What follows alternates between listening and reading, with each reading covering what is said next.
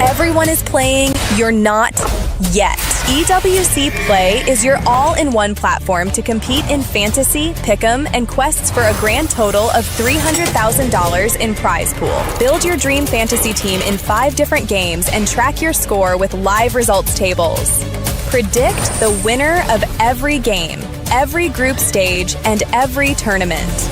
Complete daily and weekly challenges to earn boosters that help you climb the global leaderboard. Got what it takes? Join EWC Play now.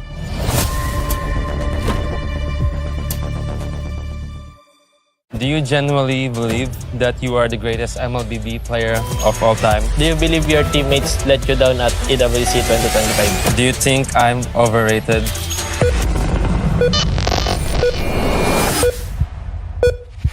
Hi guys, I'm Carl TC and I play for Team Liquid PH. Hi guys, I'm Kyrie and I play for Onyx Esports. The Esports World Cup wanted us to ask some of the internet's most asked questions. But to make sure we tell the truth, we have connected ourselves to a lie detector. So if we lie, everyone will know. Do you genuinely believe that you are the greatest MLBB player of all time? Yes. Yes, he does. Yeah, he definitely is. I think maybe because of all the achievements that I won. Yeah, fair enough. He won everything. Do you consider me your biggest rival? Yes. 100%. Straight away. Nice. Does it bother you that I have more followers than you? No. Ooh. I think you're testing me there, aren't you? No, I'm telling the truth. Do you ever look up how many followers you have? No, not really. Because I don't really care.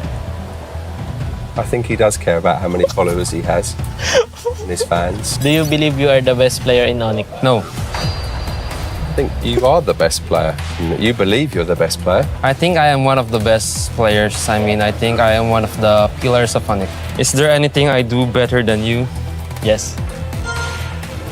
Which things? In Assassins and also the face. Yeah. I'm happy to hear that. Would you ever join my team if you were offered the opportunity? Your team?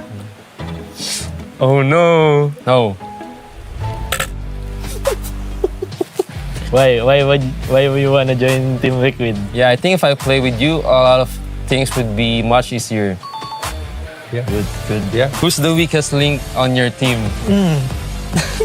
I have to answer that? Yeah, you have to. I think right now You is can just lie. Teddy. Okay. He's not lying. He's telling the truth. Sorry, Teddy. It's understandable because he's a rookie, right? Yeah. Do you believe you would beat me in 1v1? Maybe in some heroes. I think right now I would lose to you in 1v1 just because I always see you 1v1 on live stream. Yeah.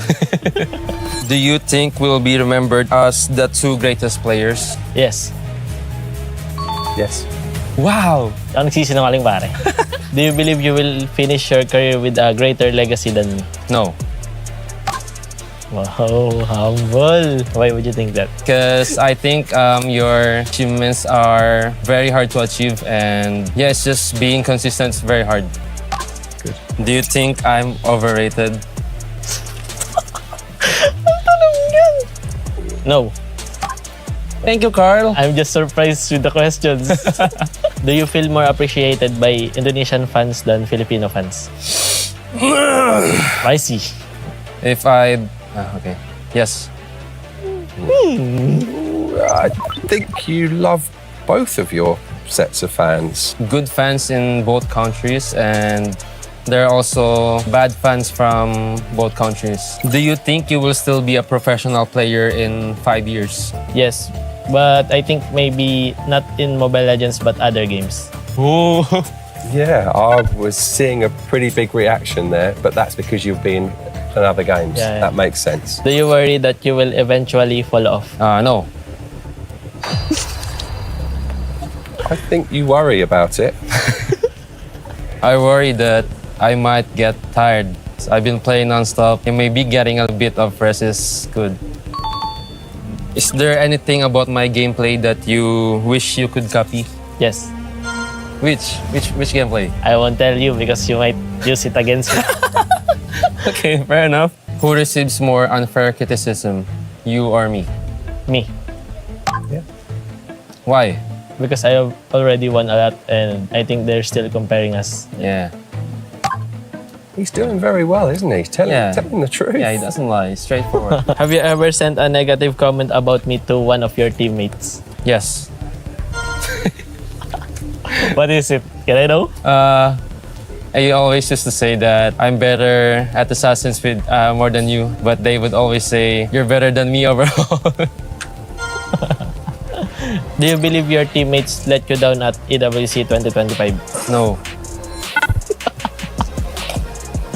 In which part did they let you down? After losing, it's just I see the flaws of my team and I just couldn't help but compare my teammates to TLPH. Yeah, even though I trust my teammates, but yes, you just can't help it. Do you think your team this year is stronger than last EWC? Yes. I think I know why. Febby? No, not Teddy. I think, kinda Teddy, and I think also because of our new coaches, they improved so much. Okay. Do you believe this is the year you win EWC? Yes. Why? Because he's not on your team. But there's also a lot of strong teams, but I do believe that we can win. Okay, that makes sense. Yeah.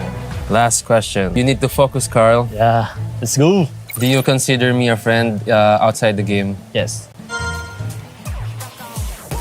Those questions were not easy. I'm glad it's done. It was very tough.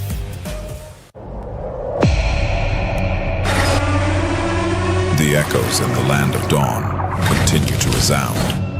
The champions who once ruled have fallen. Team Liquid Philippines will not move forward in MSC here at EWC 2026. As the throne stands empty once more, a new era has begun to take its shape, and a new king must rise above. Team Vamos. Their journey seems far through trials and scars, yet they believe they will rise above all stars. Team Vitality. The dream they chased has led them to this stage. A new chapter for Indonesia begins on this page. Pro Esports. They defeated the champions who once led the way. The world will see how they earned their place today. Team Spirit. Through every setback, their spirit grew strong. They will carry the dragon's crest to show where legends belong. Yangon Galacticos. More than teammates, they are a family forged through the fight. They chase for glory to make their nation proud for life. Team Falcons PH. The trophy slipped away, but never their fire. Now they return to reclaim the title they desire.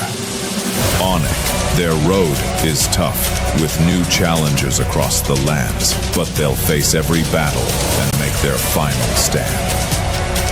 Aurora Gaming. The world has begun to speak their name. This is Aurora Gaming's time to reign. 8 contenders remain. Some fight as the new hopes of their nation. Some fight for a glory that was almost within reach. But all 8 paths lead to the same legacy. Play is in our DNA. Whenever we let it out, it becomes our superpower. Now imagine an entire city being built to supercharge it. Kadir City, powered by Play.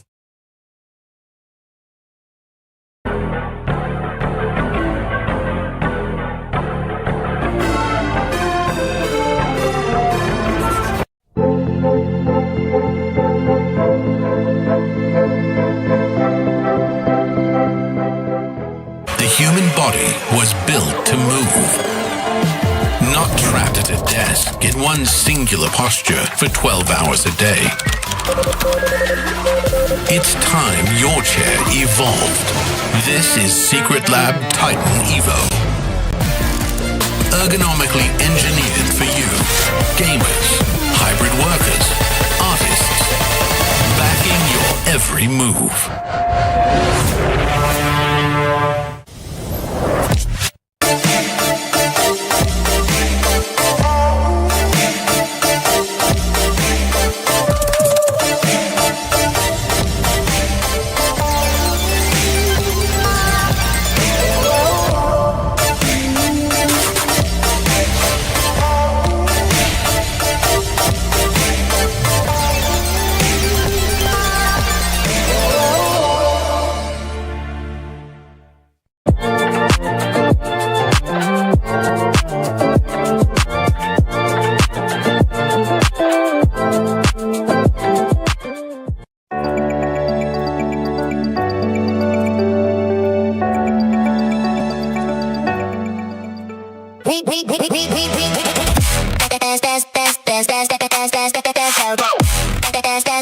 We book Esports World Cup up.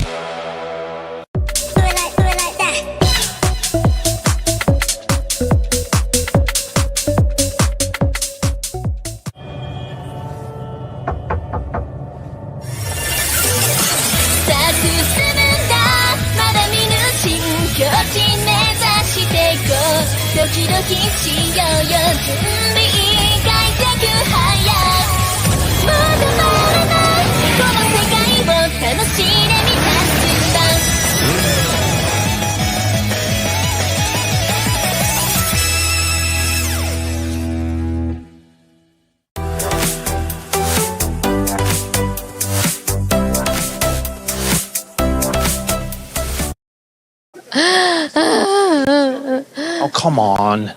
It's not that bad. Oh, I mean, look, I'm not remotely sad about that. I couldn't Now care you less, feel actually. how I feel.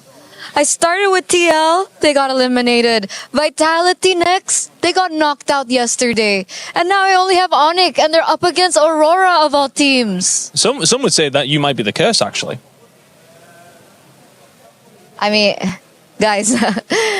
She could be. She could be. Look, I mean, we're into one of our last days. We're losing 2 more teams today. Yes. First game coming. I mean, look, there's some really tight games. We are very much at the latter stages of the tournament now, aren't we? Do you think it's going to be Vamos? Do you think it's going to be Team Spirit? Oh, I don't know. I'm kind of feeling Vamos. I'm riding that wave a little bit, but I also think What are you doing, Chris? Chris! it would be really funny if Aurora did it, though, wouldn't it? Let's get into one of the last days here in the MSC at EWC. What?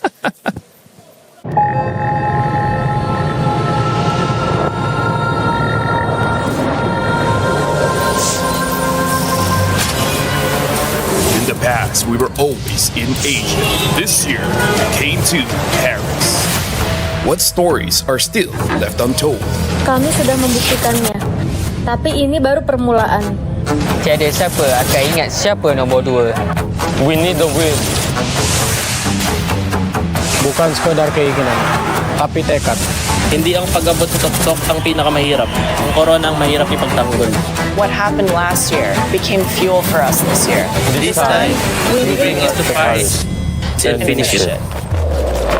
A new lineup, new chemistry, new fire. Once champions, not settling for podium finishes. World champions, defending MSC champions. As the final boss of MLBB, can anyone stop them?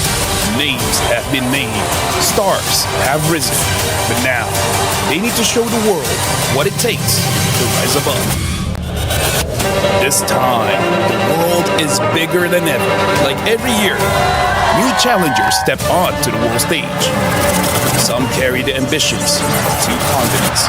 Some fight for the pride of home turf. Some have never stopped chasing the throne. So who will finally rise to clinch the title? This is where unresolved stories find their ending. A new shot at glory.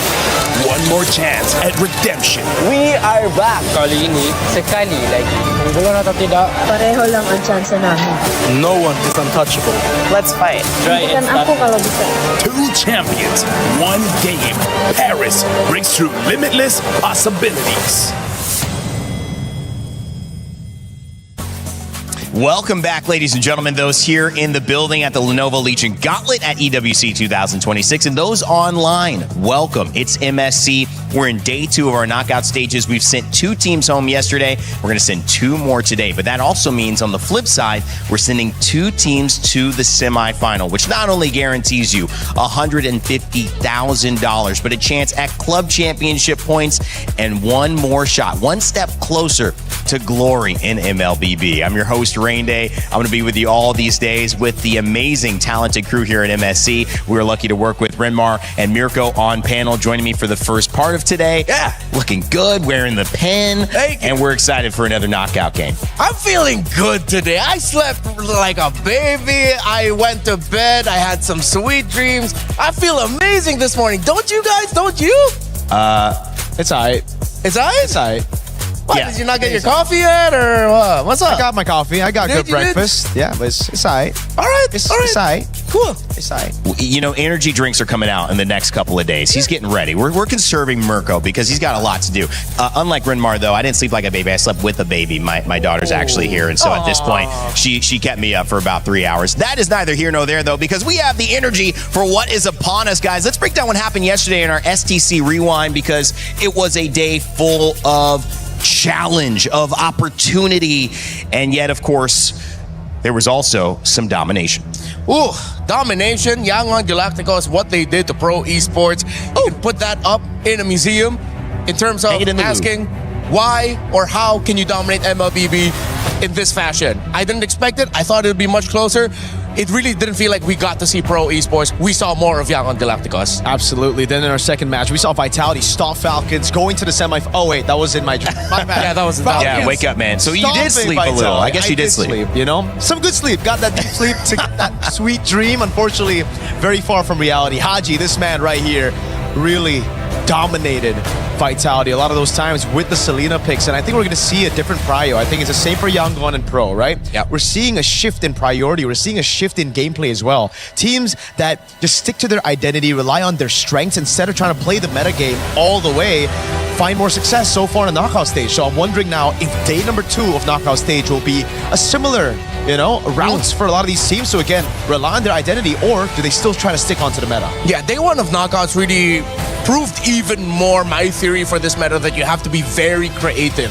It's good for you to have your identity locked in with the idea that you just have enough flexibility to keep it within what you know, but leave some surprises for your opponents. And Falcons definitely surprised Vitality, especially Haji. Performances on the Selena, the Farsa, a hero we thought that couldn't make it in this meta, showing up. Oh, crazy. You can see the reaction of Brigadier Gideon right there.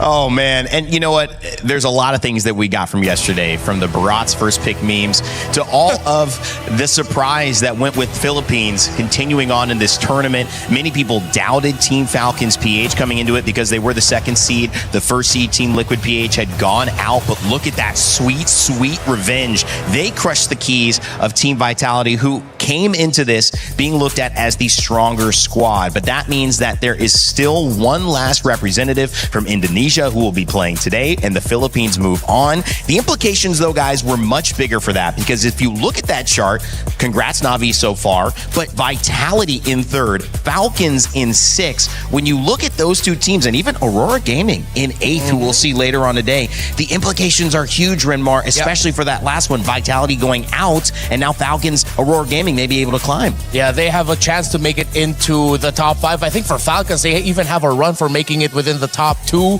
Yeah. If they win this tournament, they could even end this week with top 1 in the club championship rankings.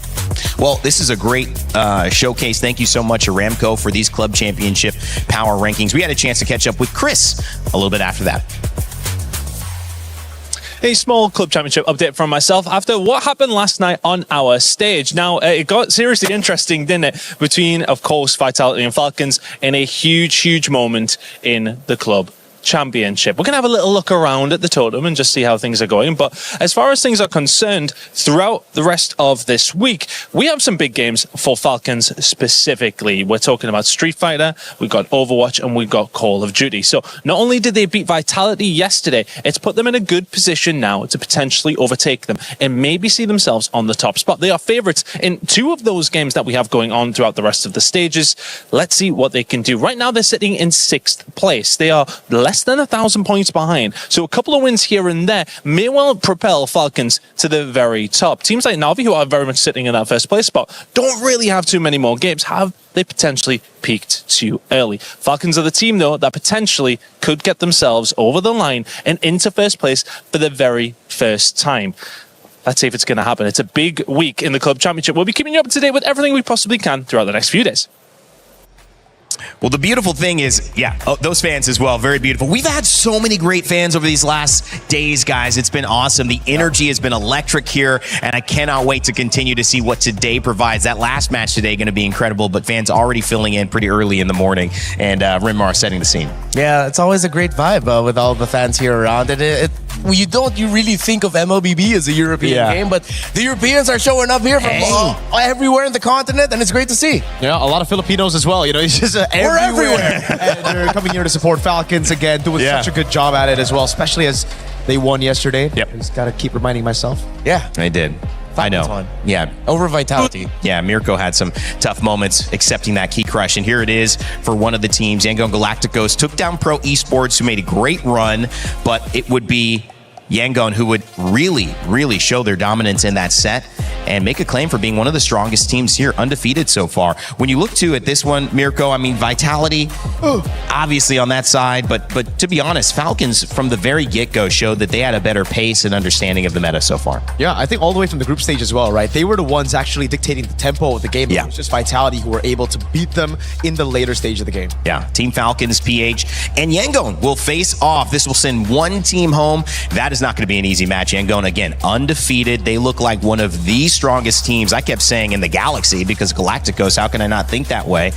But now we go on the other side of the bracket, gentlemen. It's Team Vamos versus Team Spirit to kick us off. You already saw some Team Spirit fans in the house, and we also have Aurora Gaming versus Onyx. That is going to be an incredible matchup as well. And I want to remind you that if you think you know who's going to win, we've had some upsets. This has kind of been the MSC of the unpredictable. Make sure to get your pick'ems in. You can earn your share of $300,000 and the opportunity to just say you were right. I mean, which is, I think every human being wants to say that as well. Also, another thing, before we get started, it's still Rhino Day. This day continues. It keeps on going. Make sure to get your emotes. If you don't get your emotes by now, you just don't deserve them, because we've been telling you every single day. It's Rhino Day. All right, gentlemen, let's start talking about this matchup, get into these players, because, of course, it's Team Vamos and Team Spirit. They arrived earlier in the building. Renmar, what's your take just heading into this one? Well, I'm looking more at Team Spirit and asking them, have you rediscovered yourselves? Was the GZG and, of course, the loss to Vamos the wake-up call that you needed to get you back in form so that you have a shot at solidifying yourself in the top 4 and maybe making a run for the grand finals? Because Vamos look like they're just a team that completely know who they are and how they wanted to play heading into MSC. And it almost just seems like after seeing their chaotic team fights, after seeing their weird identity, their awkward style of team fighting as well in MPL Malaysia, that they would just do well in internationals, right? Going up against these teams who are just so good at controlling that slow tempo game, playing it disciplined, but then the patch hit and everything turned around. Even for Vamos, they felt the confidence. They played on scrims. They have their own identity now, and it's so weird to see because it's such a big contrast compared to Team Spirit, who again, coming into this tournament was also favored. Everybody thought about, all right, how is their discipline style going to work out? They're going to probably dominate the group stage, but they didn't. So again, seeing that matchup all over again, seeing Spirit's very slow macro build-up up against a team that just wants to constantly pick these brawls and bring it onto you, I'm excited. I'm excited to see if, again, like you said, Renmar, if Spirit have actually done what they need to do to adapt. Yeah, it looks like they're doing some unique new things for setup. It's like they're testing their reaction time. That's a Sawo influence. Yeah, I wish we get to see more of these with our players. Although Sunset Lover with that, hopefully he can catch that. For Vamos, the unpredictability and creativity, I feel like you can also amount it to their head coach in Coach Pakbet. Long-time coach in the Philippines. He was always a guy that we called one of the drafters of the universe, because he would show up with some things that are out of this world, out of this galaxy, and then make it work. And I think that suits Vamos very well in this patch, which is why we see them excel, why we see them being able to translate how they want to play in the game with their drafts, and it's been a beauty to watch. Yeah. But with them, there always needs to be a balance. Sure. If they lean too hard towards one direction, that's where Team Spirit can pounce. Great preview of these two teams as well. Coming into it, Team Vamos have some of the most electric stars that you will expect in MLBB on stage. And of course, I'm talking about Error 404, Sapat, Klakun, Zekeef, and Natko. This squad is ready to make a dent here at the MSC bracket, but will they be able to go all the way? SRG out for Malaysia. It really all relies on Team Vamos now.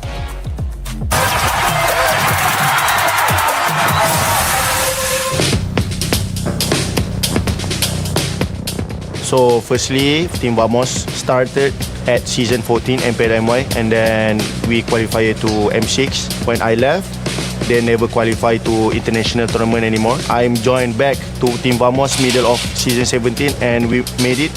We go to MSC right now.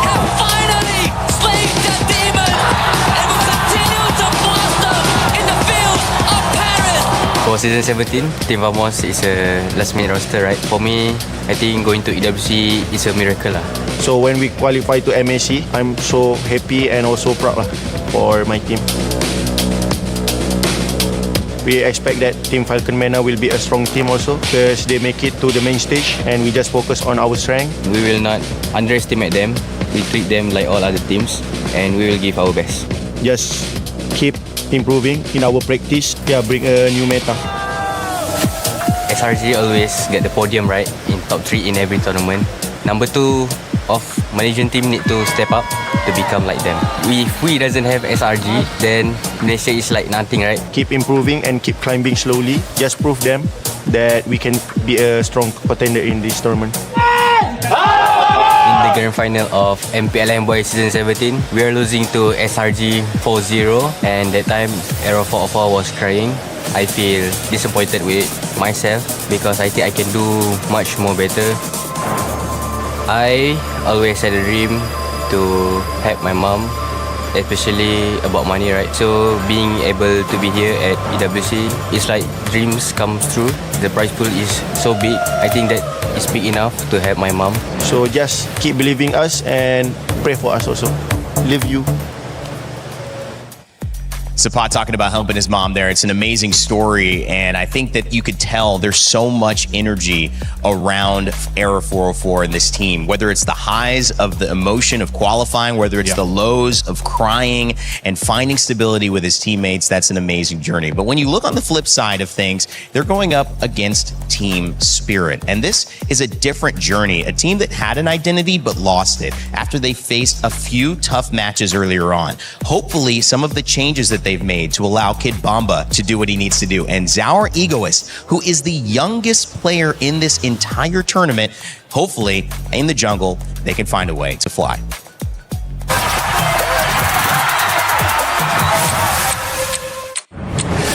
Team's still winning, how can I flop? On the rise and I just can't drop. I joined Team Spirit in the very first season and in MCC, and then we won 5 seasons in a row.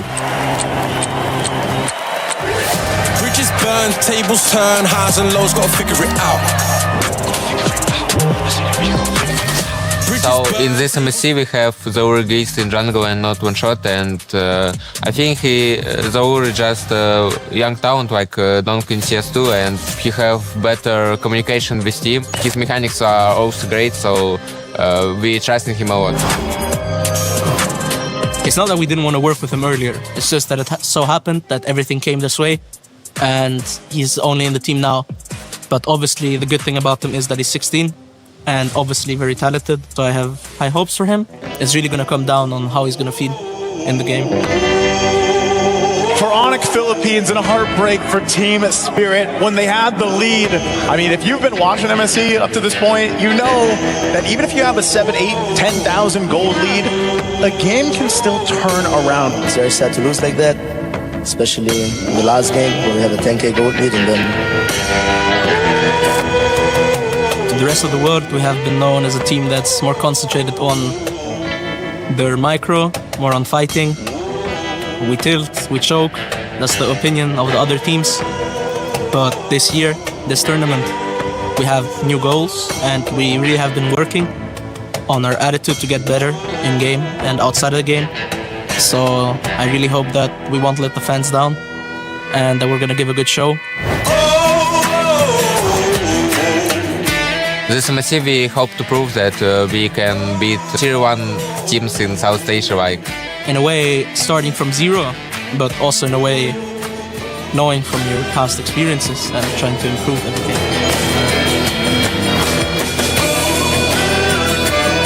we're always confident, but this time it will be like better results and not only words.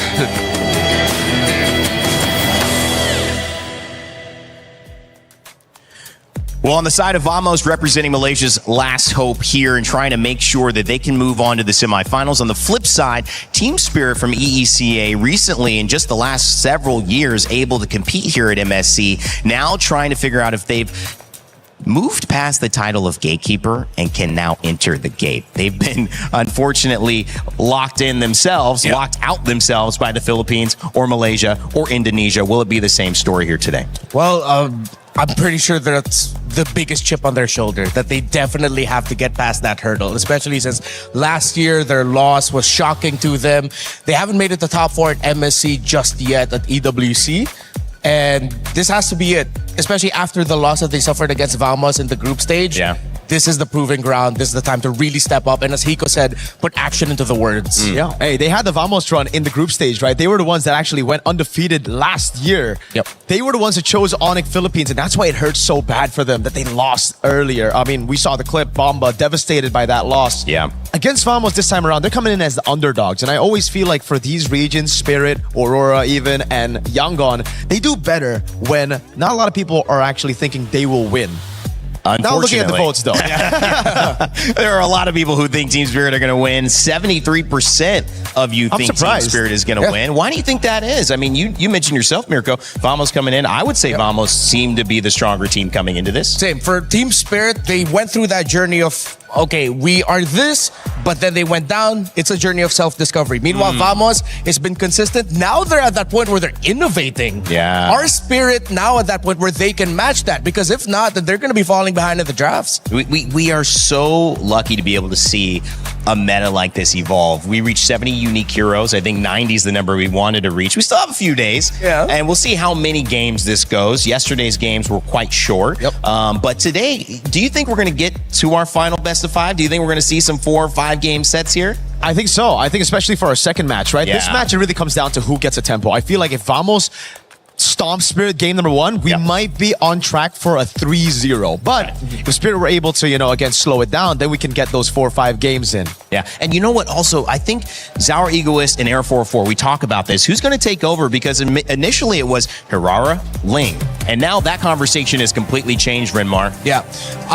It's going to be a little bit more difficult, I feel like, for Zaur, because now you have to keep up options for utilities open. Air 404 has just been on an absolute tear, incredibly talented. But I'm looking more in the gold lane. We need to feel some Hiko mania up in here so Team Spirit has a chance. I feel like take him away from the Claude, put him into faster scaling gold laners. I agree, putting him on a winning matchup puts Zaur on a hero that can capitalize on that. We were talking about it yesterday about those picks for Young Galacticos as well and for Pro. So right now for Spirit, it's the same thing. Set your side lanes up for success and capitalize with an assassin. We've been focused so much on the jungle and the EXP because that's kind of the natural symbiotic relationship. But the gold lane has proved to be the answer or the problem. Which one will it be for Team Spirit and Team Vamos? Both teams coming in with a lot to prove. Let's kick it over to the stage and begin our Series 1 of the day.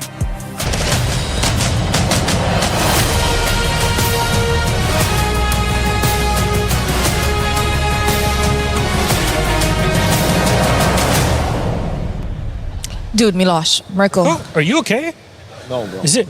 It's Oh vitality. no! Yeah. Who gave him the vitality key? What? I think he stole it outside. He's You- the My biggest goats, vitality bro, my fan. goats. That's It's- my goats, bro. We know, It's we okay. It's look, they'll be so much better. M series, right? It's a few No, months. they won't, bro. Oh, wait, are you talking like vitality? No, you can't say that. I'm sorry. He's I'm sorry, already I'm sorry. heartbroken. No, they'll be okay. It'll be fine. It'll be. Look at my goats. Wait, Dude, I are you thought you'd be record- used to it by now. Look, you can't do that. This is a private moment. Yes, my friends, heartbreak, tears left on the cutting room floor, and that is only the beginning of our knockouts. Yesterday, day number 1 sent 2 teams home, and what a way to say goodbye to Team Vitality. The Bees have buzzed away back, and on the other side, oh well, YG, they had a hell of a day, Rose. Yes, indeed, Milosh. But today, we will find out the last 2 semi-finalists that will be competing for the grand finals ticket tomorrow. Today, 2 best of 5 will unfold here at MSC at EWC 2026. 2 keys will be shattered and 2 will continue their journey. It's the beauty of the tournament here, and it's a beauty that we have so many, well, pretty much every single rematch that you could ever ask for inter-regional, and that's what makes MSC so damn special. But we got our day ready to go. Yes, indeed. So, for our first matchup of the day, ladies and gentlemen, join me in welcoming Malaysia's finest, Team Vamos! This is what they call a last-minute roster who now carries the hope and dreams of Malaysia on their shoulders. They have defied the odds by taking down favorites and showing the world what they are made of. But can they continue flying? Can they win the matchup they asked for? Will Hala Vamos come out on top? It's a big ask, but if anything, we're getting the best part of it all because their opponents are ready to roll. Please join me in welcoming Team Spirit! They've made statement after statement in MLBB, but failed to stop the Vamos rising tide in the jungle in our group stage. The Dragon, my friends, hungers for victory. The Egoist yearns for a second chance. And revenge? Oh, it smells like Team Spirit, all right. You know what, Milosh? Will the gatekeepers gatekeep or will they be gate-kept? Only one way to find out, boys. You may place your keys and take your seats. And of course, to our captains, don't forget to meet in the middle for a little handshake, fist bump, or maybe nothing at all. We'll see what we get out of it. They asked for this matchup. Respect between our teams, gatekeeping, slay queening, and they're ready to get into it. Only one will head to the semi-final, and the other, he's crushed just like their dreams. So, who will come out on top? Only one way to find out. Let's head over to the Land of Dawn. The first half of MSC and EWC 2026 knockouts delivered a story of revenge and redemption. Day 1 opened with 2 long-awaited rematches. First, with Yangon Galacticos denying Pro Esports revenge, securing Myanmar's second top 4 finish since MSC 2022 without dropping a single game.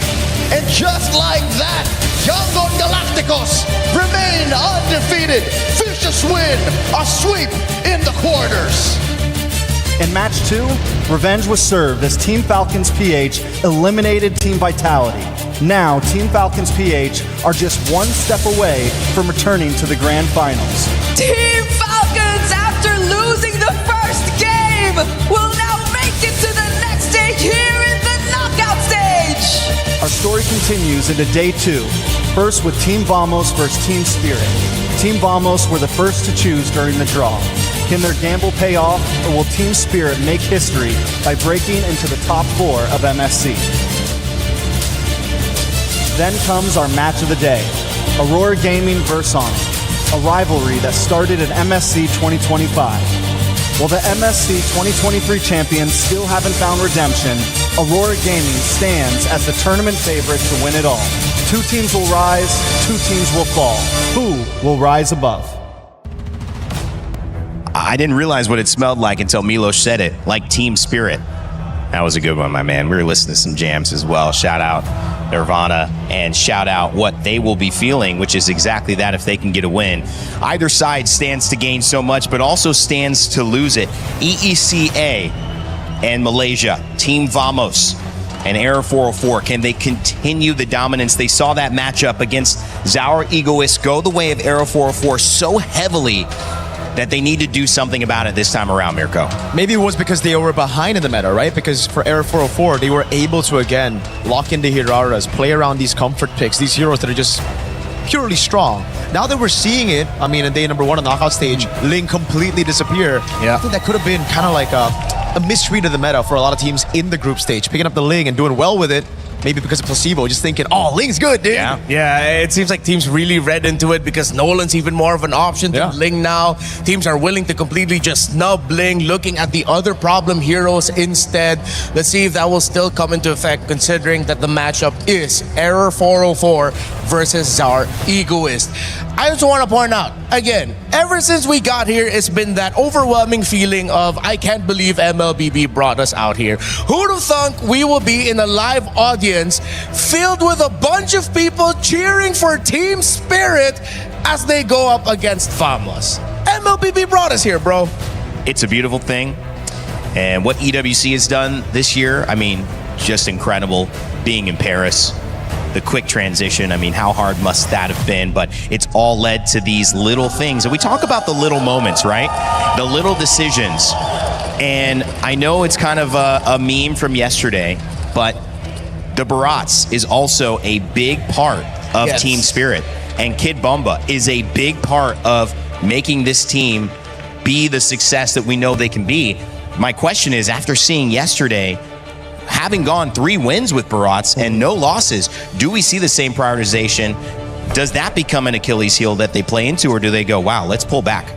I feel like as long as they don't stretch it to its limit, maybe for a game or two, if they want to prioritize it, sure. But the moment it stops working, change your priorities. We were talking about it with Vitality yesterday, and Shogun, he was fantastic on the Barons. But eventually, Falcons read into it, and it became even more demanding for the EXP laner to pull off properly. You see, there's one thing about utilizing these flex picks, right? It's great if you can actually utilize it well. If you don't, it just becomes too one-dimensional. That's right. If you look at Vitality, the way they utilize the Barats pick, it was first pick, but it was never played in the jungle. So it was never a flex pick in the minds of Falcons PH either. They were like, all right, the Barats going to go straight XP, especially then with the Paquito, right? They just kept on putting in jungle. The one game they won, it was in gold, but then after that, it was just, again, kind of a habit for them to pick up the Barats, but always put an XP. So now if we want to see Spirit pull up those flex picks, we need to see it in more roles than one. They need to be able to utilize that flexibility of the pick. Yeah, and I will double down on that if ever Spirit want to make this a little bit more difficult for Vamos to read out the draft, then first pick that Barrett and then shock the world by putting it into the hands of Zaur Egoist. You're not going to expect that at all. Wow. No one expects that. That goes the only Indonesian gold laner still competing in the MSC 2026 knockout stage. Wow. All right. One of the 2 Indonesian imports over there on Team Vamos. Oh yeah, we do have an ID team in Onyx, but I guess not an Indonesian gold laner. Yeah, at first I was thinking, no wait, they have an Indonesian gold laner in Onyx. Wait, no, that's Kelra. He's Filipino. He's Filipino. So Vero was part of this lineup last year, but no longer. Natco's been amazing, by the way. I just gotta say, in MPL Malaysia, mechanically, even in MPL Indonesia, when he played for Evos, mechanically he's always great. It was just the decisions that he would make in the lane and in around these team fights where it was just too bombastic. Yeah. I love that. This meta really rewards bombastic, really rewards taking those gambles. So, hey, love the Natco playstyle so far. Yeah. So we're actually having a little bit of a delay in the draft, so we're going to come back to it when it's ready. You might have seen a couple of hero shots. We will let you know when it is all set. One of the interesting things about these teams, when you go into the statistics, and you mentioned flexing, Paquito has been played in gold twice for Team Spirit. Hiko has won both games. And so if you use, really, I think Paquito a little bit more in this matchup, Brenmar, do you open up a lot more options for Team Spirit to catch the edge? Exactly. If you pick up the Paquito, you have options to flex it if ever. Right now, though, we're probably not going to see it in this specific game. Yeah, but you're cheating. You're cheating because you're looking. No, but we gotta. Yeah, but we don't know, though. The audience doesn't know yet what's happening, so we're just creating questions. Yeah, no, it's okay. We read it out. Here we go. There we go. Now Finally. you guys can see. We could see here, but not for you guys. So here we go. Okay, we didn't know that was actually banned out. So even Vamos was considering, okay, the Paquito is an option for Hiko is way too good. So let's take it out. In Spirit, I feel like this is smart. They take away the Freya, but it is quite questionable to me as why they would ban out the Valentina in the first place and why they're willing to give the Atlas without a direct answer to it. That might come back to bite them. But as you look at the bans, even Vamos respected the Barrett's capability, and Sawa was great on the Marcel up against Ignite. I am always a big fan of Guinevere coming out early, and Vamos might be able to set tempo with that high crowd control row mid trio in the beginning. Yeah, they have really crazy crowd control. If they're able to actually land those skills onto Team Spirit, it's going to be troublesome. But again, usually when you go for these combos, you lose out on a bit of that counter matchup, right? And it does feel like Team Spirit are already going to be building towards that. Those strong side laners. They pick up the Esmeralda. The Paquito and the Barats were already banned out earlier. Now they get rid of the Arlet. The Freya was also taken out. I feel like the Valentina ban was more of respect to Clockhood. He's been having phenomenal games on that Valentina. And again, for Spirit, it's all about enabling Bomba as well. They ban out the Melissa too, trying to give Zara Egoist more space, Bomba as well, to really penetrate through this front to back that Vamos seem like they're building for Natco. Interestingly enough, some of the pre-show talking points, Paquito banned, as Renmar mentioned, Barat's also banned. One of the only games we saw Marcel played and won, that was Team Spirit. So they banned that one out. That's not too surprising. Moskov coming in late alongside the Melissa, focusing on the gold lane. So we probably won't have anything crazy. But one of our only games we've seen Atlas let through. So 3 really strong heroes to start off. Claude joining the roster of Team Spirit. Ooh. And a Brody response. It's really looking like Vamos just won across the board. High crowd control, row mid trio that could give a lot of difficulty for this Assassin Herrera early on. The Brody into the Claude. They might have already just won with 4 out of the 5. Wow, that's how strong you feel it is. Yeah. Wow. All right, what can Spirit do here? Hiko still has that final pick. Yeah. Gold lane's already picked up with the XP. Now it's all about the mid lane. So, what about a Eudora? At this point, I don't think the Eudora, not against the Guinevere and the Atlas right now. You're going to have to go for a little bit more poke, maybe range as well. It wouldn't be too crazy for them to actually play with the Yves, but the Bene should stop. Wait, that's a Khalid, never mind. We've been seeing this, by the way. Benedetta Khalid. Wait, so is that is Benedetta? Because the name is Benedetta, the image is Khalid. Yeah, it looks like it's Benedetta. Okay, it's Benedetta. No, you know what's funny? This has happened a lot. It happened yesterday too. Yeah. So we're looking for mid guys. I think could be. I mean, we saw Farsa showing up really well. I was thinking of Farsa or Yves against the Brody, but the Benedetta should already stop that, and that's why they're gonna have to go with the safer choice in the Vexana, try to peel away against the Atlas and the Guinevere. Yeah. All right. This Vexana pickup, I feel like, was the great balance of it all, but then you have to pick up Purify, which means you won't have the flicker, but at least you'll have the counter engage with the fear right up in front, and then the knockup from your ultimate. I still feel like we're gonna see Vamos take control of this game. That Roman trio is deadly. If the team fights are all AoE, and if Vamos can force those 5v5s, I agree. But if Spirit can utilize those lanes and punish them before the team fights, they can do it. They've been punished in the lane before. We saw Kimbamba sometimes lose that start. But if he can get it, is Team Spirit the team to beat here? Team Vamos comes in as the favorite, but you think it's going to be Spirit. Let us know in the chat again if you think that's going to go that way as we kick off for Series 1, Game 1. And it's going to be, I believe, Leo and Trex.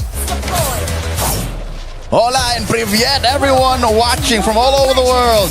This is the opener for Day 2 of Knockouts. Team Spirit facing off against Vamos. It's Trex and Leo at your service. I am extremely excited for this series here. Yesterday we had some fast ones, a 3-0, a 3-1. I got a feeling this one could honestly go the whole distance, Leo. I'm glad to see that despite the rocky road that Team Spirit had to go through in the groups, they've evolved. The past 72 hours since we last saw them in action has seen them evolve their drafting patterns, which our panel actually did well to point out. Looking at the emblems right here. Did you see this Vexana coming through? I mean, debatable, but this is one of those picks that we saw one before. It has worked. It has given some options, especially against something that wants to kind of more walk towards you or dash towards you. it's not the most, and the non-flicker mages are kind of coming back too. And she is forced to flicker here, given all of the straight lines that Vamos are drawing through. The heart of the lineup, Sepat on that Benedetta. Error 404 on a Guinevere that can literally find you wherever you are. And of course, Zequif, who could just find massive Fatal Links who can only really be purified by Kid Bamba and Hiko. Looking at this matchup, Nako versus Hiko. It's weird that this long in the tournament we haven't really seen Hiko Mania take off. We haven't at all. And even last World Championship, I feel like we haven't really seen Hiko in that prime state. It's been a couple tournaments, for me at least. The Hiko that we once knew that was extremely aggressive. And I don't know if it's just Team Spirit taking a more passive route. We had that interview with Bamba not too long ago where he was like, I just want to go even in my lane. I don't even need to win it. And I think Team Spirit is trying to get that discipline. But I think right now what we need to see them is the aggression. They need to know when's the right time to push it in. Even 2 minutes in between these two teams that we expected a lot of aggression from. The turtle seems to be a fragile dance. Sepat gets spotted up by Sawa, pulled out off camera. Sorry, egoist. A very clean off-cam pick, and I think it's a good trade. When you're able to get some traction in the gold lane, sometimes it can be worth giving up that turtle. Zar, though, is going to take a little bit of damage. Should be able to get away from this. He's on the Harara, nothing major, and Team Spirit, even after losing the turtle, take the gold lead. Zar with a quick gank down. Nako tries to get away, but the Retri gets the slowdown and helps secure that first blood. 2v1 with Team Spirit getting a 500 gold lead off that exchange. I still can't say it's worth it. I can't with my whole heart say that that was a worthy trade, but looking at the EXP diff, this puts him up by almost a full XP bar up. Zarigo is off to a great start. Sawa still not at level 4. Zequif has already reached it. So this is something that I think we have to consider. Zequif can just jump in, grab these two since Sunset Lover does not have one. Oh, massive Requiem! Beautiful knock-up. Sawa goes down. A little bit more damage with Fatal Links as Bamos just tries to get away. Kid Bamba with the rotation down. It's actually surprising. He's out-rotating the Benedetta right now. He's winning out in lane as well. Team Spirit making some plays in the map. Contrary to what he mentioned in an interview, you said he just wants to go even. This is not even at all. He's literally bullying Sepat, moving faster elsewhere, and I think that's what allowed for that 2v1 down bottom. There was a lot that Vamos was dealing with on the other half of the map. But now, with that kill into Vamos' hands as well, things have kind of evened out. Sepat, this is the first Benedetta we've seen in the XP lane so far.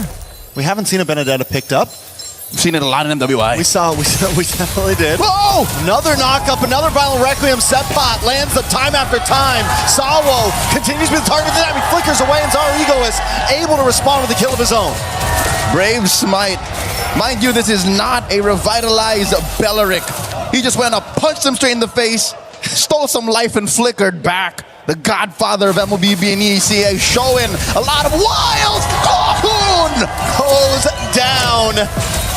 As Vamos scrambles, Team Spirit going to be able to get a little bit of a placehold on this turtle now. Air 404 is not even a contest for it. Vamos knows they have to back off. This is the aggression we are looking for. Team Spirit finding plays on the map. All right, throughout the group stage, I figured that one-step conversion was the key, and how's about this for one step?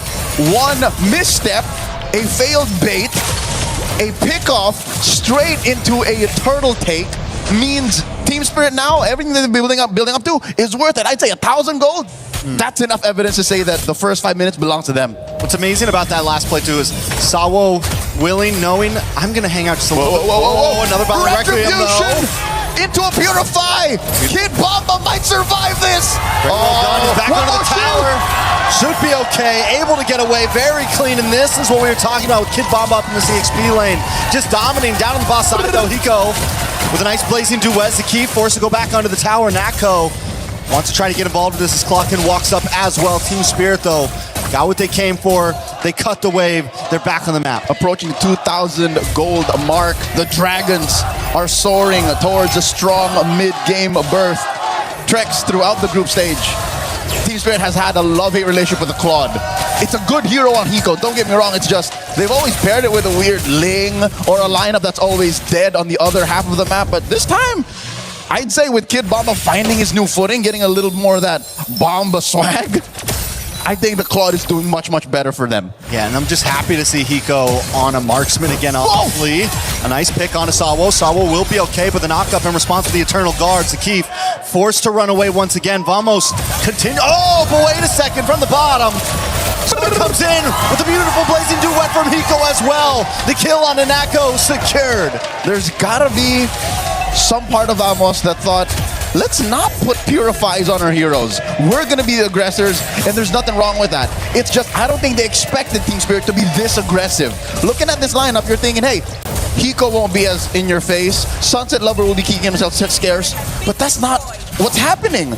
Team Spirit has picked up the pace. This is not the same Team Spirit we saw in the groups. Yeah, and it's like they see every single attack coming before Vamos can do it. Here comes Kid Bomba, though. Sawo as well with a nice Wrath of Druid. On to Nako and Sepp. Pasapat unable to get an angle in, but Sawo taking a lot of damage. Torn apart memory, secures the kill onto Sawo. And now Hiko comes in, able to find Sapat. Air 4-4 as well. Will go down. Zakif holding back as Team Spirit loses the turtle, but comes out and wins and kills. 1 for 1, I'd say a roamer for an XP laner. 9 times out of 10 is a good trade. Team Spirit now up 3,000 gold, pushing top lane in tier 1. I'm pretty sure it's going to go down. Bottom lane as well. Look at how well Spirit took this fight. That one pickoff, that one trade, the fact that Sawo got his ult right where he wanted it means Team Spirit was going to go where they wanted and get that conversion. Top lane falls eventually. Team Spirit not only winning out in gold, but winning out on the map as well. And as I was saying, it feels like every time Vamos wants to make a play happen, Team Spirit knows it's coming and is so quick to respond. From about the second fight we saw happen where Saw was able to get that flicker away to down in the bot lane, when Zaur shows up in the nick of time, every time Team Spirit is right on top of it. So far, Hiko is just everywhere. Needs to be in the neutral objective pit. He's there. Double waving. He's there. Natko, I can't say the same. Again, taking this down to the fact of it's hard for them to get vision, and it's hard for them to get the engages that they need to, since they're both thinking, we need to find the perfect fatal links, and we need to threaten Sunset Lover and Hiko. It's just, Hiko has a purify. Sunset Lover will be hiding himself up until the very last moment. It's hard for Vamos to play the same pace that they did in the groups to be able to be the #1 team out of all of the teams. Fastest games, cleanest record. They're trying to repair that now. And it's going to start off of Zekif. I think if Zekif can, for some reason, pop the purify on both side laners, then that's a start. It can't be off of Sawo. You can't do fatal links on Sawo to start off a combo. It's very true. I think they definitely need to find those targets, but how do they even get there, right? They don't have huge... I guess you got to get the knock-up from Air 404. Someone needs to bait it out. It's him and Sepat. Yeah, somebody has to make it happen. You do have the Petrify as well from Sepat, so there is ways to combos, but it's definitely a lot of checklists to start off these team fights for Vamos. Lord has spawned, lower quarter. Team Spirit are up 4,000 gold. You see a majority of that currently sitting in the jungle. Huge, huge difference. About 2,000 gold. That's a full item. They find one! Nice falling Star Moon, and Clocken goes down to Zaur. Zakif just watching as his teammate falls. Sepat into the backside as Team Spirit claims over the Lord Pit. It's difficult because Vamos are, again, trying to find a way to pop those purifies. Side laners are calling the shots. And Clockun and Natko can't even begin to figure out what to do. Natko just built his Sky Piercer about a minute ago with 0 stacks. His flicker is more of a finisher and more of a panic button. These two aren't starting anything until they figure out that side lane situation and Zeki finding the perfect entry. And it's a tough entry at that. It's a grocery list of to-do things against Team Spirit right now. You got a whole chore list right now. Get everything done, and then you can have some fun after. And they're not able to make it through. Lord coming down the bottom side. Vamos, and another big problem with this lineup is because you have this more burst marksman, a little bit of a slower attack speed, it's going to be a little bit harder to shred down these Lords. You don't exactly have a big answer for that right now. Lord marching through bot, big chubby wave escorted by Hiko. Mid lane, slowly worked on by Sunset Lover. Oh, I think that's it. They're going to commit Grand Theft Orange. Oh, who'd they put it on? Oh, Arrow 404 still gets it. Good use of Retribution. So Vamos aren't taking this line down. They're definitely able to at least defend something, but Team Spirit do such a great job of layering these waves. They take the top tier 2, bottom tier 2, mid tier 2, should fall next as Kimbaba zones away Vamos with that falling Star Moon. Sawo keeping vision as well. Luckily for Vamos, they do keep their inhibitors up, but Team Spirit not quite done yet. Oh, even Zeke can't stand under 2 seconds of Hiko's basic attacks. In comes Bomba. Bomba to the backside, maybe a little too deep, but Sawo jumps in and Hiko follows it up with a beautiful blazing duet. Arrow 404 is down, and next will be Sepot and possibly Kakun. But Team Spirit decides to back off. They got what they came for. They take the inhibitor. 3 for 1. Part of the trade, but the fact that Team Spirit are already inside the base, Sour looking for more. Iframes perfectly used, a mid lane, Holy Shield still standing. What is Team Spirit looking to do? Are they just holding Vamos hostage? Are they looking to end possibly? Whoa! They're gonna move in, a lot of damage from Hiko onto Sapat. Zakif comes out though. He does have the Fatal Links, could be bad. A flicker from Sunset Lover, but he does get grabbed and pulled back. Sawo tries to come in to at least zone Vamos away, but in comes Sapat, able to get the kill. Burning! Now into the backside, Arrow 4-4 gets the dash as well. Sapat back to base to get some health, and Team Spirit finally decides to get out of town. This is the first time they actually caught Sunset Lover. One might think the fact that there's an extra body compromises Clockwood and compromises Zeke. No, I think that was more of just Team Spirit overstaying their welcome. Yeah, I think there was the hope that maybe they could end, maybe there would be a big mistake. But Vamos was able to hold it together, and now Team Spirit ends up losing a bit out on that. They could have reclaimed some space in the map. Sunset Lover goes down. Nako getting that kill as well, which is something they need right now because he's got those Sky Piercers. But look at the damage on a Nako. A nice knockoff with the Violent Requiem, and down goes Hiko. Arrow 4-4, able to slow them down a little. So with Hiko off the map, traded out for a roamer, this is one of the first few jabs that Vamos has actually put up against Team Spirit's chin. I don't think that's enough though to stop him from actually starting up a slow but dominant Lord Dance, which is something I love. In the knockout stage, we started the dance again. It's definitely been a slower pace, especially even in the groups. We had a little bit of that here and there, a little bit of the macro play. Right now, Vamos does have to worry about that long lane right now. Team Spirit can take it slow. RNG not in the favor of Vamos, with Lord spawning up on top side and that bottom tower going down. Yep, long lane in control of the Dragons of the North. And Zar Egoist here just doing his darndest.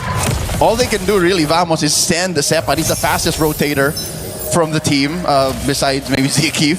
He can try that too, but oh, Sawo looking for the conceal, finding the engagement, 10 seconds off of it.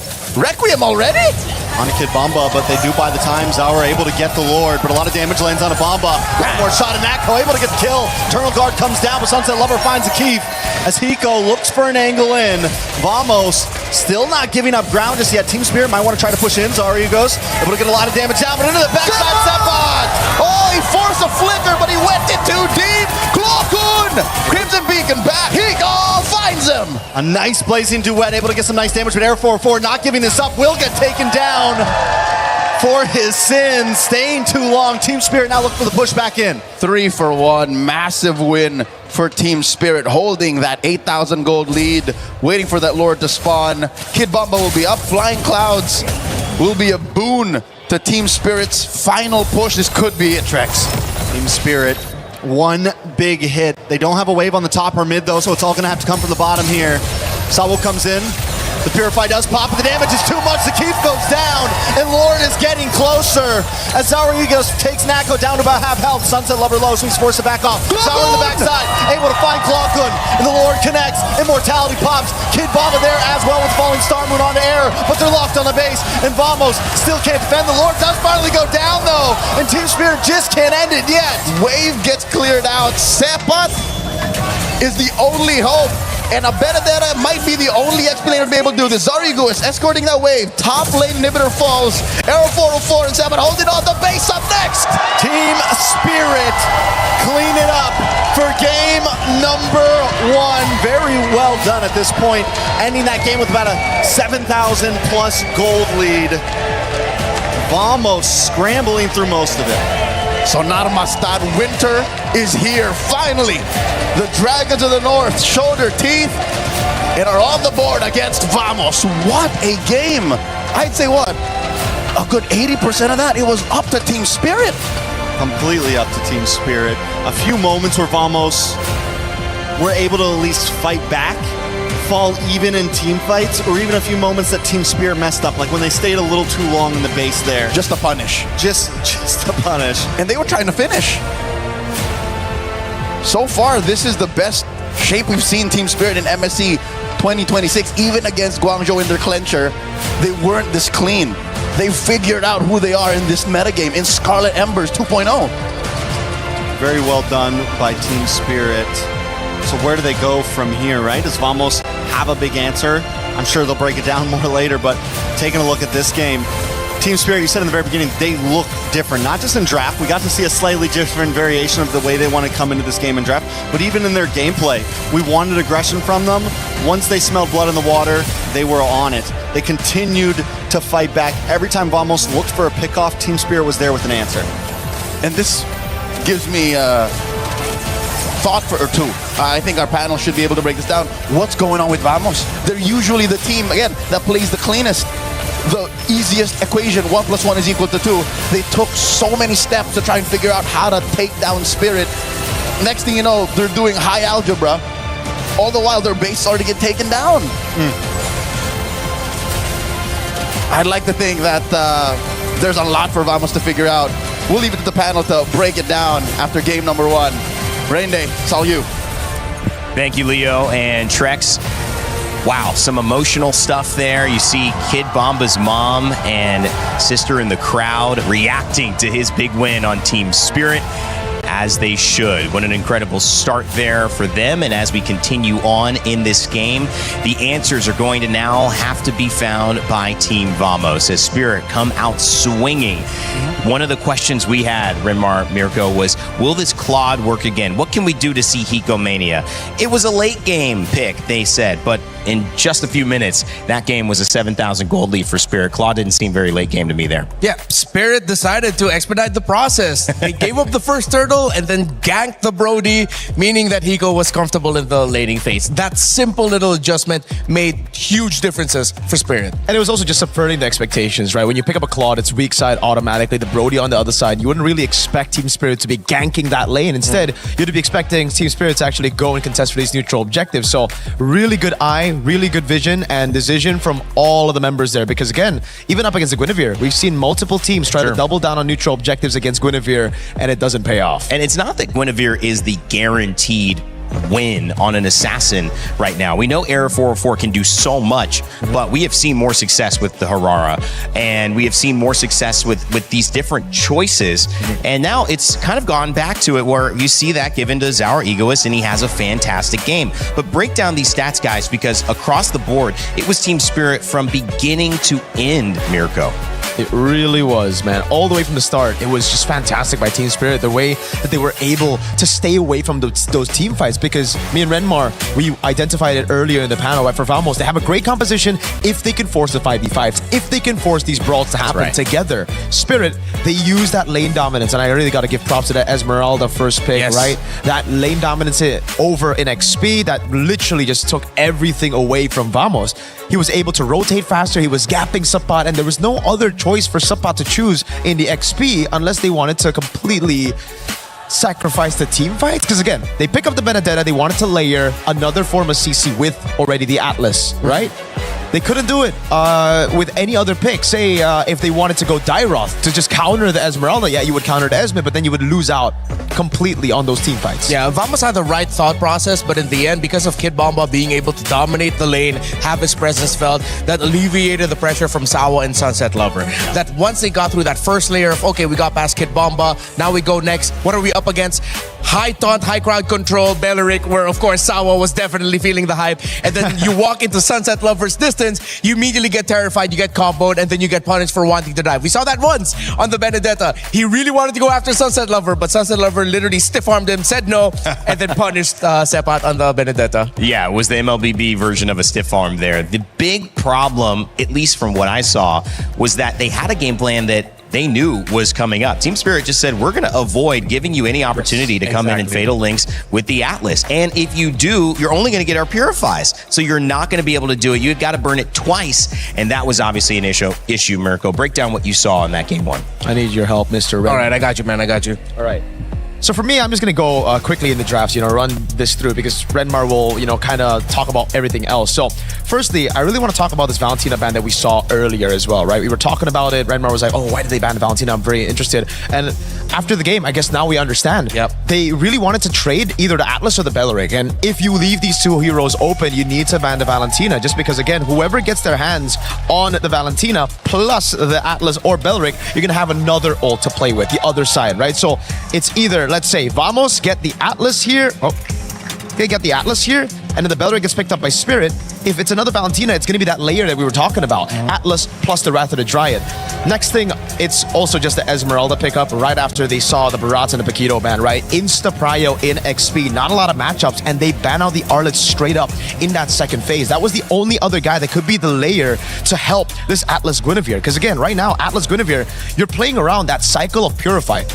If the Purify is baited out by one, that's cool. But the thing is, as you also pointed out, Mr. Rainday, it was also them just splitting up. Every time you go in, it can only get one Purify. Right. Best case scenario, you get two Purifies. Bait it with one skill, but they were always so far apart.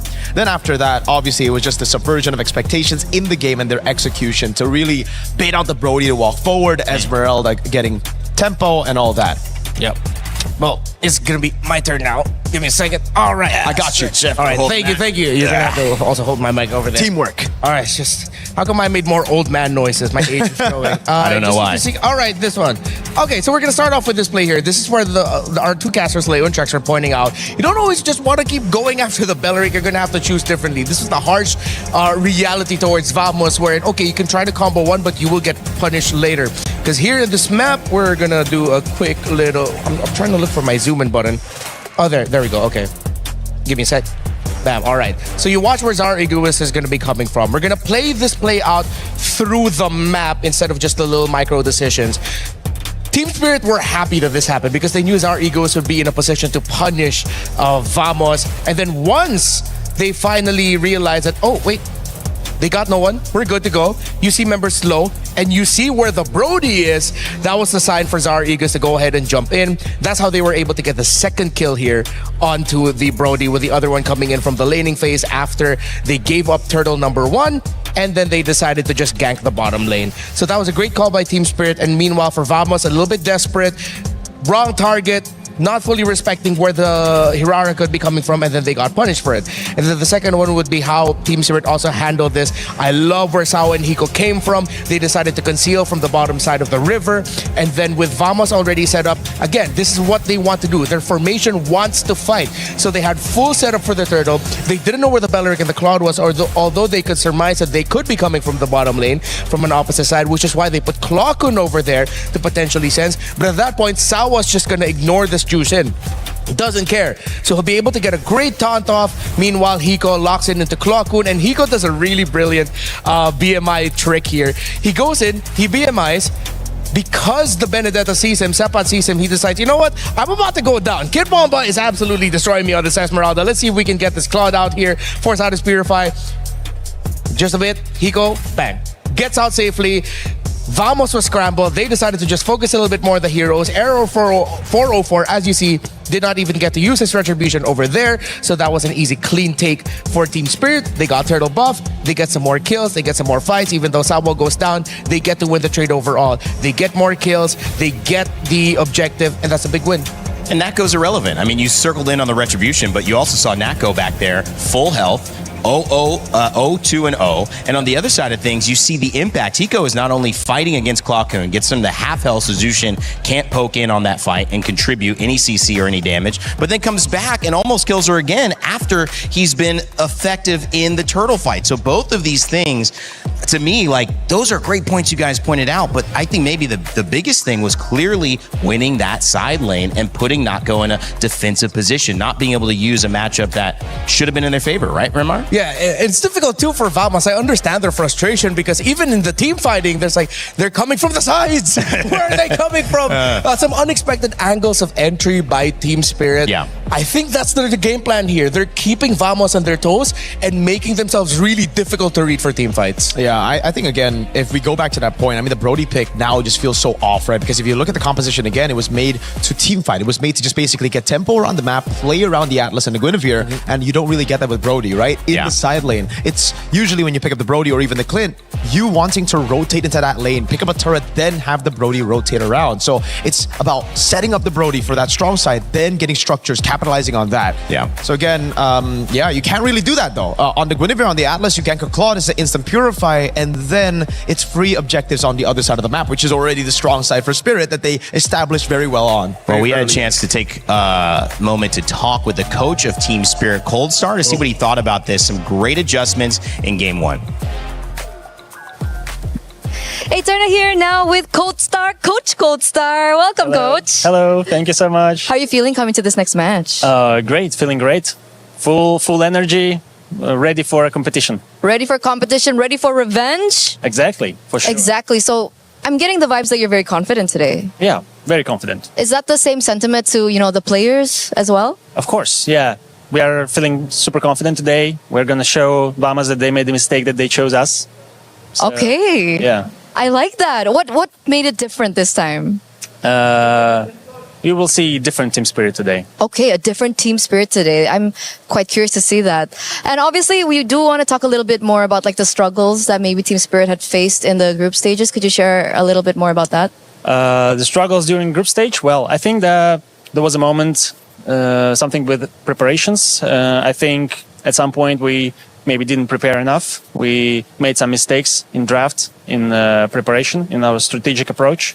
Okay. So we changed that. We fixed, worked on our mistakes during those days. I think against Guangzhou Gaming, we already fixed things and adapted well to that series. And of course, during these days of the break, we had an option and had time to fix the mistakes that we had and work on closely what we're going to do today. We're getting a lot of information from players, from coaches as well, that it's always a lack of preparation. Is it the meta that's causing that, or what's going on? Lack of preparation? Well, it depends, of course, and especially when the tournament is very short. I mean, kind of short, comparing to M Series, for example, when you have more time during the tournament, more matches, like when you play the Swiss system with best of ones. You have more time, more days, more games.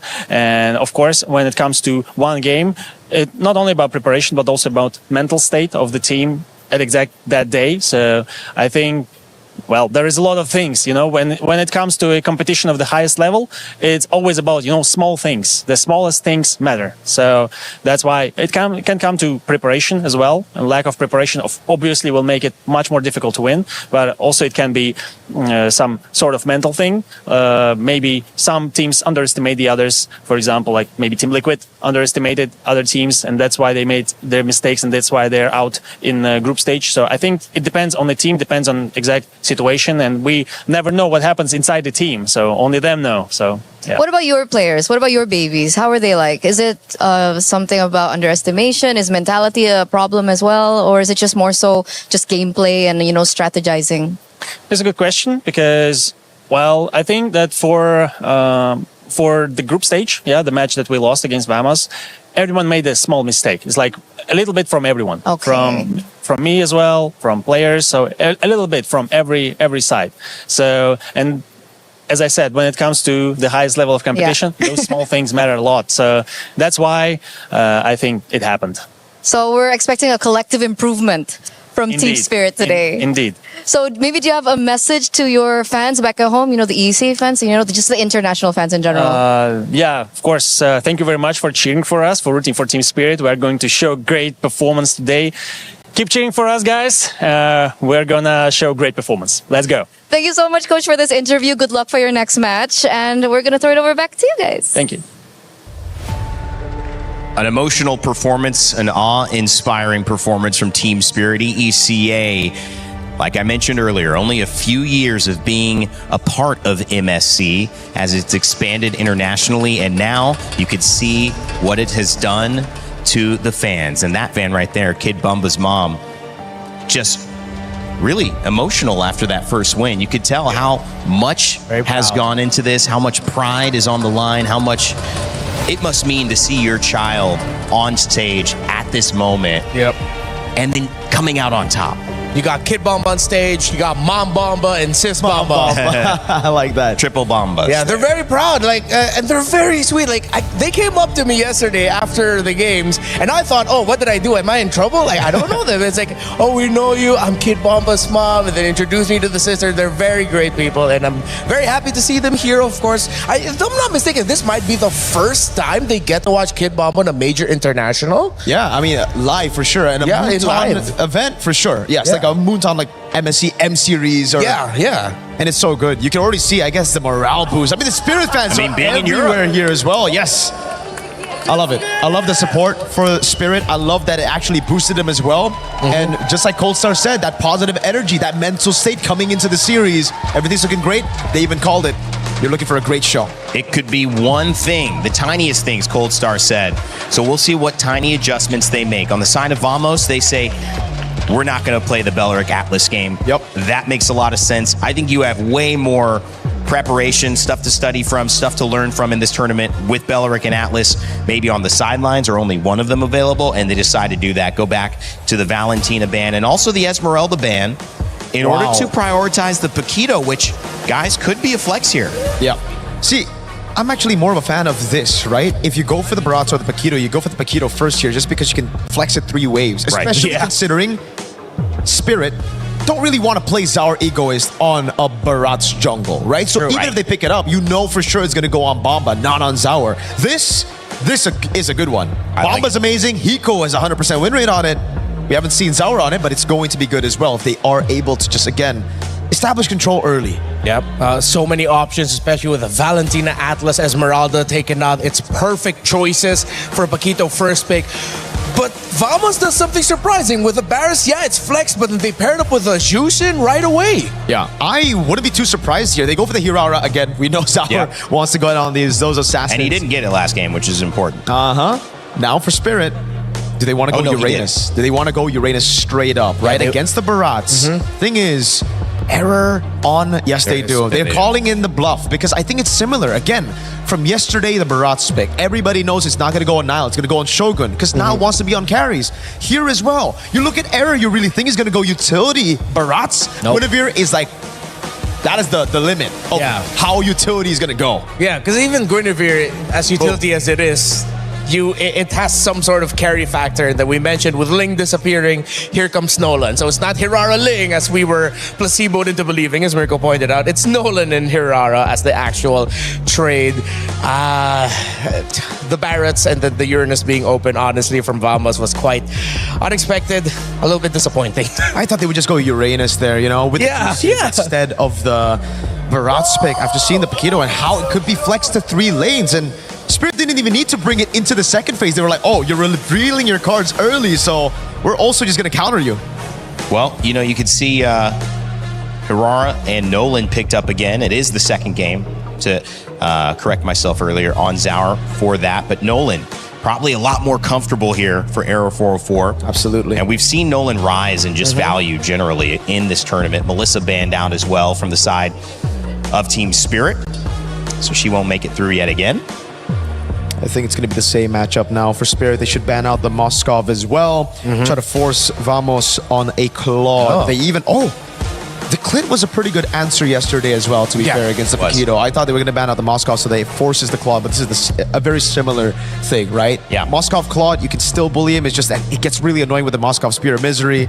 Gord actually gets banned out, which is quite interesting. Trying to take away that... It doesn't really look like a Gord comp to me, though. Bit of stun, bit of damage. Yeah, honestly, at this point, they can just trade the long-range poke mages instead. They didn't think of the Gord because they're so mobile. Yeah, like Eve with the Valentina gone. I think we go back to like Eve Farsal trades. Oh my God! I'm about so Marcel. used to seeing this guy not show up in draft. I did not realize he wasn't banned. It just usually auto ban, man. Yeah. Oof. Oh, maybe Spirit also overlooked that. Yeah. They're gonna hide their last pick, gold lane. For Vamos, Spirit are going to have to reveal all their cards. We know already where the Paquito, Hirara, and Uranus are going, so it's about the mid and roam right now to deal with the Marcel, to try to get control early. What do you go on mid and roam? That's the question. You need to go for Prio. But is it Cho? Do they really want to go Cho? I've always been a guy to say don't pick Cho into Marcel, even though it is very skill-based and players have gotten better for it. Eudora? They can pick off. Matilda. Pick Matilda. Yeah. Wow. The Eudora, pretty solid against the Nolan. Going to be very annoying. It also enables the Hirara quite a bit. The Matilda's there, and they still go for the Brody. Okay. You can deal with the Paquito somewhat in lane. Yep. But that Matilda, if everybody just comes flying by at you, dude, it's going to be a rough game. So it's all about early game. It's all about that Turtle 1. It's all about snowballing for both. And maybe they have the answer here. Obviously, the Marcel has been one of the most dominant picks when let through. Just alone with that, are you liking Vamos' draft a lot better? Well, I really like the Marcel, but it depends on how they are able to pull off that early game. I can see some angles where the Marcel could give a lot of difficulty for Spirit, but equally, Spirit might just not even care about the golden hour.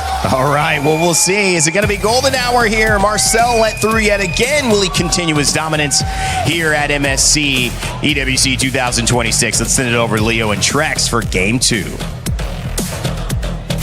Back in the land of Dawn, we're going into game number 2. We're expecting Vamos to equalize, given that they are going to die on this hill. They're once again playing the Brody and the Zushin.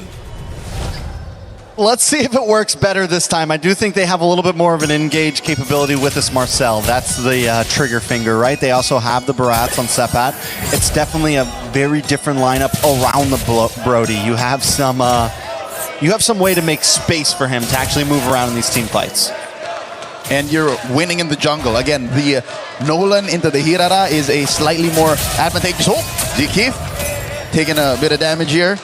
As I was saying, a bit of a more advantaged head-to-head against the Hirara, which Zarigos has to figure out. But one must consider, he has momentum on his side. He's, again, just playing the same hero, pressing load game. And we already see the momentum that he's trying to create, even his routing there. Instead of just going straight to Orange, he makes a quick pit stop in the mid lane, looking for some possible pressure. They're able to get the Litho Wander, so Team Spirit already showing after the momentum of game 1 that they want to keep on attacking. Yep, Zikif here, escorting Error 404 for a little side lane small camp action. Pop in Bomba, putting him at half health. And I think this should be a successful small camp steal. Arrow 4-4s are unable to get there in time. He's already used his retreat. But the attack onto the top side, Sawo getting space. Both teams, though, still taking it slow. Zauer going to try to take a camp of his own now. But a lot of damage. Lands on Error, but actually gets back onto Team Spirit. He's going to move back onto his camp. Sawo continues to harass here. If this was anyone else other than the Matilda, it would have been a difficult situation to try and clap back.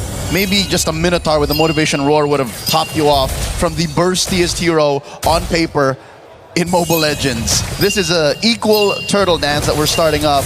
Looks like Zauer might go for his purple first. Nice deadness, welcome. Sawo able to flick back though, but still gets pulled in. Sunset Lover looking for the engage as well. All of them brought back in. Vamos. But look at the damage from Bamba. Arrow 404 goes down. Turtle goes into Team Spirit's hands as well. And it's hell for Vamos right now as 3 members drop right when they thought they had it. I'll take that deal any day, twice on Thursdays. Sawo for 3 and a turtle. Let's see that again. All right, everyone gets brought back in. A nice play, and Vamos feels like they have it, but Kid Bamba in the midst of them, continuing to get damage. They're just too grouped up. All right, triple stacks on the Ionic Edge, I think, is what did the job. And I think just Sunset Lover getting superconductor stacks on everyone. Sawa says it's worth it. Oh, okay, so top half of the map, again, different story from game 1. Can they get it flipped over on the bottom side? At least it's a better situation for Natco. Natco did not die in the first 2 minutes. Natco hasn't gone down, but just about everyone else has. Sakif takes a lot of damage. Vamos, how do you recover from that in a fight where you just felt like you had it? And it's the same as X Story as game number 1. Vamos creates this engage. They almost get it, but Team Spirit always responds better. And you mentioned it last time, who do they keep on targeting? Who do they keep on getting the kill on? Sawo. But it just doesn't matter, and it's the same as X Story as game number 1. 40 seconds till the turtle spawns, and Sao is everywhere. That's just what you get off of Wilderness Blessing, and of course just the sheer mobility that a Matilda brings, which some way somehow kind of counters what a Marcel does in breaking your formation, and what Clockun wants to do with a Zushin to try and get you closer in. Team Spirit can reset over and over again, which explains a majority of, even in the neutral, even when fights aren't happening, why Spirit get to do what they want. Another small camp steal here from Zariguist. He is up by about a level, a full XP bar from Error 404. I'd say Vamos still have to be very cautious about taking this next objective. Spawns in the same spot. Not only that, Sepa takes that long rotation down to boss side, and now he just makes his level 7, almost starts, but he's falling behind Kinbaba once again. Vamos, they're rotating around, but never really making a play out of it, honestly. But there's a nice Detona's welcome. Does land down, and Sawo falls. This time Vamos doesn't pay the price for it, at least not yet, but no, he goes there to make sure they get the counterattack. Zakif falls. More damage comes out from Nako in the backside as Sepak continues to hold the front line. Team Spirit looking for the re-engage. Sunset Lover continues to drop the beacon down along with Clockun. Impressive reposition by Hiko, looking for potential targets. Air 404 holding onto the brush. Turtle out of fourth. Hiko into the backside with a nice 1-2, forcing Air 404 away as Team Spirit gets the second turtle. Team Spirit don't have to force this. They already got what they came for, but they do seem to want to present the attack. Vamos back under the towers, losing another turtle and falling behind more and more. Deja vu.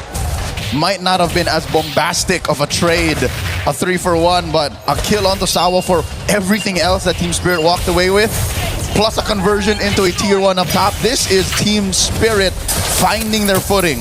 This is them playing comfortably in the knockouts, while Vamos, again, by picking 2 out of the 5 same heroes, are ending up with the same issues. Once they've used the Detona's welcome, once they've come in with Air 404's Kitten Burst. Oh, another one, Detona's welcome on a Uranus. I don't think they're going to have enough damage for that, but wait, everyone does pile on top. Consecration does pop. They're going to walk right into Zaur here. Zaur will get away, but still that's, oh, in the mid-side, Hiko finds Nako, and this is the constant response that Team Spirit brings. Every time Vamos drops a test, Team Spirit has the answers. Now they're going to move on to this purple buff as Vamos is kicked out of town, forced away out of their own jungle. Oh man, even the purple buff is in jeopardy, and Zaur just yeets that out of Error 404's hands. They're propelling up to a 5,000 gold. Leaves a flicker in! A lot of damage on a setback. Nice golden hour does come out from Vamos. All of them trapped under the tower, but it also stops them from taking tower shots. And that's going to help them succeed in taking that tier 3. Arrow 404 on the run. Team Spirit on the chase non-stop throughout this game. That's 2 full levels that Zaur is ahead of Arrow 404. And Trex, correct me if I'm wrong, it took about 7 minutes for the first significant golden hour to be cast. It could have been perfect. It could have been perfect underneath a tier 1 too, but now Zakif is running for his life, canceling that circling eagle. Natko might be one more casualty, but all while this was happening, the final turtle goes to Team Spirit. It's looking rough for Vamos at this point. Team Spirit consistently has the answers. I gotta point out Hiko as well.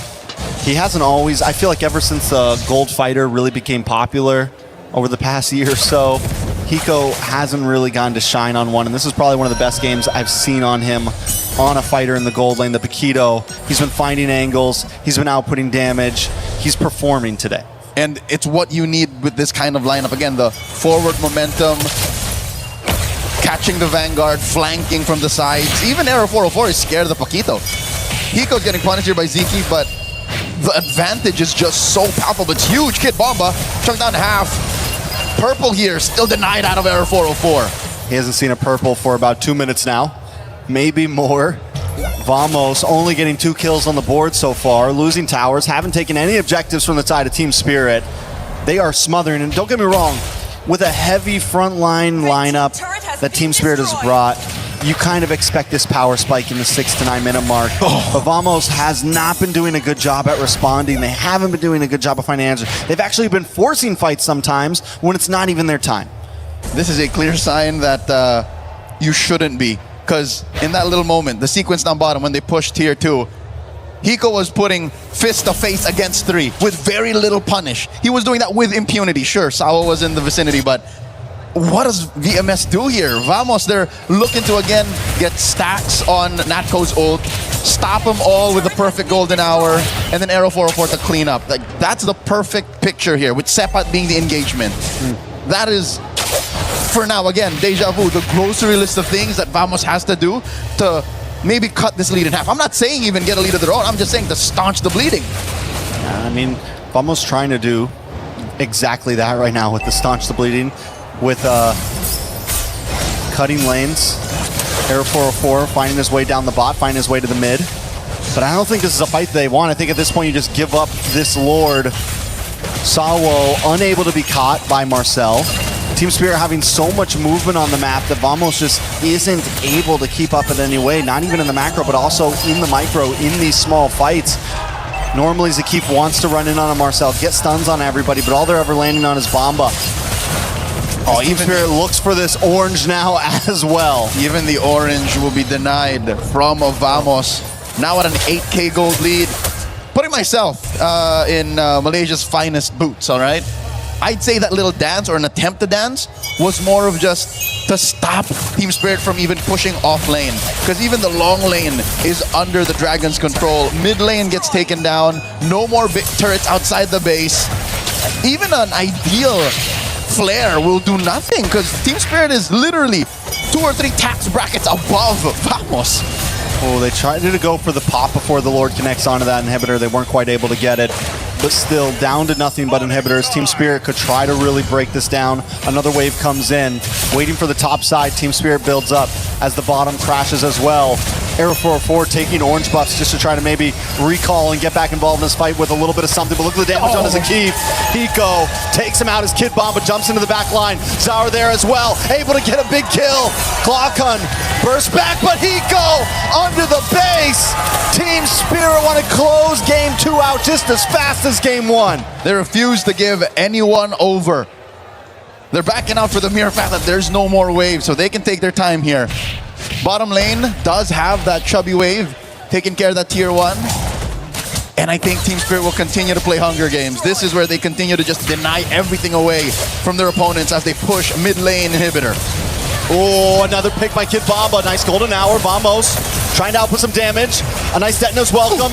Brings it back under. Sawo does go down. Arrow 404 able to get the kill. Bazaar still there, taking out Natco. Hiko falls. Vamos trying to defend. It's 2v2. And Arrow 404 able to pick it up. But Sunset Lover still stands until he finally drops. It's Glaucon left over. Vamos defend the base. A Pyrrhic victory for Vamos. They risked life and limb. Look at all these corpses lay about. And they were moments away from losing, but again, did they die? No, they didn't. They're still in it. Game 2. The base still stands. And with the game being just past the 12-minute mark, about 30 seconds for the Lord, Vamos could bide some time to start to scale. Team Spirit, though, do you think that was an overstep? Do you think they should have tried to end it there? Do you think it, you know? All right, if you're gonna ask me, I'd say the smarter move would have just been to back off, wait for it. But this is a Team Spirit we know and love. If they can see an end, then they will try to find that end. Truth be told, if they stay there 2 more seconds, free hits on the base, it would have been over. So I don't blame him for finding and trying to end it right then and there, but still, who's to say that this isn't over just yet? They're up by about 5,500 gold. Vamos looking to contest. Team Spirit secures the Lord. That's a golden hour started up. The beacon comes in as well. Golden hour unable to help Vamos stop that Lord or pause it all. But Hiko gonna get pulled back in as Arrow 404 gets the connection, but Hiko still doesn't go down. Natco finally takes him out. Team Spirit forced to back off. Lord goes down. Zaur looking for the re-engage along with Bomba. Vamos down about 70% health amongst all members. Asawa looks for an angle in as well around the backside. Able to get the knock up. The rest of the team split up. Vamos. Let's go. This is Triple O gets found out by Zaur and Kid Bomba between 3. Will go down. Double kill for Zaur. Sunset Lover just hanging it out. Team Spirit Now with an opportunity to fully end this. Now with an opportunity to finish what they started last time. And Zauer in the backside gets the triple. Looking for the Maniac. Can't quite get the final kill. But he doesn't have the ego right now. He just wants to end the game. But in comes air. A Maniac for Zauer. Zakif under the base. Zauer wants to go for it, but he just can't connect. The base goes down. And Team Spirit take game 2. The Dragons of the North are at match point. Game after game, they have pushed forth, and they have not denied themselves the play style that we have known them for years. It's now up to Team Vamos to figure out how to rope their way out of this 0-2 slump. And that's a long road ahead. It's a best of 5 for Team Vamos to do this. We're talking 3 games in a row. And the way they've been looking, the way they've been playing, it definitely seems like a hard road. We've seen some moments of clean play, even in that second to last base defense. Some ability to turn things around in a team fight. The big problem right now has got to be the early game. And even here in this first 5 minutes, looking at some of those highlights, you see them try to go for plays. How many Detona's welcomes did they land? And it just bites them in the back end, you know? It just completely reverses onto them. And it's the same exact story as game number 1. Looking at the math, 3 out of 5, Team Spirit was still winning the lane draft equation. 2 out of 5, and again, in the small moments where Sepat was able to find an ideal Detona's welcome, even an almost perfect missile expert displaced the formation. The math is just a check out. So now, Vamos has to go back to the drawing board and revisit how they ran a perfect run in the group stage, because they gotta get back in that position to try and claw their way out and maybe hopefully get a reverse sweep. Let's throw back to our panel with Rain Day. Thanks, guys. I mean, you gotta respond. You gotta fix the hair as well, Mirko. Of course, I'm coming to you on the jib, man. But you gotta also respond to the emotion. You know, I would say if you saw that clip, you think the series is already done. But what we know in MSC, despite how good it looks for Team Spirit, is that you have to expect the unexpected. We have seen upset after upset, but guys, Rinmar, Mirko, Rene back on the desk. It's really hard to think that Team Spirit is going to let this one go. EECA having a great performance. Yeah, I think we're just going to start it off like how we started off yesterday.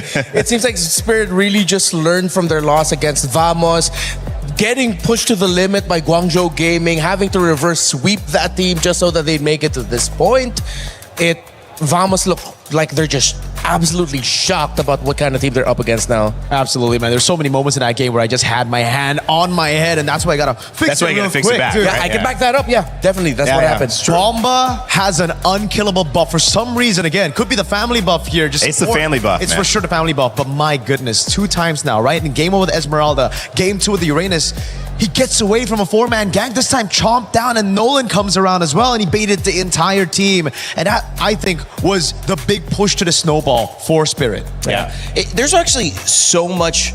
It feels like so much prio in game from Bomba's performance, but not in draft. They're not like, hey, let's first pick this and just leave everybody else to figure something out. Esmeralda was open, so they took it. Uranus was the 3rd pick for them. They're not giving anything away to get these great picks. It seems like, funnily enough, even though Team Vamos did everything they could to diffuse Kid Bomba in their first meetup in the group stage, now it seems like they're overlooking him too much. Yeah. I feel like, again, for Vamos, they're really taking these picks a bit too fast, and they're really afraid of those flex picks from Spirit, right? Like the Paquito came in and they insta-rushed the Barats. I feel like, again, this is going to be a very good thing for teams who actually have utility jungles in their composition.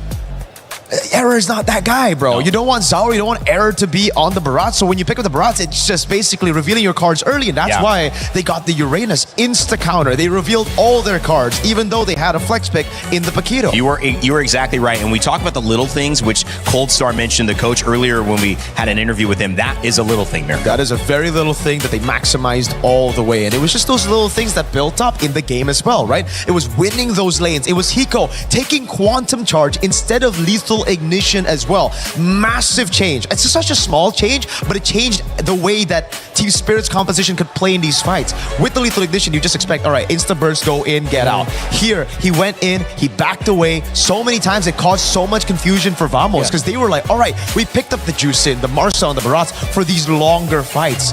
but Team Spirit are never committing. So it ended up being Vamos having to use those abilities for nothing. And I feel like that sums up the story of the series so far for Team Spirit. They've been getting crafty with it. They're really pulling out all the stops to make sure that their idea is, we know we're up against a team that wants to go all gas, no brakes. How about we're the ones who set up those little roadblocks, those little checkpoints? Just make them go through the journey a little bit slower. And Spirit, they look comfortable with that because they know that they're outsmarting Vamos in every team fight and in every big rotation around the map. When you're from Los Angeles, where I live, you know of a couple canyons, PCH, Topanga Canyon. The twists and turns, you can't go full speed. You have to know the difference. And sometimes the benefit is when you know the area versus you don't, you're comfortable in that. And it feels like Vamos, and this is just my thought, look a little uncomfortable in this stop and start. Exactly. Yeah, they're used to just going all out. They're not used to having to recalibrate a little bit of how they're going to be fighting. And then it goes back again to what their performance was like in MPL MY Season 17 in their grand finals, where it felt like they were just up against an SRG that once they realized, hey, we're up against a team that really want to take it into the fights heavily, let's try to outsmart them. We'll try to find those little weird angles. And it hurts for Vamos because they acknowledge that this is what they went through in the grand finals, and now they're up against it again, and they still can't deal with it. Absolutely. And again, it comes down to, again, for Vamos, their strength is also their biggest weakness, right? Their biggest strength is their biggest weakness. They're very decisive. They're a bit too decisive, right? When they want to go in, everybody does. But when teams get the hold of that, when they download that gameplay and then find ways to counter it by, again, forcing these longer team fights, going back and forth, forcing out those abilities, it puts Vamos in such an awkward spot that we thought they would be able to capitalize on with this meta. But again, with the drafts, they've really kind of relied too much on that decisiveness. They've leaned too much on their own strength and forgetting about how it could be a weakness that could be exploited as well by their opponents. Team Spirit take the second game in this series. Rimar, let us know how. All right, so one play I feel like encapsulated a lot of what happened in the early to mid game and why Team Spirit just ran away with it. This looks so good, right? Oh wow, they get one. That's the Mathildas. That's the Roamer. That's perfect, guys. We're setting up for the turtle. Zoom out. You get the Eudora. That's just right there. Sunset Lover is rubbing his hands together, feasting. Oh, I see 3 members of Vamos all together. And look what happens once they start the play, once they decide to go for it. Sunset Lover gets a 3-man stun right away, which will set up for Kid Bomba. And again, this is early game. This is first turtle. There's no golden hour just yet for Vamos, but they're fighting as if they already have the golden hour. And Kid Bomba coming in from the wings. It's now his turn to rub his hands together and start to feast as it becomes the story of the little creeping realization that we may have just overcommitted way too early. We don't get a full vision yet onto where Czar Egoist is. Yes, we took out the Roamer, but this is early game. This is where you don't have the damage and items just yet to really pester a Uranus. You took down the Roamer, but the true frontliner is here. Error 404 has to drag out this fight. Vamos has to drag out this fight in the hopes that they'll at least get a turtle out of it, because I feel like this is where they now realize we're probably gonna get punished and lose all the bodies here. Might as well try to get the objective. They try to hold on. Error 404 already committed the dash inwards, meaning that he didn't have the dash out. Czar Egoist got a kill, Kid Bomba got a kill, and again, another brilliant stun by Sunset Lover to finish it off. That is what started the big snowball already for Team Spirit. Because we already saw in the highlights, and it was replayed as well, Turtle number 2, once they had the golden hour, Hiko was right on the money. He saw the Rome Marcel, he saw Zekif, and he decided, wait, I'm up a Quito. I'm actually a really busted hero. Let me full combo this Marcel. He took the Marcel out, even with shields. Man. A reminder, again, how brutal a Paquito with the gold lane is. Yeah, and that's why I gotta go back to the drafts again and think, all right, it's just so strange for Vamos to see that kind of composition and go, all right, I want to go ban for ban. I want to go fight fire with fire, when again, in the group stage, they didn't do that. They went for these team fights. Yes, if it worked out in the early game, that's going to be good. But they would always leave Natco on heroes like even the Moskov, something that could just give them insurance for the late game, say, if plan A doesn't work out. Yeah. It really seems like here, again, they are doubling down on their main strength, but not accounting for their weakness by picking up the Brody all in on early game. I think that is a very strange thing that needs to be adjusted. 2 Brodies in a row. Again, it looks bad if it loses twice. Yes. It looks good if you tie it up, right? So they took the risk. Now we probably need to see something different. And that's the thing, right? When you pick up the Brody, again, game number 1, it should have already given them the idea of, okay, what we need to do if we lose out the first neutral objectives. We play around the Brody. We go and take these turrets, we let the Brody play around us, and therefore we get a 5v5 with the Brody already ahead. Yeah. They didn't do that in game 1. We thought that was a mistake that they could have fixed. Game 2, they did it again. And it's clearly what Team Spirit are doing so well. That, to me, is kind of the key to this whole thing. Yes, Team Vamos are out of sync, but partly it's because of the way Team Spirit are forcing them to play their game. Team Vamos want to play differently. They have not been able to do that. The Atlas was not available in game 1. Now you're seeing the Brody 2 games in a row get behind, and the Paquito shining in gold lane. Team Spirit are dominant, but can they stop it? We still got more action. Game 3 coming up in a moment, but before we go to that, we want to make sure you guys know that you can be a part of EWC. You can co-stream and get your journey started here. Again, I mentioned everybody on the talent team, MLBB, doing a great job of streaming, posting, making content. You want to be a part of that and earn prizes as well, not just gain followers. Well, join our creator program. You might be able to get all the way up that list because of the watch time you get. So you never know. Could be the start of your streaming journey. You certainly have some great competitions to be a part of. Scan that QR code and join us. As we take a little bit of a respite before game 3, I also want to let you know that there is a new way to play We Fly Together in Acecraft. It's a co-op mode, so check it out.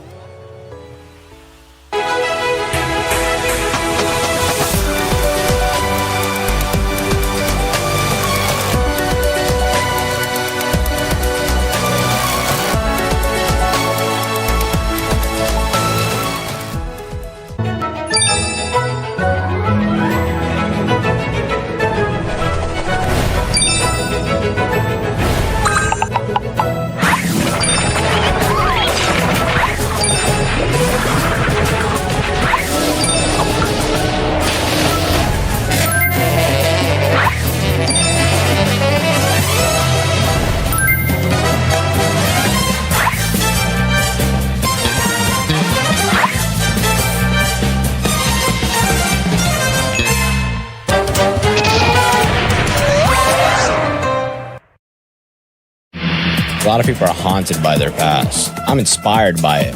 They're not just playing for themselves, they're really playing for their entire family. They have defeated their demons! They have crushed the curse! He thinks he can come in here and play my game! Let's go. He knows nothing! Let's go! Tyler, one, you're done.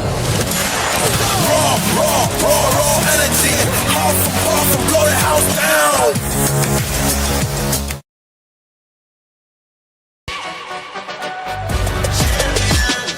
This ain't no regular thing. Came for the ring, you know what I mean. You see my name in the lights, better get right, champion.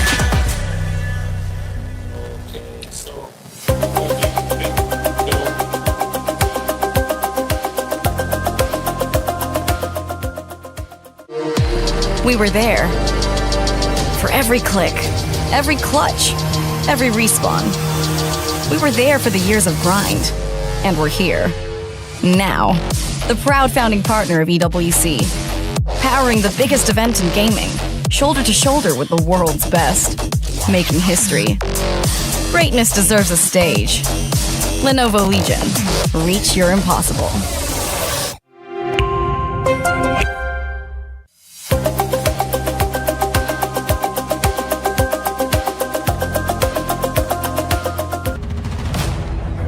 Greatness certainly does deserve a stage, and we found it. It's the Lenovo Legion Gauntlet, where the prize trophy, MSC, is up for grabs here with MLBB at EWC 2026. Rain Day, Rinmar, Mirko on the panel as we get ready for a third draft that has a lot. Here's the story so far. Team Vamos came in as the favorites. They put Team Spirit down in the earlier stages and have the upper seed here, but it was the Malaysian squad that would suffer the very first loss to Hiko and Team Spirit, who had a new plan thanks to Coach Cold Star and Kid Bamba, who would jump off to the races in the EXP lane, not once, but twice, and put the EECA representatives up 2-0. It is now the final game. If they can do it again, it will be a clean sweep and the farthest we have seen this team go at MSC. And if not, we will have another game with Team Vamos maybe getting back on track. But Mirko, all that stands in between them in that game is a better draft. How do they do it? It's by setting up those flex picks, it's by picking up those prio picks, it's by understanding the fundamentals of the current meta better. Then there's no way around it. Again, for Vamos, they revealed their cards super early, even the group stage, right? We were talking about these picks, the Eudora, the Hirara, the Melissa, all in the first week before MSC. And they revealed it all the way from the start. After that, it really just felt like they stuck through that, but they didn't really evolve. I think it's the same for Pro, it's the same for my goats, you know? Yeah. So, yeah, we saw you crying earlier. Exactly. We saw that. Spirit, they improved, they adapted through those losses, man. Yeah. Because again, they had to rediscover themselves. They had to ask themselves, you're right, how do we actually play MLPP again? How do we team fight? How do we handle the macro? And that's a bold prediction. Bro, this guy he wrote that after they won game 2. Yeah, no. I'm kidding. He got it. He got all the way from the start. I mean, it's looking like it's going to be the case unless, well, to credit Vamos, Vamos are looking, they still look light. You see the members of the coaching staff still being able to share laughs with the players. It looks like they know that, hey, we still have a chance into this. You know, it's all about the mental now. While Team Spirit, knowing Team Spirit, they don't want a first round exit at the knockouts again. They're gonna want to go to the second phase. They want a chance to either get revenge against Onyx and what they done to them last year, or get a chance to face off against a team that they are always facing off against when it comes to scrims, when it comes to improving in the region, in Aurora. I know they're going to be going for the throat. I think you throw out the calculated decisions here, you play decisive. I think right now, Spirit, they're also just thinking about winning the whole thing. If they get past the stage, top 4, I think it's anybody's game. Anybody can win this tournament. I think especially after the favorites all got knocked out, the S-tier teams, what is even an S-tier team at this point? We have teams and that's it. We have contenders and that's it. And right now the lights are so bright that any little thing, we've mentioned it, could be the difference. And so the drafts, all the way from the bans to the final pick, are going to determine if this is our final game of this series and if we will see an EECA representative in the semifinals of MSC. To start us off, Freya, Valentina, Paquito, Barats, and Belleric taken away. One more ban before we get our first pick, gentlemen. Ooh, Same bans as game 1. Yeah, Spirit need to watch out though. Because the Belleric is not going to be available for them if they give the Atlas. Yep. So it's going to be a different roam pick here. I mean, if ever Sawa can still dig deep, if they want tempo breakers, they get Badang. That goes up against the Vamos playstyle so they hard. ban Hirara. Whoa, they let go of the Fanny. So if you go Atlas, Spirit want to go for the Fanny and possibly the Cho to beat the Atlas. And that could be an opportunity. They take the Fanny instead, making the Atlas Cho less of a valuable pick. They could still go it. Yeah. But it's not. It's going to be very difficult to lock down that Fanny. Yeah, it's going to be the Atlas. I think the Eudora should come through as well. Then they're going to go for the Red 3 Moskov, and I think they have a crazy composition to deal with the Fanny already.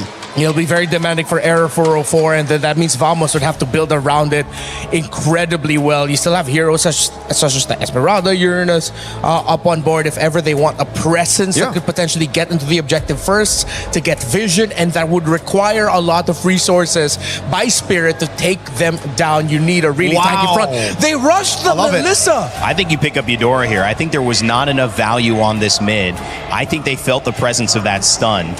And I think it's smart to take that away. And to play devil's advocate on Vamos, guys, I know we're reacting to this, but that Atlas did not work. That Atlas did not work for Vamos. And I think they are okay not trying to play around the Fatal Links anymore because Team Spirit already showed that they struggled it. So for me, I think Vamos are feeling okay. And now they take the Esmeralda. Right now, it's going to be confusing for Vamos, and that's why they don't go for the Eudora, right? Because there's an Atlas on the other side. The Eudora, notoriously horrible against the Atlas. The Melissa pick is so good against the Fanny. They pick it up early, and it's going to be good against the Harriet, too. Yeah. So right now, what Spirit need to do is, it's either they again set up for Bomba, or they have a crazy pick for later, right? They save it, and they just pick up a jungler now. Because the thing is, oh my god, is it too crazy to say that they can go for Baksha? The jungle? I was going to say Baksha for the Esme and the Harriet, but instead they go for the Harley, trying to capitalize on that Melissa winning lane. Marcel's still available, guys, again, if they want to try to go back to it on the side of Vamos. Yeah, with the Valentina gone. Yeah, they might be able to run it back this time around, but the Marcel with the Harriet, it has never been a great combo. Marcel against a Harith, yes, but teams haven't really been able to crack the code of how do you layer their skills together so that you don't waste the Zaman force of the Harith. Fair enough. So if you're Spirit now, you ban out the Cho. That's one. Yes. Vamos. What are they banning the XP or mid? That's the question. Eudora. I'm thinking if it's crazy enough for Spirit, even though they're gonna be slower in the EXP lane, a glue would mess up the lineup. If I was Vamos, would still respect the Farsa. I know the Farsa isn't that good against the Fanny, but you have a Melissa right there with the go-away, could plant it down in these front to backs, and then the Harrod's going to struggle, but instead ban out the Eudora. That could still come through. It's going to be very, very good to deal with the Fanny on top of everything they already have. Yeah, we saw it yesterday against Team Vitality. I think Farsa definitely warranted. I'll ban it alongside the Eudora, and then whatever mid laner that Sunset Lover's going to end up with, it might be another thing that you can expect, which is the last time we saw Melissa with a Vexana for Vitality in the group stage against Falcons. That worked out well. They might be able to play into that. He's already played it before. In game 1, she came out. We also have the Valentina banned, so you can't see that. Zhu Xin still available, which we have seen Vamos try to rely on. It hasn't had the same impact. However, you might be able to argue that that's because of the other heroes selected. So maybe feeling a little more comfortable here, going back to that and still available. They banned the glue, expecting that it might go into the roam role. I think Team Spirit are trying to signal to Vamos, like, we know what options are left for you. We know that the Badang might look good. Is Spirit setting up for a Phoveus pick? Is that why they banned the glue? That's a possibility too. Against the Harris, against the Fanny. Yeah. It is still around. It hasn't been, picked up at all in the knockout stages. Last time Spirit did pick it up, that was when they lost. It was Zekeef who held them down with the high-lows. But this time, if Spirit just hide it all the way to last pick, it could just be great. Yeah, might have been overlooked. Yeah, they banned the Vexana as expected. So they should be Farsa. And then if they go Farsa, I think it's confirmed Phoveus to peel in the back with the Melissa. Yeah, but Vamos will have a Gata option for them in the roam. At least they'll have a little bit of a revitalize. Whoa! This is not the first time Sunset Lovers picked up the Selena in a while. Like, when was the last time you saw Sunset on Selena? I don't think we saw it this tournament. It might have been last year. Yeah, not in this tournament. It might have been last year, maybe even earlier this year in the world stage, but no, this is a rarity. Wow. Team Spirit, they're proving my theory that they're just going to go in for the throat. They don't want any calculations. They just want to go tempo, aggro. So with that, I think you scratch the Phoveus, right? Now it's Alice, I think, that they might be going for. Alice would be fantastic.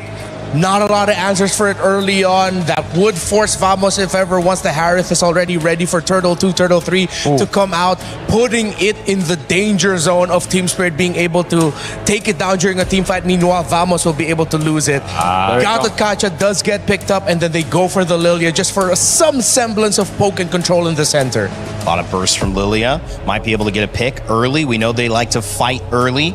Vamos going to be okay with that, but just setting themselves up to be able to match the mid pressure that Eudora had brought or the Rome had brought on the side of Team Spirit. So now the final pick.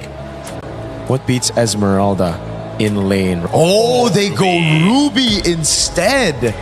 A little bit more lock, and I mean, it's a very good way to deal with the Fanny and the Harith. And you don't lose against the Esmeralda, it's just a dead lane. Yep, great pickup here. Early fights, we look at Turtle 1 and Turtle 2 again and how these two teams handle it.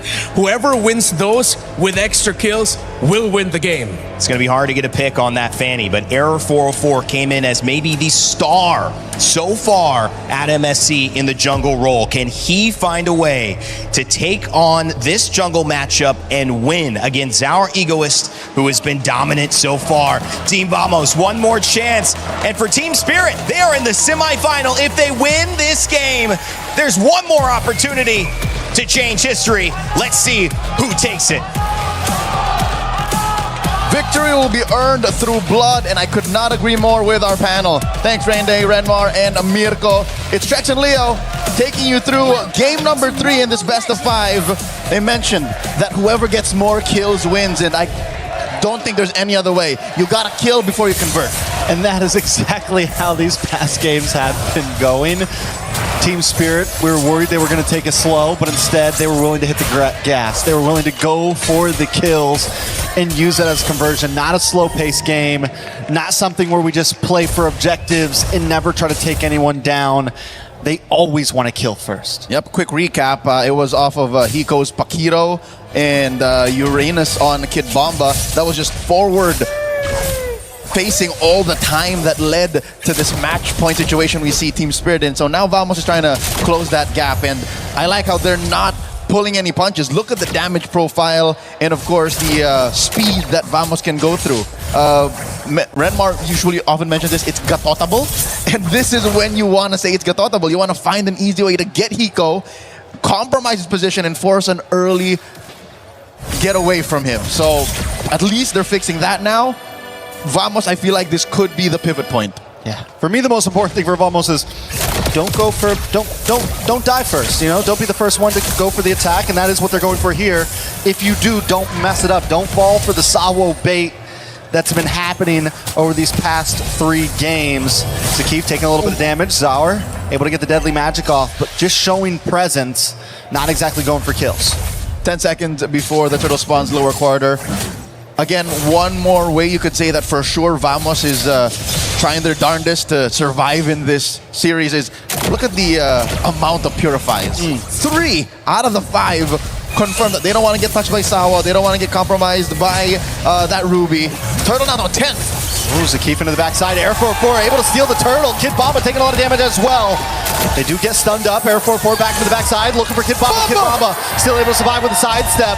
Air 4-4's got to get out of there, but Vamos will move on to that tier 3 and get some nice gold plating. A little more damage in this purple buff jungle. Zakif taking out first blood over to Sunset Lover. All right, quick tally of events. Yes, Vamos did yeet that turtle out from underneath Team Spirit. Oh, Clockun! A lot of damage out of Sunset Lover. Black Shoes! He should be fine.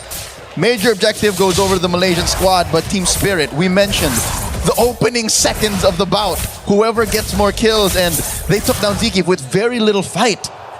I think at some point Zeke was like, yep, I'm in too deep. This is, guys, just make something else on the map for me. Yeah, just a little too committed, but I still got to say, with the gold plating that they were able to get on that bottom tier 3 with the turtle, still feels like a good direction for Vamos. This is the first time in 3 games they've had a lead in the beginning. Was that a steal from Air? Did he get that? Yep, a small camp. And that should Win's a put win. him up about maybe close to 1,000 up. So we saw a little bit of the action in the XP lane. Gold lane though, the fact that Hiko was able to like leave a little bit, join a little bit in mid, and then jump over means he should be close to at least where Natco is right now, but it's close that it's clear that Vamos are on a different tempo now. So at least that decisiveness, that maybe even to a fault, over decisiveness, shows that they have a plan, and now they're finally trying to get to it. Deadly Magic's put on the Clockun. He should be fine. I think up to this next turtle, about 20 seconds up, is where we see the 1,000 gold lead broken here by Vamos. And Sunset Lava underneath tier 1, and he gets away with it. Right in time with the blade of Heptases. Beautifully done. Air 4-4 getting a kill on the map right before turtle as well. And I don't think it's for a lack of things to do for Team Spirit. Look, they have Sunset Lover, they have the Selena, they have Kid Bomba, given he was down in the bottom lane dealing with Sepat.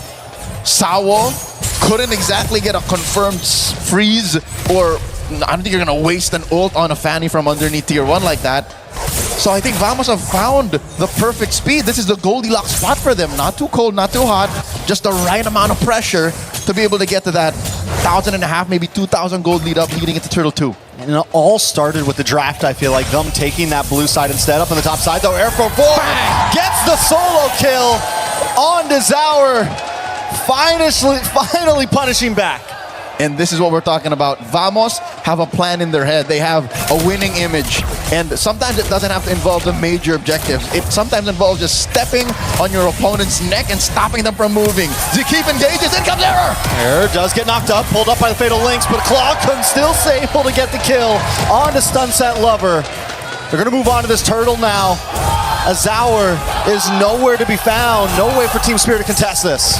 As mentioned, the award-winning film Whiplash, this is to my tempo. This is Vamos just rolling that drum to their beat, taking a turtle too handily here. And Team Spirit, for the first time in this series, are on the back foot. You'll see here, minute one, Trex. Minute one, they've been trying to condition Team Spirit to take those fights underneath tier 1, and we saw, I believe, an ult out of Sawo to try and punish that dive from Air 404. It wasn't enough. So where does Team Spirit go from here? They do seem to be slowing it down a little bit. Unlike when Vamos was losing, where they would kind of over-engage even when they were behind, Team Spirit isn't exactly looking for fights, but Vamos, he's closing in its grasp right now. With that tier 3 down on the top side, we're going to be able to start seeing Nako getting involved in these fights. They're going to go for the rotations around the map. It's not just going to be a 3v3. It's going to be a 5v4, something of that nature. More than involved, I think Natco will start fights. Sometimes even with just a rogue Zaman force, because that's how ahead Vamos is right now. Just to put it into context, Sepat hasn't been in the bottom lane for maybe 30, 45 seconds, and that's enough for Kid Bomba to try and equalize, but look at where the turrets are. Literally. Air 4 can just visit, maybe sneeze on the turret, and it would fall. That would be permanent damage to Team Spirit's potential to farm, because top lane has already fallen. So this is what we were looking for. In the early days of the group stage, this is what the meta demanded. Easy conversions, kill for a turret, quick take, and then it snowballs. That's what's happening. Sepat jumps in. Nice. Falling Star Moon does come from Sepat, but the damage starts to come out from Hiko. Oh, nice pulling with Fatal Links, but the Spawn Force drops down, and Vamos doesn't run away. No, they engage more. Team Spirit loses Sawo. Hiko continues to get free shots off, but Vamos not giving up on this push. Able to take that mid-tier 3 down to about half health. The Sepat holds down the front line. Team Spirit looks to re-engage. They dive down, and Hiko gets the kill on to Sepat. It's 1 for 1, but Vamos still holds the lead. Oh, Error walks in to that brush, holding her for Zaur. So close. I believe the window is closed. Trex, Zaur Egoist can no longer threaten a single member of Vamos, not alone. It cannot be off of his back. This is where I think we've seen over the past 2 to 3 months the heyday of, I hate to say it, the utility Harley. He has to just either be cleanup or just the gap closer to take these objectives, and then he goes from there. He has to use his space escape to try and push waves, because right now it's all off of Hiko. Hiko might be the only hope for Team Spirit to get a good mid-game berth. Sawo, though, going to look for an engage, even with Team Spirit being behind Air 4-4. Able to get the turtle. Jumps onto Hiko. Hiko does have to go away. It might not be the right target. He's going to move off. They're just controlling lanes at this point. Little poke here and there, but nothing too major. And this is all Team Spirit could do. Make sure that the damage dealt to their side lanes doesn't extend to mid. So they see this big fat wave down bottom. They're standing Kid Bomba. Top lane, it's Zaur who's going to clear that up. And Vamos, all they're doing is finding that next big fight. Finding where Sawo's willing to fade the links, where Kid Bomba might think, oh, I'm offended here. But they know that Team Spirit is short on damage. They know that they can't fight toe-to-toe just yet. So there has to be a crafty way for the math to side over to Team Spirit. Because Vamos right now, look, they're just taking it slow. This is a clear sign that a team knows that their damage is on par. Oh my lord, a single swing overputs a third out of Hiko's life down. A single swipe. Hiko might not even have time to hit the go away if he's not careful. It's getting to a point where we'll have to preemptively do it when these fights start, because if anyone jumps on top of him too quick, he's going down. All right, fortunately, Hiko has been getting some farm, and that's speaking relatively, because look at how well Vamos is freezing these waves. He's just butt down maybe 500 gold away from Natco, and Kid Bomba gets caught! Keith able to set up for Nako. Nako able to get the kill on to Kid Bomba, and Nako keeps it going. Jumps on to Zaur. Sawo trying to come in and help out. Does have the Fatal Links. Able to pull one in. Purity does pop for Nako. Sepat able to get away. The Deadly Magic brings down to about half health as Team Spirit doesn't really want to force a fight. They just don't want to lose a tower at this point. But Air 4-4 does want to force it. Jumps on a Sunset Lover. Onto the tower with the cutthroat. Gets him. Takes him out. And Vamos moves on to the mid side. Nice and easy. Vamos was corralling Sunset Lover. I think they were just cajoling him to say, all right, you could do this, and then says, psych! Throws him underneath the bus. Just like that, the lead has grown to almost 6,000 up. I don't think Team Spirit should even contest. This should be a free Lord, but wait, Sawa, what's he thinking? He doesn't have a Fatal Links. Sawo doesn't know how to not contest at this point. No, it's just vision. But Team Spirit maybe should be using this to take a tier 3 up top side. Do they really want to go? They don't need to go for a Lord right now. Use Zour to play the map right now instead of forcing Vamos into a fight that you might not win. I agree. Use it as if like a baby Fanny, like a baby Ling. Baby Fanny. Ling. Fanny at home. But it seems like Team Spirit, despite the 5,000 gold that Vamos has on top of them, want to keep him honest. So, which I get. Because look at this lineup. Look at Team Spirit's lineup. None of them can clear waves as easily as one might expect. So maybe they don't want to defend out of the base. But also, now that I'm thinking about it, an I'm offended inside the base would be lethal.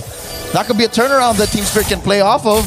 Maybe a singular wipeout, but that's neither here nor there. Maybe if you can just slow it down here, right now, in the Lord Pit, they'd rather take that fight. They take their chances here. Speaking of I'm offended, can Kid Baba land something now? He does get vision into that side bush. Team Spirit don't want to give it up. Maybe they do. They finally back off. Someone makes the call of, this is not the play, guys. Let's play the map. Let's let them have it. Let's go for the defense. And guess what? You can't purify the map. That's the thing that Vamos is thinking right now. They have layers upon layers of insurance. Playing the map doesn't force them to use their Purify, which is almost single-handedly the one resource that Team Spirit are struggling to deal with. Because Sunset Lover, I hate to say it, is a non-factor right now. His arrows are landing a little too far off. Zkeep comes in. I'm offended, lands on his keep. Nako with the re-engage, drops him on force. The damage still just too much. And Team Spirit doesn't quite have enough. Hiko does drop the goal away. Look at the damage. Nako still gets away. One more shot. He gets the shield and he survives. Team Spirit just can't luck out in this game. Oh! But he still goes down. What was that? He walked into a trap. Is that what happened? It must have been the only possible explanation. So Sunset Lover says, Leo, who's not a threat now, but that's not what we were referring to. We were referring to Purify's getting popped. What? The damage on Sunset Lover, we underestimated. The possibility of a late game Selena turning things around like that. I mean, he had like 10% health. Damage will less than. It was like 4 or 5% with a shield. A trap, I feel like that's fair game. The trap got the kill. Where was it? Somewhere around here. Had to be in mid-brush, yeah, mid-river brush, something like that. Okay, so that does keep the Lord push very manageable. Yeah, they still have their tier 2. The inhibitors standing, tier 2 in mid. But that doesn't stop Vamos from staying up. And look, you got to respect Aero 404's diligence. This is him saying, we're not so sure just yet, so let me build RGM. We respect that, Selena. I'm offended. Kid Bomba throws his shot out. I think if we get past the 16-minute mark without Team Spirit losing, you might be cooking. Seppat here in the middle of 5. Pat once again taking so much damage. Not going to be able to survive this one. Deadly Magic will lock in, but no. Seppat still lives. And Zkeep jumps into the mid of all of Team Spirit. Kid Bomba forced to use the flicker just to get away. Vamos hanging on by a thread in every fight. XP laners, the vanguards of their squads, this close to death. All this while, Aero 404 just wanted to commit Grand Theft Orange, so they're continuing to choke out Team Spirit, playing for this Lord, spawning in about a minute lower quarter. Looking at the items, wow, it was just 2 items. Trex, it was literally just a book and a glowing wand. That's all it takes. The burn. Okay. The burn, though, a little bit of damage, plus the burn, double burn. Natko had 0 defense. So he was just going to take that either way. Looking at the gold lane, again, just about 500 gold between Hiko and Natko. And Hiko hasn't died yet. So I'd say as long as Team Spirit can keep their inhibitors healthy, can at least venture out of their base, maybe, 10, 12 leagues out, he should be fine. I mean, honestly, the fact that first Lord wasn't able to bring everything down to inhibitors and not even take possibly inhibitor means it's already going to be about 14.5 minutes, 15 minutes by the time this first Lord goes down. 2-minute counter. It's going to be hard. Team Spirit could honestly just play defense here. That's what they could let the Lord come at them. They should be able to stretch. Salvo doesn't want to play defense. Zakif getting pushed away into the backside though. Air 404 able to get some nice damage down onto Zaur. Kid Bomba as well. Team Spirit, like I said, they could play defense. They probably won't lose off of one more Lord push, and then you're in mid to late game at that point. Passive push up top. So this dance has been beneficial to Team Spirit. Still cannot deny the mechanical and momentum-based gameplay of Air 4-4. Dodging a couple ults. Big knockup. Lord of Tents. Saved by the Lord. Saved by the bell. Kid Bomba takes the Lord, though, with the steals to keep on the backside. Able to make sure he goes down as Seppat moves on to Hiko. Sabo with the Fatal Links. Able to pull 2 members away. Nako able to get some free shots back in response. Team Spirit back to base. They have a Lord. They have a defense. And now they have an advance. A Lord for 2.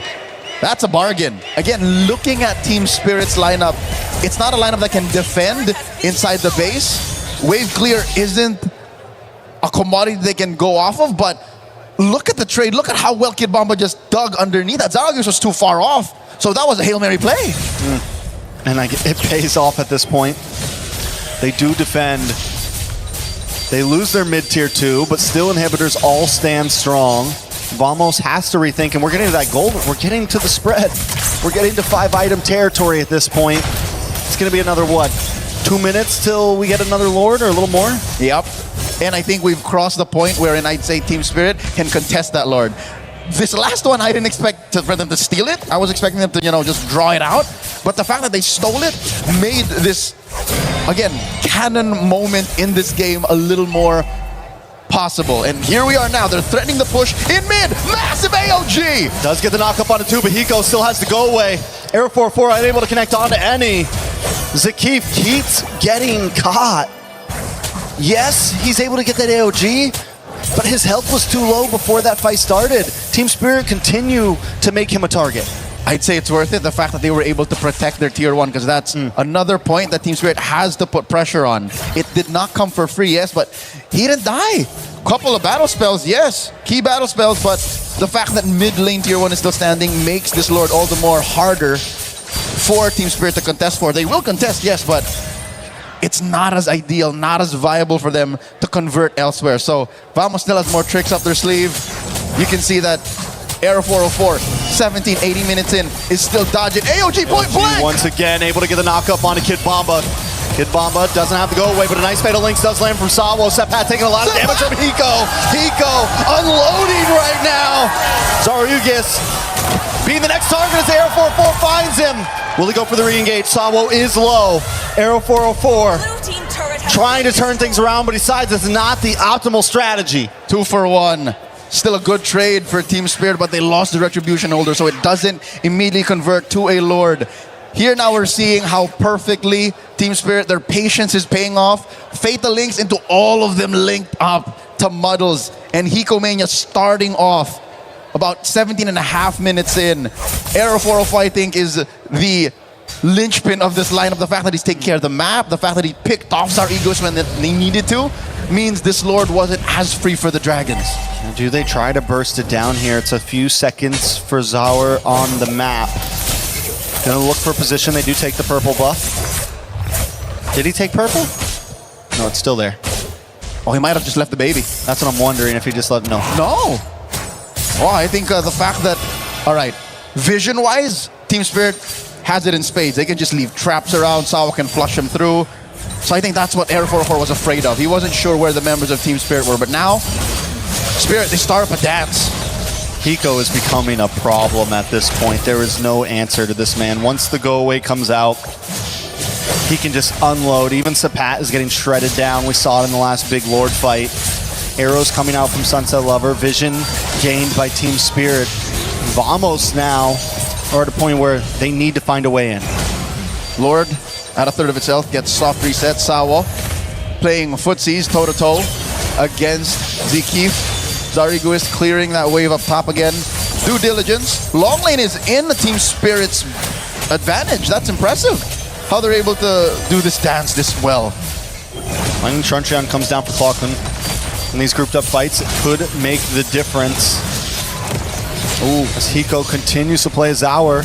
Able to lock down on the Clockun, pops a Daddy Magic. Clockun will survive with the black shoes. Arrow comes out, but that is one big utility down on the side of Vamos. Another soft reset for the Lord. Ult spent on either side. Zekif here has an immortality already, so he can use his body as a shield. Can engage. Lord at half health. Man, the way that Hiko is consistently pressuring this Lord means Vamos can't take the risk of playing the long lane. They can't play the map right now. They need a full reset. Step out on the backside. Look at the flicker in, and Sawa finds error! Sawa will pay the price for that. Vamos without a jungler have to make this play happen now. They have to change something, but Team Spirit isn't gonna let it happen. Hiko will not let it happen. Sapat's on the run, Clockun's on the run, and Kid Bomba won't let him get away. The mid, Zakif with the AOG back to the base. Team Spirit take the win and take the Lord in that fight. A sequence out of order. The lead is gone. They've evaporated the 5,000 up they've been sitting on for the better part of 10 minutes. Hiko underneath the Lord at point blank range. Lifestealed his way to bullying 2 to 3 members of Vamos out. Kid Bomba now forcing a black shoes out of Clockun. Kid Bomba doesn't have the ammo fended anymore, so they should be safe, but he's never gonna give it up. Sepat there as well. Lord slowly marching down top side. This is the only advantage that Vamos has right now.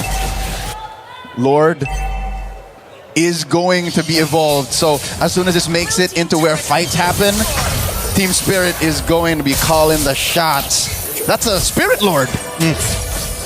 And at this point too, Vamos, they have their tier 2, so that's at least one advantage in this push, in this defense, I would say. They can slow the inevitable. They can slow the inevitable. Big wave in the mid side. Air 4-4, because of this slow push on the Lord, he's able to kind of play the map a bit, but Team Spirit doesn't care about the other lanes. They want to Hail Mary it down this top side. Okay, a lot is on Clockun right now. He's going to need his Purify in 20 seconds. Zarigos put down a third of his health. They got him offended from Kid Bomba though, on multiple members, followed up by Fatal Links. Arrow 4-4. Forced to wing away. Zakif will drop next. Immortality does pop. He doesn't have the AOG. He's not able to get away with it at least. And Lord breaks through as Team Spirit close the distance. Arrow 404's got to get in there. Sapat's got to get in there. They got to clear the wave, but they can't. Team Spirit lock on the base. Revenge is served in quick fashion. The Dragons, Team Spirit, will go on to the semifinals. Harosh, Team Spirit, despite the grueling climb through groups, it seems like knockouts are the Dragon's nest. 3-0, taking Vamos out. We came into today thinking that Vamos were the favorites. We came in after their big wins thinking they were going to be a challenge, but Team Spirit shows up on their first round of the knockout stages and shows that they are still a force to be reckoned with. This last game in the series, Game 3, the match point bout was a testament to how well Team Spirit prepared for this mentally. They did not tremble. They did not trifle with what ifs. They played to the late game. As soon as we crossed the 16-17 minute mark, Trex, they were a different beast.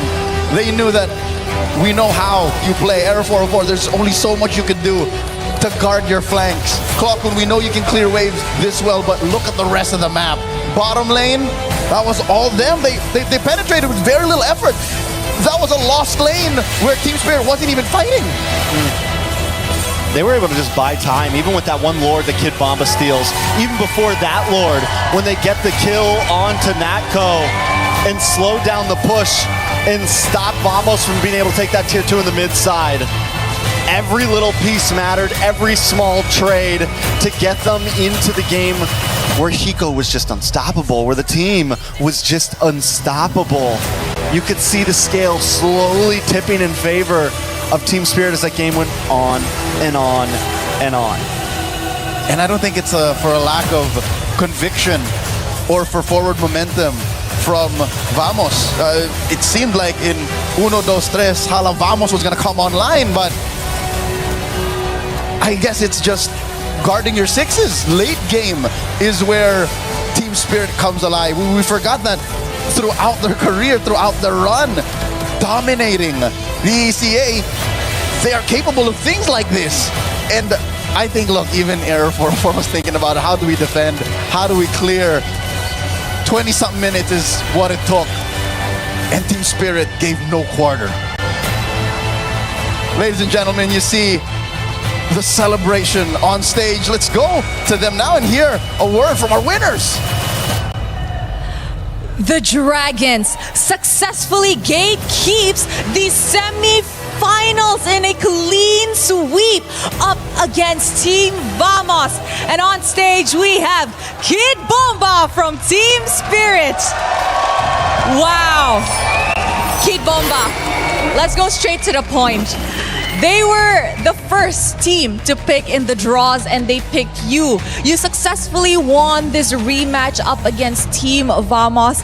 And there are so many supporters in the arena cheering for you, shouting your name. And I heard even your family is here who kept on crying and yelling throughout the match. How are you feeling right now? Feeling amazing. We knew that we would win. We knew it would be a 3-0. They didn't do the right choice choosing us. We just played bad the first time we faced them. Now we show them the real team spirit and we send them home. Oh, wow. Kid Bomba, you said you knew it would be a 3-0. How did you know? We're just good like that. Oh, period. He's just good like that. Now, of course, let's talk about what happened, you know. In the group stages, Team Spirit, a lot of people were saying you guys looked shaky. A lot of people were saying you guys might actually not make it to the knockout stages. But this knockout stages, Team Spirit looks so different. What happened in the 2 days break that we actually had? What did you guys do? I mean, every team here knew that we are a really good team, you know. We had really good scrim results. Every team here knows that. Every team knows we're a threat. We just had a rough start into the tournament. Now we're back to our prime form, so everybody can be scared of us. Oh! What preparations did you do for this matchup? We really studied them better this time. We didn't underestimate them. And 3-0, that's the result. Yeah, I really do think that underestimating is the most important thing when we're in a tournament because anything could happen in the Land of Dawn. And of course, heading into the semi-finals, congratulations on that, by the way, your next opponent will either be Onyx or Aurora Gaming. If you got to choose, who do you think will actually make it to the next round? I don't care. We have a clean record against Aurora in International and we beat Onyx the last time. I mean, I'd rather face Calra again to send him home as well, but let's see. Oh, it is getting hot over here on the stage with Kid Bomba. And you know what? I know that there's so many people here in the arena, and I'm sure overseas, internationally sending you the love. Is there anything perhaps that you'd like to say to them? Thank you for supporting. Thank you for coming here, and keep supporting Team Spirit. You're not going to regret it. Anything you want to say to your mom? Thanks for coming and watching. Aww, so cute, super duper cute. So now, are you ready to crush some keys? Of course. All right, Team Spirit, come on over. My question is gonna be the biggest question of the day. Who wants to crush Team Vamos' key? Oh, Hiko volunteered. All right, let's go. Hiko went for it and he said, me. All right, Hiko, you may head to the front, to the key crusher, and push on the lever. Yes, push on it. Push on it, Hiko. There you guys have it. Team Spirit officially eliminates Team Vamos in MSC at EWC 2026. They have destroyed the dreams of the Malaysians, but the Dragons continue their journey. With that, let us throw it back to the desk to break down this series. The emotion is so real as a parent, but more just as a person. You can tell what it means to see the success from mother, sister to son, from region to EECA to organization. From the coach all the way down to the gold lane and Hiko, it was Team Spirit all the way with a 3-0 victory to move on to the semifinals. $150,000 at least secured, maybe $200,000, and of course still fighting for that major prize pool, $1 million on the line at the end of things. What a journey, guys. Welcome back, Renmo, Mirko. After an amazing set. It was dominant again, but this sent a different message, I think, than yesterday's Yangon Galacticos win. Yeah, I think Team Spirit, this is a proclamation and an announcement. They're back. The Team Spirit that we expected to perform from the beginning of MSC. They had to rediscover themselves. They had to be honest with themselves. Even Kid Bomba said, we just knew we played bad up against Team Vamos when we faced them in the group stages. We've gotten better. We fixed that. They said they were confident it would be a 3-0, and they delivered. Yeah, it wasn't just the match against Vamos, it was also back-to-back matches after that, Guangzhou Gaming as well, where we saw that shakiness of Team Spirit. But it was through that hard run in the group stage where they learned, where they improved. And I think we are seeing a pattern right now, except for Yangon Galacticos, right? They're the only ones that went through undefeated in groups and then just popped off. Spirit, Falcons, adjusting, adapting, improving. All that through the losses, through the fact that they got reality checked early. And maybe that reality check is the reason that they were able to come into such confidence, such clarity about how they wanted to play this matchup. We said they were the gatekeepers, and that's true. The reason why is they kind of are the limit test for teams to get into the knockout stages. But what about them? Them holding out the gates but not being able to turn and walk through themselves, often stopped by Malaysia, the Indonesian teams, the Filipino teams. And now all of a sudden they have taken down the last hope for Malaysia. They have turned this into a story about EECA. And they brought some EECA trash talk as well, which was, as someone, you know, as outside of MLBB and loving being a part of it, it was kind of a welcome thing to see. Yeah, I mean, that's why we fell in love with Kid Bomba and the boys from back then. It was Deus Volt. Now with the banner of Team Spirit, of course, they love to bring that reality to the exchanges, to the social aspect of it all when it comes to esports. Yeah. I mean, for us in Southeast Asia, a Southeast Asian dominant game, we're not used to it. We're used to humility. We're used to being humble about it. Good horrible, luck, have horrible, fun. horrible. All of that horrible. We want more of this. I want to see one of the Exactly. Western teams start winning because I want to see some personality up on stage. Yes, and it's not a critique, it's a difference, and it's something I learned, but it's also something that when you have a stage like Paris, where the world is gathering, where Europe's gathering, you get to see these different voices that in MLBB maybe didn't have the loudest megaphone, so to speak, and now they're starting to speak up. Yeah, and not only talk, they walk the walk. They deliver the how their personalities are. You can see it in game. Again, Spirit is back. How'd you like that matchup call out with Kelra? Send him home. Oh, dude, I mean, send him home. I mean, Onyx got to win, but I mean, you know. We just love the personality. I mean, even for Lunar, right? Lunar, a little bit of a diss back at Kelly. You said you were going to get revenge the first time at group stage. What happened? You didn't. I love it. I love how Spirit played this game, though. Again, we saw how dominant they could be, winning an early game, having plan A go smooth. But I think the real question mark for Spirit would be, what would happen if you were put into the same position as that group stage match against Vamos, against Guangzhou Gaming? What would happen if you lose out on plan A, right? They, through the group stage, have never really been able to stay composed like the previous Spirit iterations of rosters. This time, they showed exactly how good they can be with Sour Egoist. I love that Hiko already kind of teased it to us in the interview before the match. He's like, Donk. Hey, Donk won a major in his first international, in his first major with Spirit. Now, if Sour can do the same. Yeah.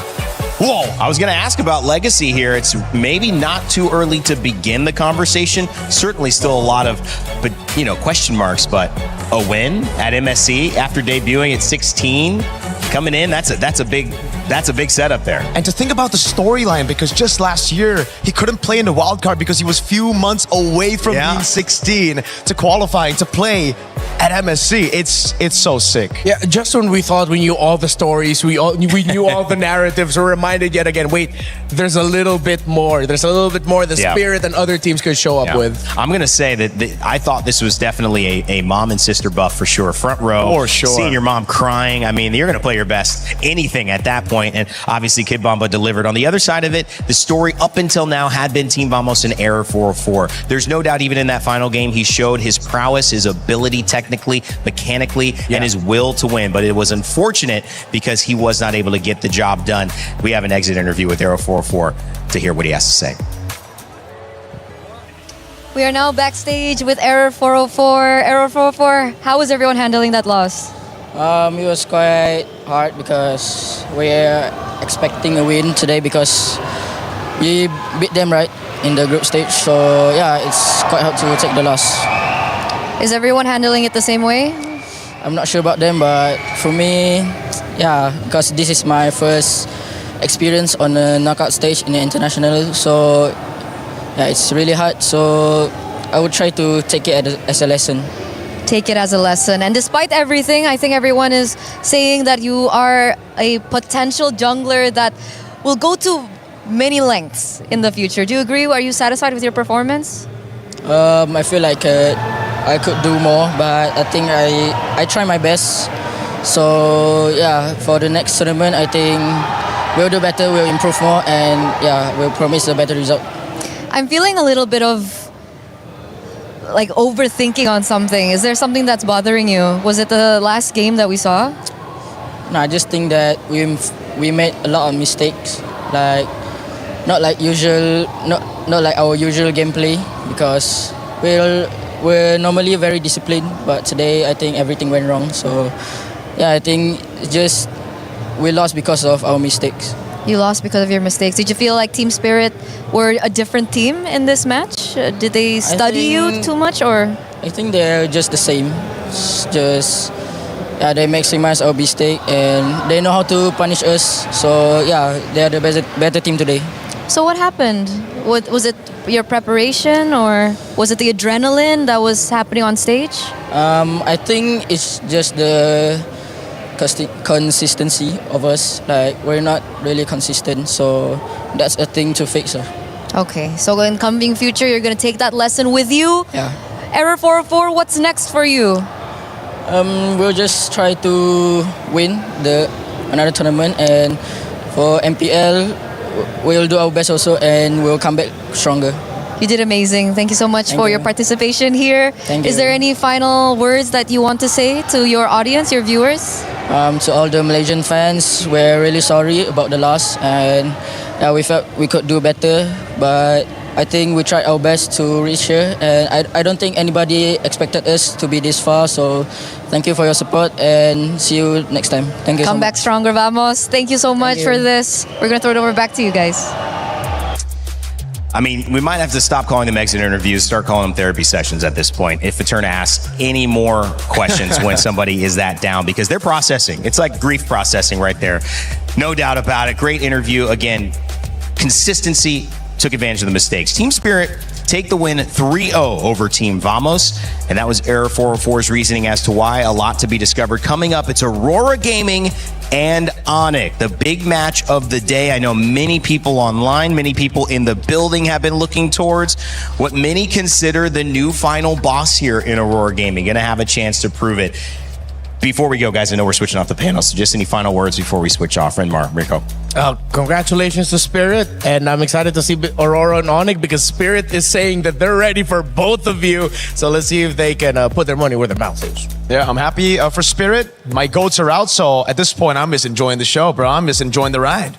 All right, they're settled in. It's been a great panel with them. We've got more coming up as well. On the flip side of this, we're going to hear about all those teams, Aurora and Onyx. But for you, if you think you know who's going to win, make sure to get your pick'ems in. That's right. Earn your share of $300,000. Pick who you think is going to get the victory. I believe it was Team Spirit who actually had the lead in this one for the majority. So you guys are right. Will you be right about Onyx? Will you be right about Aurora Gaming? We'll find out after this break. And pay attention, because we've got Renmar's confessions. It's your turn, buddy. Oh no! Have fun, bro. Play is in our DNA. Whenever we let it out, it becomes our superpower. Now imagine an entire city being built to supercharge it. Kadir City, powered by Play.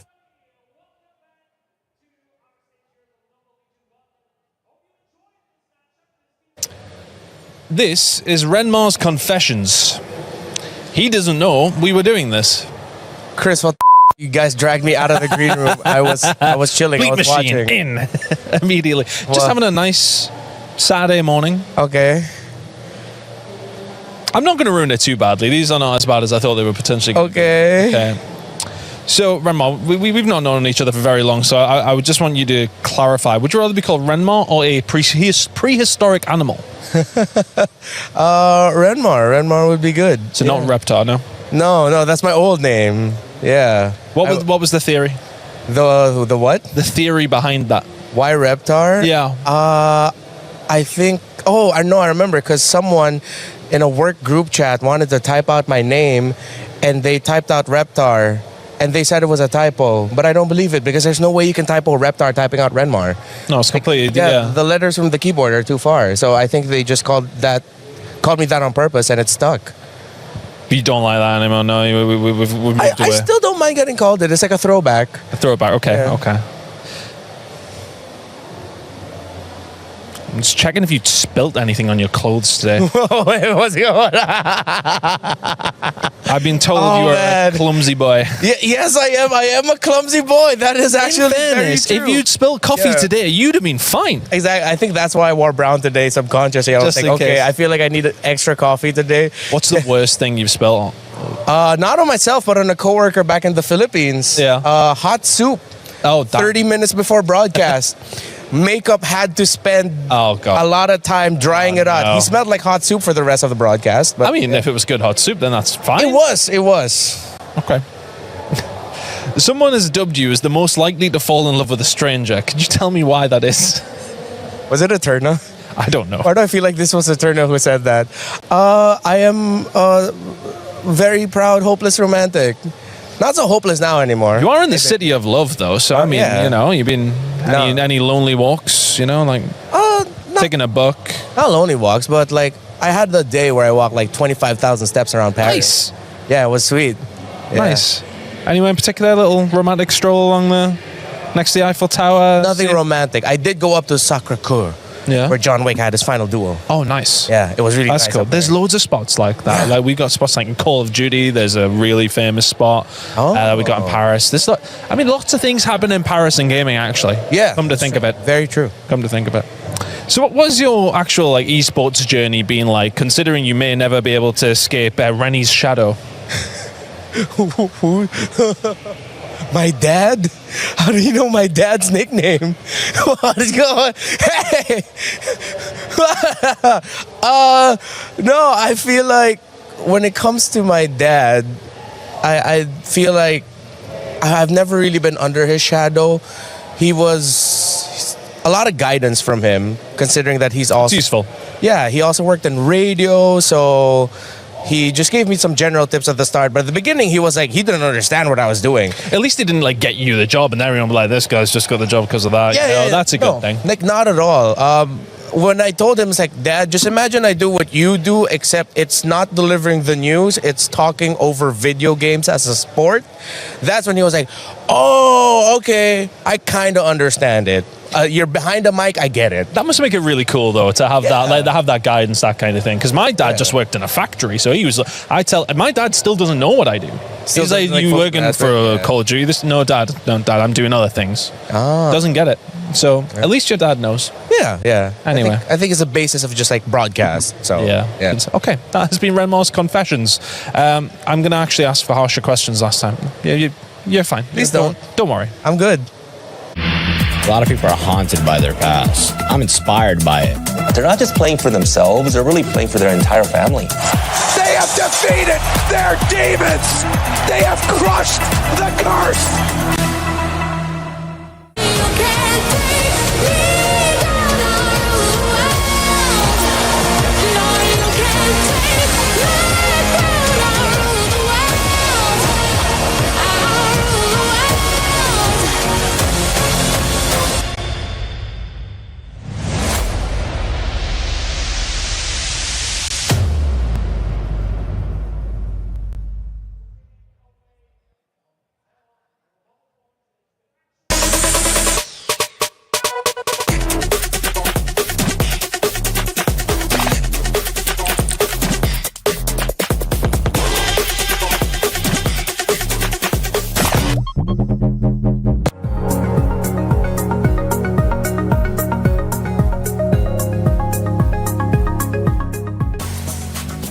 It's Turkey A versus the defending champions of 2023 MSC. If they lose, that means we will for sure see a new MSC champion coming up at EWC. So excitement for this second match of the day. It's going to be Onyx going up against Aurora Gaming, and we have so much to talk about. I'm Rain Day. Welcome back to the panel.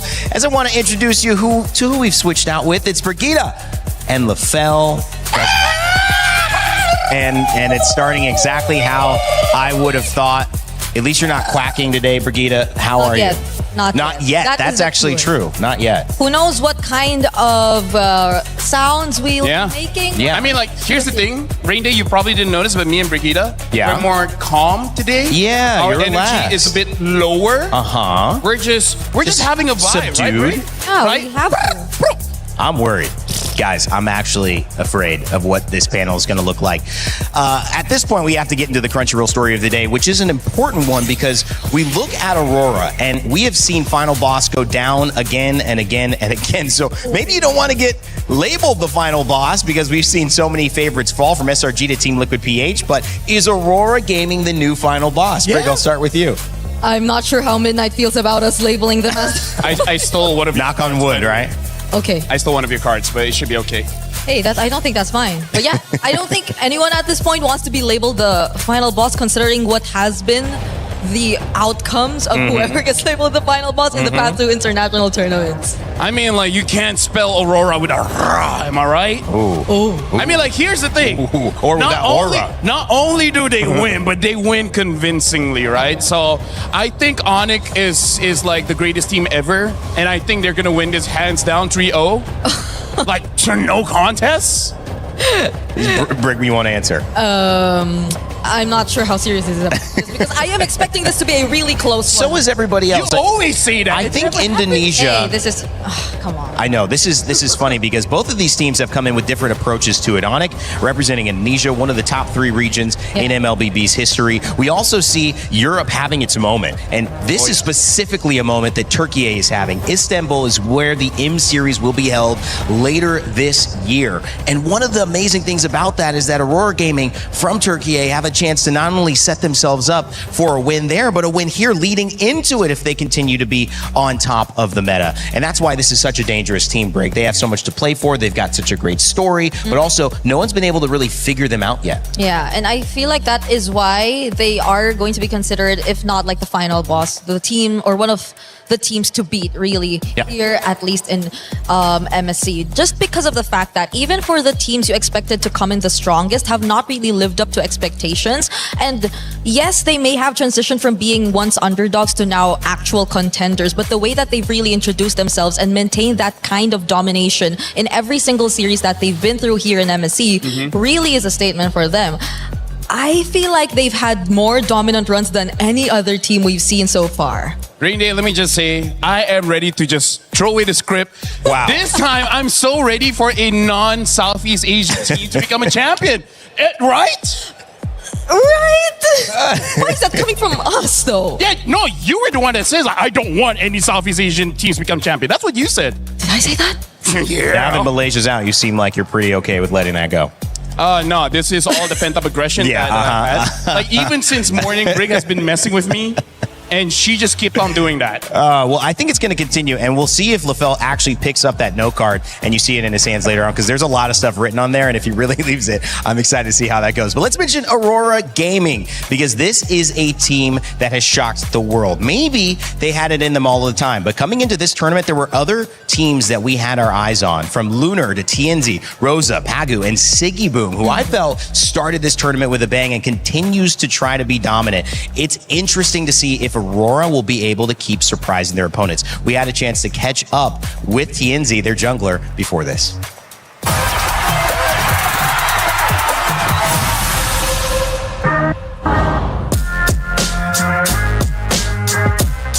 Hırslı ve kazanmaya aç bir oyuncu olarak tanımlayabilirim. I think TNZ is very obsessed with the game. Is very obsessed with like winning. He's always trying to be the best. He likes to gossip a lot.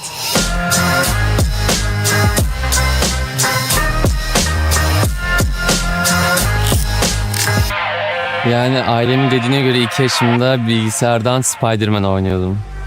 Ben biraz böyle Spider-Man hayranı olduğum için 6. sınıfta ya da 7. sınıfta ortaokulda bir arkadaşımın önerisiyle başladım. Orada bir tane karakter vardı, yani Spider-Man'e benzediği için sırf. Yani çocukken çok heveslendim, öyle başladım, oynamaya devam ettim.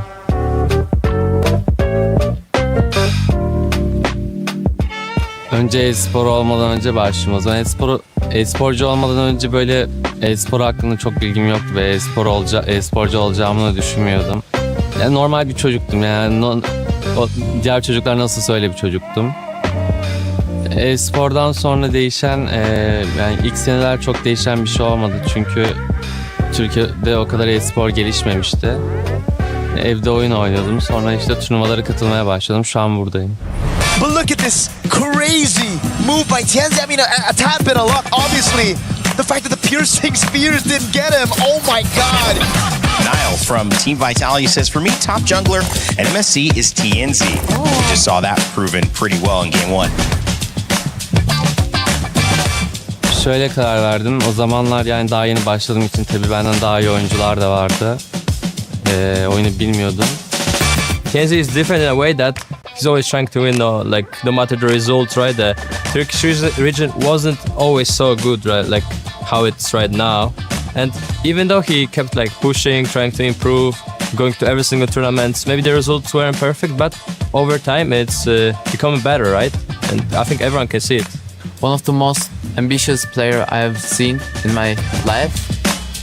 The one thing I like about TNZ is that he will listen. If what you're saying makes sense, he will listen to you, and he will try his best to understand and also like accommodate changes that needed to be done for the team. I think he's reached that version that he wants to be. You know, like he wants to be a very good jungler. Now everyone knows that he's an exceptional jungler. In the current meta, I think micro-wise, TNZ is the most skilled jungler there is right now. Gonna be next, chopped off, taken out, and Sanford falls as well. A double kill into the hands of TNZ. It's Aurora Gaming advancing to the knockouts. What a story. Onyx, they're gonna have to work through it. Kişilik olarak çok değişmedim yani. Kişilik olarak değişmediğim için buralardayım bence. Yani dediğim gibi baştan beri nasılsam şu anda öyleyim. He's a fun kid. Like honestly, I believe he's a good kid at heart. He just doesn't know it yet. Playing with TNZ, we are trying to be very perfectionist. We're trying to fix every small detail, trying to improve as much as we can, trying to be basically the strongest. Bu turnuvada birinci olmak istiyorum ben. Bunu da başaracağımıza inanıyorum takımla birlikte. Bu kadar.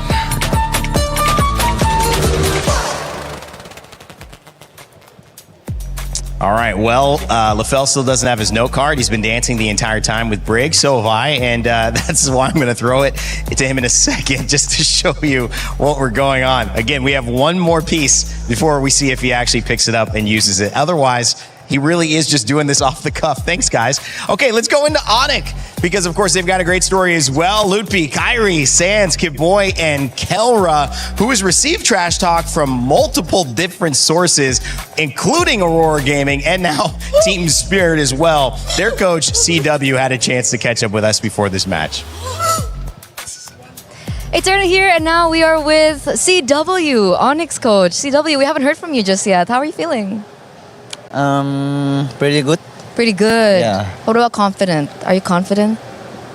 Very confident. Very confident. See, that's a mentality that we want coming into this elimination match. But speaking of mentality, there have been a lot of discussions out there, especially some podcasts that have discussed a lot of Indonesian teams. And I think when it comes down to, micro, macro mechanics, everything is like on par with the rest of the world. But sometimes mentality plays a huge factor.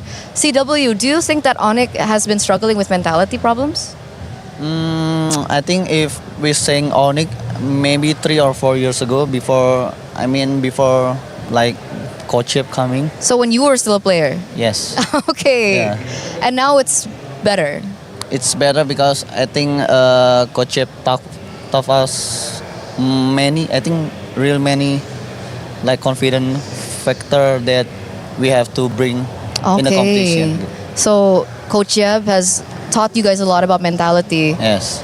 So how do you, though, as a coach, handle that now? Like, is it still Coach Yeb, or are you now, taking that role on? Yeah. Probably, Coach Yeb is like my mentor, right? So I ask him a lot. Oh, you ask him a lot? Yeah. Is it pressure for you, stepping into that position? No, of course, before I was a player, right? Yeah. Right now, I will have a different learning into the coaches. So that's what I bring here. It's a different journey for CW here. And speaking of journey as well, ups and downs for Onyx this MSC. What's been the big struggle? What's been the obstacle for Onyx? I think many people would see this meta is like, it's like, one day it's Eudora is good, the next day Eudora is bad, and the next day when you pick like something like Ling, it's work, but another day it's bad. Like it's a unique. I think it's a unique patch. In this Do you kind think? of. Is it because people just haven't really figured out the meta yet? I mean, it's like who bring the most confidence with their strat in this meta. So you can play anything. Anything. Anything. So there's no priority heroes in different roles right now? Of course, there's some like priority hero, but if it doesn't suit the team, I think it's not working. Okay, so that's the struggle that Onyx has been facing right now. No, I mean before knockout. Oh, before or the knockout. So now everything's okay? Yes. Yes! We settled it. You settled it. Yes. 0 to 10 confidence level, coach. 9.9. 9.9, that's so high. Because 10 is like, it's perfect score. It's perfect. And there's no one perfect in this world. That's why he's coach. It's wise. CW, does it stand for coach? Like you're wise or wise coach? Coach wise? Coach wise. But speaking of, being wise and all that, were you surprised that Vitality got knocked out? Kind of. Kind of. Because I think they are really strong. Especially, Nanail with the Assassin meta. Yeah. Do you feel pressure now that you're the only remaining MPL ID team?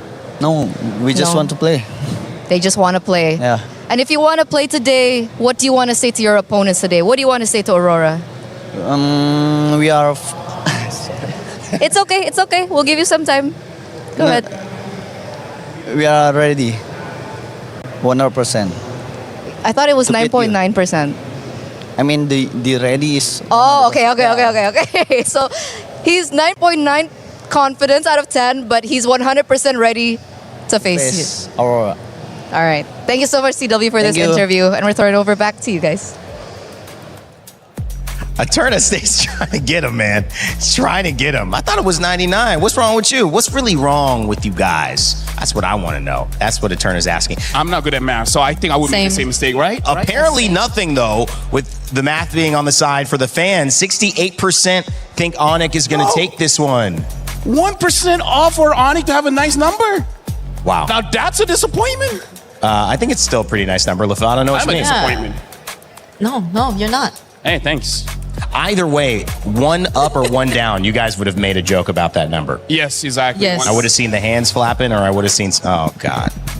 All right. Hey, but that's a surprise though. That is. What's the surprise? The number is like... Yes, it was! Because you would assume that Onyx had really, really, really high numbers. Yeah. Favoring them. And he does not shy away from being confident, but he does shy away from owning the regional impact. But I'm not going to do that because MPL Indonesia is looking for Onyx to raise the flag for that region. This is one of our MSC champions from 2023. SRG have gone out. Team Liquid, PH have gone out as well. And it's no shy conversation on the other side of the bracket with Team Falcons Philippines saying, we are the last one standing for our region. I believe Onyx has that pressure as well. But when you look at their opponents in Aurora Gaming, they have been able to surprise, to stun, and to silence any of the doubters, especially with that man TNZ alongside Siggy Boom and the squad. Will Coach Midnight have them prep for this? You know it. It's just a matter of what's going to happen. Let's get game number 2, our second series, on the way. Hearts, dreams, and keys were shattered in the first match of the day. And I'm not gonna lie, my heart was shattered too, but the show must go on as we continue with our second match of the day, where Onyx goes up against Aurora Gaming. Very much so. I'm sorry, Rose, but that's the nature of competition. It means the better team on that day advanced, and in that sense, that was Team Spirit. And what a game they gave us, but as you said, we have to decide who faces off against them in our next semi-final. And it's two teams that both really have their own incredible story coming into MSC at EWC. So let's not dilly-dally. Let's bring out our first team. Please join me in welcoming Aurora Gaming! Aurora is their name. Domination is their game. A rematch was called not only to prove that they are the better team, but that the Kingslayers deserve a personal and regional run deeper than ever before. So when the sun rises tomorrow, it'll be a second after a resilient Aurora Gaming. Now this is gonna be a match to watch because they are going up against a former champion here at MSC. Ladies and gentlemen, it is Onyx time! The Sky Kings return to the land of dawn to take a shot at reclaiming what was once theirs. Indonesia's last hope needs to fly higher than ever to take down Aurora.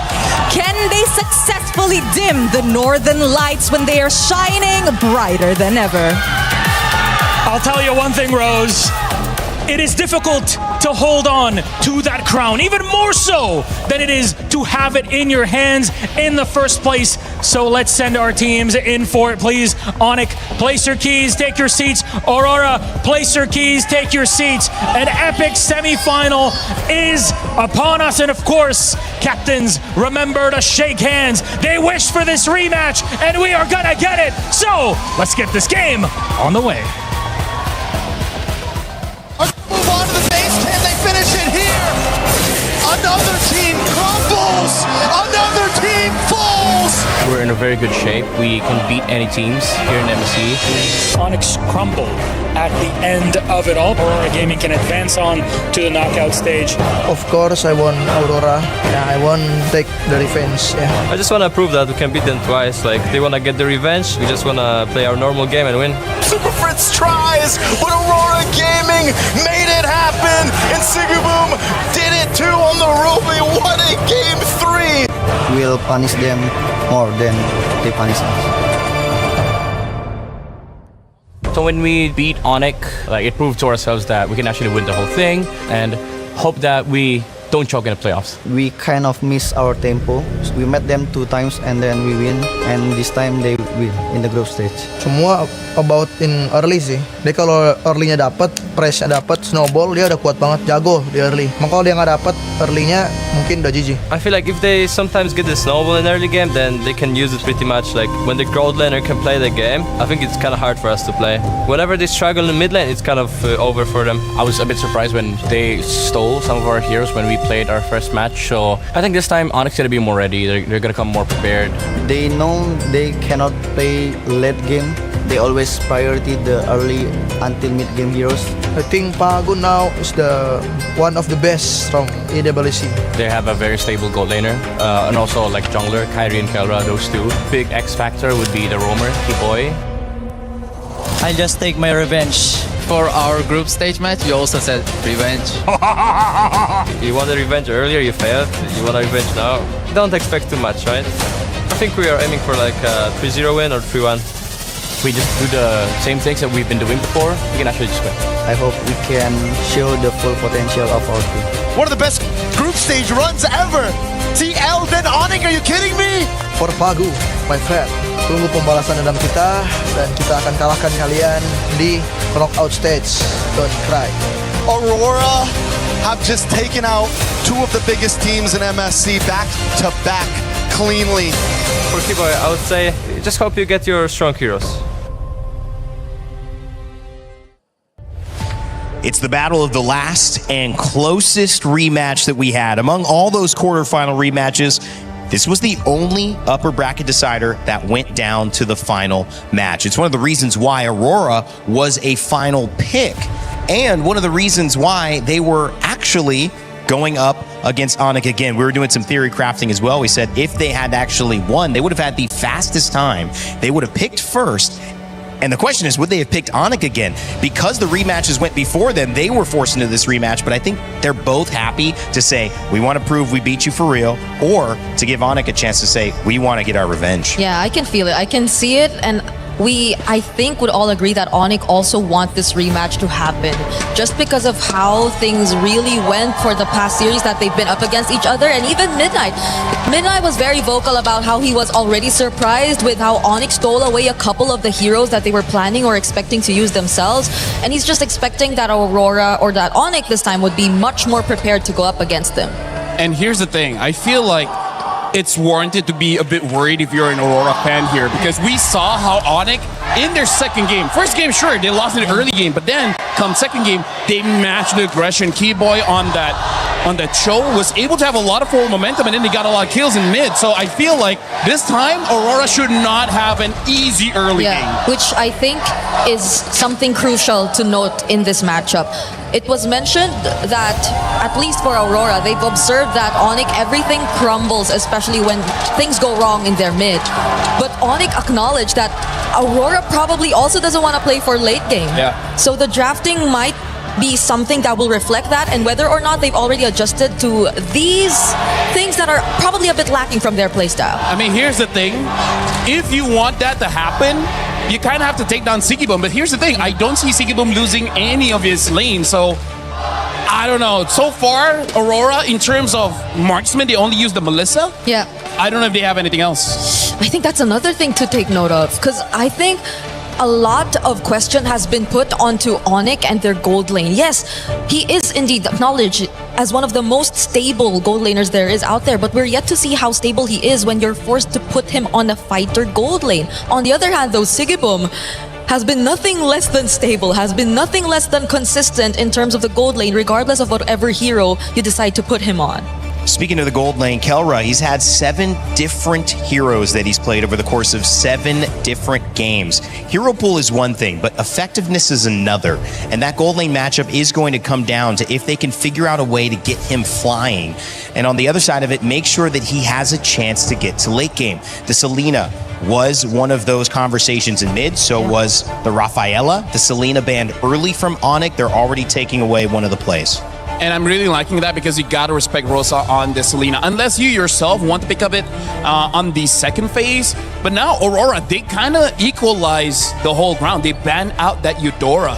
I feel like for Onyx, they got to open up the draft a little bit. But if you want to ban anything, I feel like Hirara would be a solid ban. But instead, they ban the Fanny. And yeah, that's the thing. If you ban out the Aurora, it shows your intention that you do want to have an assassin. And you being on first pick gives you the Hirara. Yeah, they'll get their hands on that finally this time. But for Onyx on the other side, I would immediately assume or think of a Belleric, but this is Onyx, this is Keyboy. He was mentioned to be the X factor here for Onyx, but they still decide to pick it up. It's going to be a safe option. Here's the thing, Aurora, they first picked this Hirara. I remember before, it's a hyper Hirara where first item is going to be that Sky Piercer and then basically all utility, including that Rafaela in the mid. This could be interesting there. Aurora setting up for the opportunity to go an interesting mid. Valentina picked up as well, can copy the ultimate of a big roam or somebody who has a big impact on team fights. So warding away certain picks, still things like the Uranus available. I feel like Aurora should pick up the Paquito because that opens up a double fighter composition. The Paquito is actually still open. Yes, a flex that they can eventually put onto Sigibum. Yeah, I agree. But aside from the Paquito, I mean, like, even Barat's Paquito is already pretty strong. So they pick up the Barats here. And they pick up the Cho instead. And again, I feel like this is just them showing that they just want a lot of early game here. And do they want to take it away from Keyboy, who had a really good performance as well? Yeah, they got to be very careful about their jungler here. There's just so much setup potential. And it's very specific. It's a lockdown type of composition from Aurora. We haven't seen the Ling, and hearing from scrims, it looks like Ling has really fallen off. So, I don't know. The other junglers, Nolan is still pretty good. If you want to go for utility, which I guess you kind of can, but... Or the Harley. I think the Harley would also be okay-ish. Yeah, there it is. Go for the Harley. I think this is better. Because if they went utility, it's still not going to have a great time. Yep. Even the Akai is just going to get chomped by the Barats. And any other assassin, because I think Kyrie's only used 3. Yeah. So now in terms of the ban here, I feel like for Aurora, just ban... I think betting on a Paquito already helps you out quite a lot here, because I feel like for Onyx, one of their win conditions is to force Aurora on a traditional marksman, giving much more value for this Harley. And the Belleric.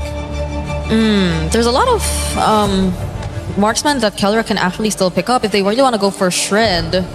Because here's the thing, Aurora, I think what's smart about them is that they have this choke. Meaning that they can use something like a carry, right? Like having a choke really opens up quite a lot in draft. Uranus banned out from And the Aurora. Rafa. Yeah. But it's Onyx picking next after this phase. So Fun fact, Uranus and Rafa, they have a relationship together. Do they really? Yeah. In the land of Dawn? Yeah. Are you like lying? Uranus is fond of her for some reason. Yeah. Brigida can't believe it. yeah, I mean, Just play the hero. You're spilling the tea. Yeah. Spilling the tea. I mean, Did they want that coming out at MSC or trying to keep that on the down low? Well, It's now out now. everyone knows, yeah. It's out now. Nolan also abandoned his daughter, Okay. Nolan and wait, who's his relative? Layla. Layla. Why'd you point at me? I didn't abandon my daughter, man. She was took her to breakfast this morning. You're a great daddy. Thanks, bro. I appreciate just dad. Oh, even the juicing. Okay. I think an Alice would be an okay ban as well, but they banned out the Lapu here, so I feel like they're just gonna have. It looks like they might go for a traditional marksman. Right? This will tell us a lot here on the side of Kid Boy picking up. We see the Zushin band, the Lapu Lapu as well, which is, I thought it looked amazing yesterday. Esmeralda is there if Onyx wants that to deal with the Barats. Yeah, they might just match even, the lane. Even the Yuzong would be pretty okay here against Aurora. My question is, are they doing something funky? I mean, that's my question on this. And I know it's going to be very clear probably after this that they're not. But Belleric EXP, I mean, it would be weird.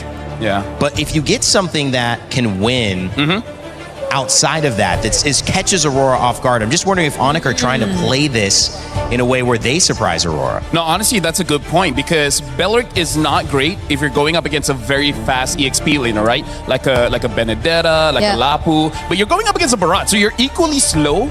It makes it so that it's not a bad pick. So, yeah. Onyx can still flex the Belleric, honestly. And you can pretty much say the same for the matchup in mid. If they really want to rotate faster and utilize their advantage, then maybe just put something alongside the Valentina that can just be as equally aggressive. But Aurora, pick up the Paquito since it wasn't banned. But the Luyi is the surprise here. Actually, I really feel like if they pick up a Yuzong, they can win this matchup quite hard, because it wins against the Barats. And then the bad thing about the Luyi is you have no dash. So once an EXP laner gets onto you, he's going to stay there forever.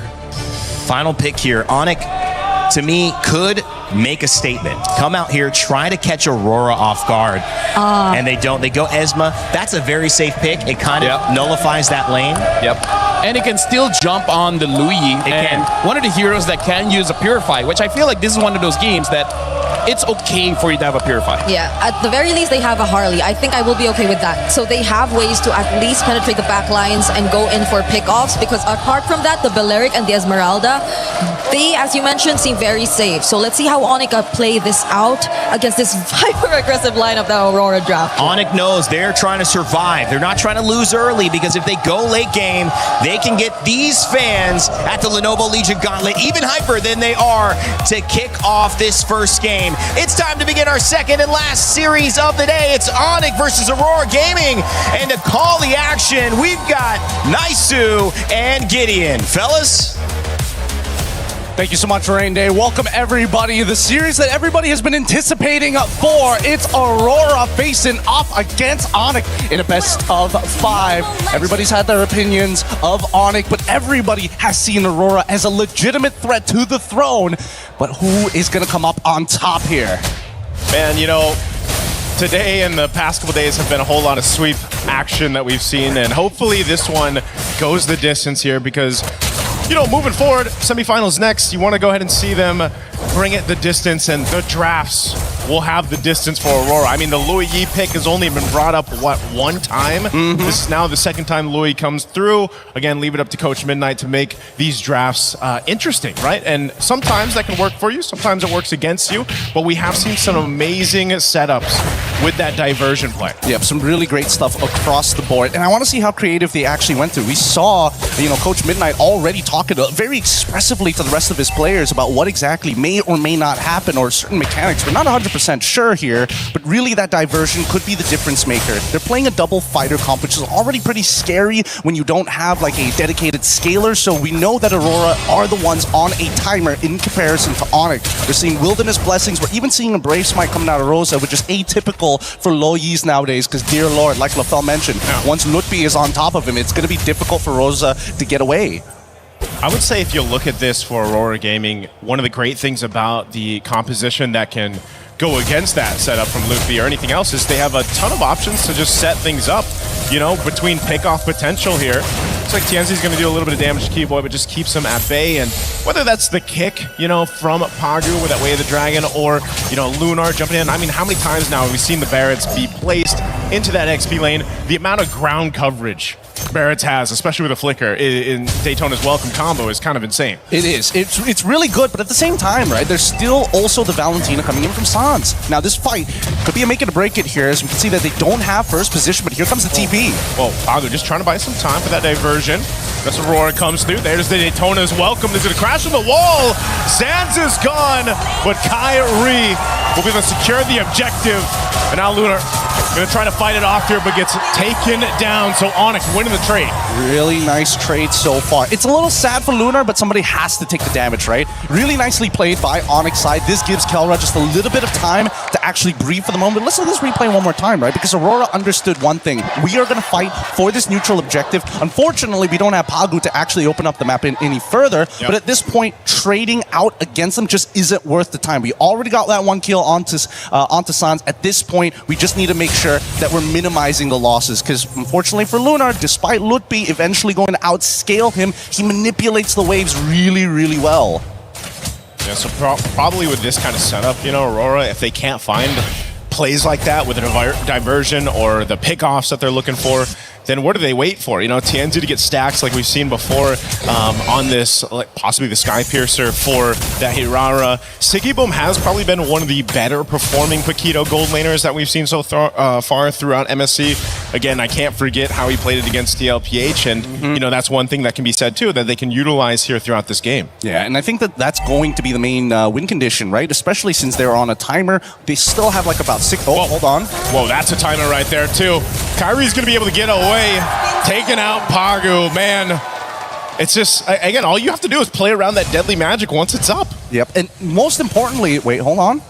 Gonna get a quick TP here just to open up the map and get a good idea of where TNZ might be looking to hide, knowing that the purple buff is going to spawn in about 12 seconds. This next neutral objective is going to be difficult to contest for. Lutpi has so much of an advantage against Lunar because of the previous interaction by Turtle side, so I think this should be a no contest overall, but that depends on what Aurora is going to do with this, because I'm seeing members making their way up towards this top side, and Kelra, he's only got the Purify, so once BMI is down, he's sort of a sitting duck. They just want to go ahead and trade it out, right? Objective for potential play across the map. Oh, delivery service? Yep. Diversion's going to be used right to that mid lane. Pagu this time, the difference here is he's actually got the kick available. Last time they fought for this, he was only level 3. Lunar is going to jump it. Daytona's welcome. Pagu trying to zone out Sans. Already using that Keyboy now. Half health gets kicked right to the team. Will deliver Keyboy up. And Lunar will secure the turtle. So Aurora fighting back, and now they're going to be crashing it down in the mid lane. Pushing them back further. Lutpi has the shields and space to work with. Did pop the Purify and will survive. Good use of the Purify there. I thought Pagu for sure was going to get in, clapped on the third hit of G Kundo, manages to walk out of it to save his life. So not bad. It's 2 for 2. Not a real advantage overall. I think even when we're looking in the jungle sectors, right, even Kyrie being able to steal away at least one of these turtles puts him slightly ahead of TNZ, while everybody else just doesn't seem to be on the back foot, right? Yeah. Lunar and Lutpi have evened out. Sigiboom actually has a bit of a lead onto Keller because of that double wave, and we're waiting for it to accumulate to maximum critical mass, as they call it. Oh no, Kelra, does he know? Diversion used. Kelra, dive angle. He does still have the Purify. It's not popped yet. Kyrie's going to re-enter here. They go in. Wrath of Dry to follow up. Pagu already goes for the kick. They burn the flicker from Sans, but Sigiboom comes in with a 1-2. Able to pick up one, and they'll eat another. Taking out Keyboy. Aurora finds 2. They're eating good today. They're eating very, very good. And Kelra ends up missing the wave this time round. Oh, wait, actually, 1 minion manages to slip through, but Aurora, they're not done yet. They're looking for mid-tier 1. Yep, and Kyrie had to back off of this. So then Luffy just left to his own devices will get taken out, dissected from the team. Man, you can tell the difference between a good Barretts and a bad Barretts, how they flickered their Detona's welcome, but the usage of the rocket jets to predict, hey, if you purify, if you flicker, this is the angle you're gonna be in, and I can knock you right back into the fight, making these chases so much harder to leave. to leave. That's right. Yep. That's my king. Coach Midnight, again, has been a key part of what Aurora Gaming has been able to accomplish so far through this time. Again, this draft, something a little bit different than what we've seen, but it's just this execution from Aurora Gaming that has been so well. Again, there wasn't a huge lead that they had until now. It's not that it's massive already, but it's 2.6K that switched on very quickly off of 1 or 2 fights. And so now Onyx playing on the back foot, they've got to be able to readjust this. This third turtle's coming up here. We'll see if they actually want to go ahead and approach this or just wait. Already half health on this turtle. Again, Daytona's welcome. Pagu looking for that follow-up. There's so much damage in that central point. Siggy Boom won't be able to follow through the flicker, but there it is. TNZ will. A stack secured. And now he's going to be able to get away here so easily as they look for another. Oh my God. Oh no, Kyrie gets kicked. I know you're a wizard, Harley, but you can't get away. Oh my goodness, Aurora playing out of their minds. The red herrings, they make it look so easy right now, but they're just not missing a single beat. They're not too tunnel vision. They're still open-minded to the way that these fights need to actually progress. Let's look at the replay one more time, right? Because again, this was an incredible catch here, spitting him right into Keyboy's face, making sure, despite the fact that Sans tried to flicker on out of there, dashed twice to make it all happen, the chase, the rundown from Aurora squad, it's difficult to beat. Once that major impact is landed and Keyboy doesn't have that Wrath of the Dryads, it's so much harder for Onyx to peel them away. The unfortunate thing is once the Wrath of the Dryad is dropped down, that's also just a clear signal for Rosa to be like, okay, you want to fight here? I'm just going to go ahead and get these yin-yang interactions procced off, you know, and pump out enough damage. Everyone's centered around that Wrath of the Dryad setup anyway from Keyboy that the Lui pick is actually a great counter into that. And that's the thing. It's about finding the anchors here. So far, Aurora, Rosa has been generally untouched this entire game. And, you know, given the caliber of player, Rosa just doesn't seem to ever be out of position. And that's where Pagu comes in saying, I'm willing to die for the Thorn Queen every single time, if necessary, just to make sure that Rosa doesn't fall behind. On the opposite side, right, Onyx doesn't necessarily have a dedicated anchor. When you are pulling backwards, who do you fall back to if not Sans? Yeah, that's why one of the things, again, if you look at what Onyx can do here as they fall further behind, man, 7,000 gold deficit for Onyx. You've got to play into the Claude, right? You've got to go ahead and let Kelra get to that point, but then even so, if you already have the Trinity, you walk into those team fights, it's going to be the same case where you're just overloaded with that damage, that front damage that Aurora has to play around with, and this Lord is going to go freely over to Aurora Gaming. Well, that's a really good point here. In just a little bit, Zipper, could you pull up the items? I mean, we need to know how far Kelra is from that Trinity as of right now. I think he should already be done with Golden Staff based on the total amount of gold the team has, but I'm not 100% sure. In the meantime, though, Sigaboom, this is probably the strongest he is going to be throughout the game. He legitimately can 1v1 Kyrie, Sans, and Kelra if they just walk into a bush, and I think that's the big fear for Aurora.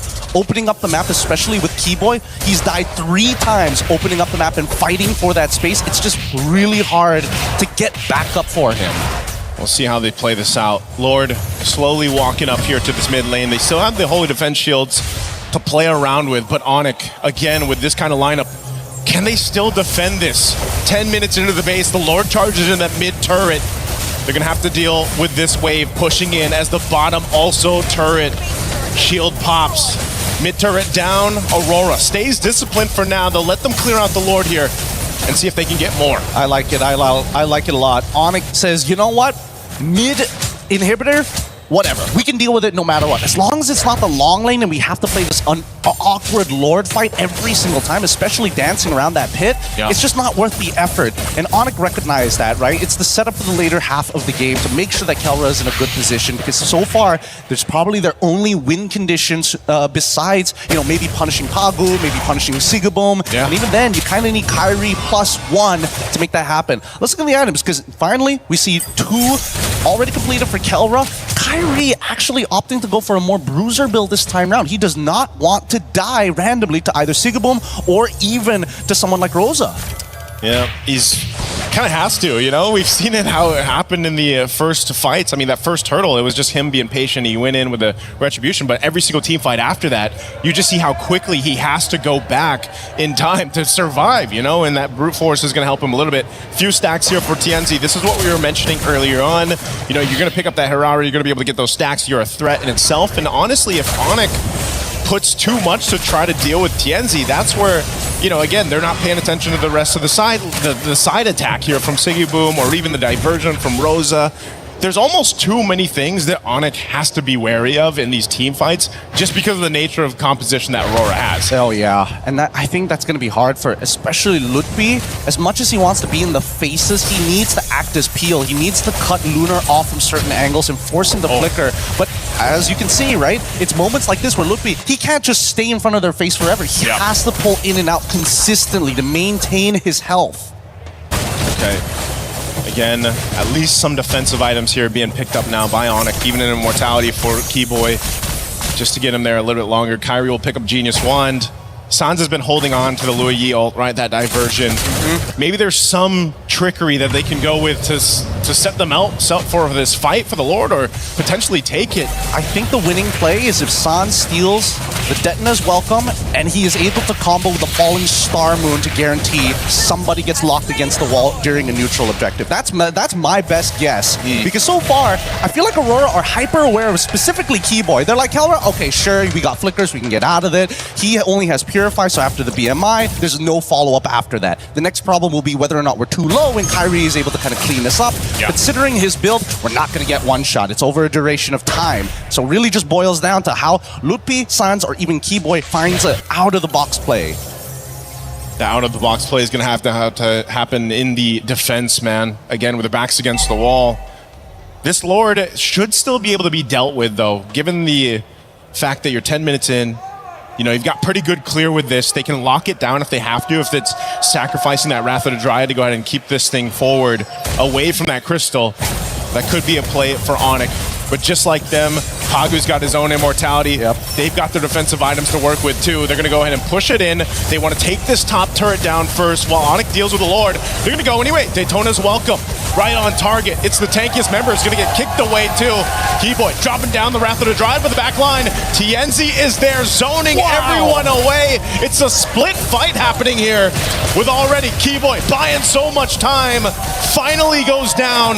But now Aurora looking to cap out game of 1.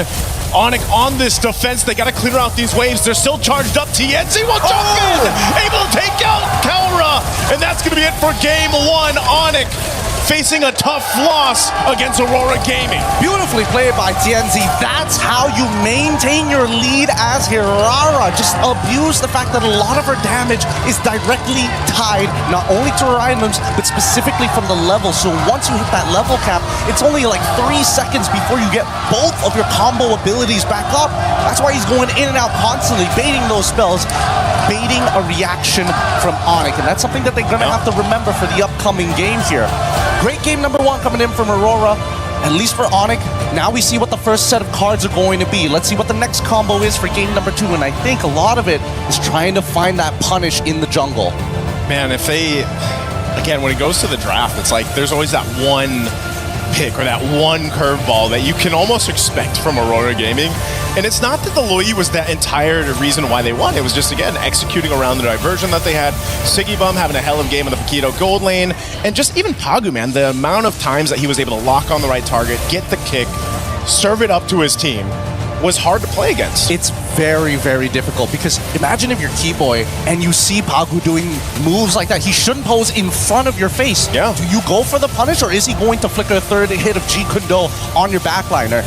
T-Boy can only do so much. And the problem is that TNZ can do the exact same thing. It's a logistics problem that they solve with Rosa on this low Yi, but we're going to let our panel break it down for you as we throw it back over to Rain Day.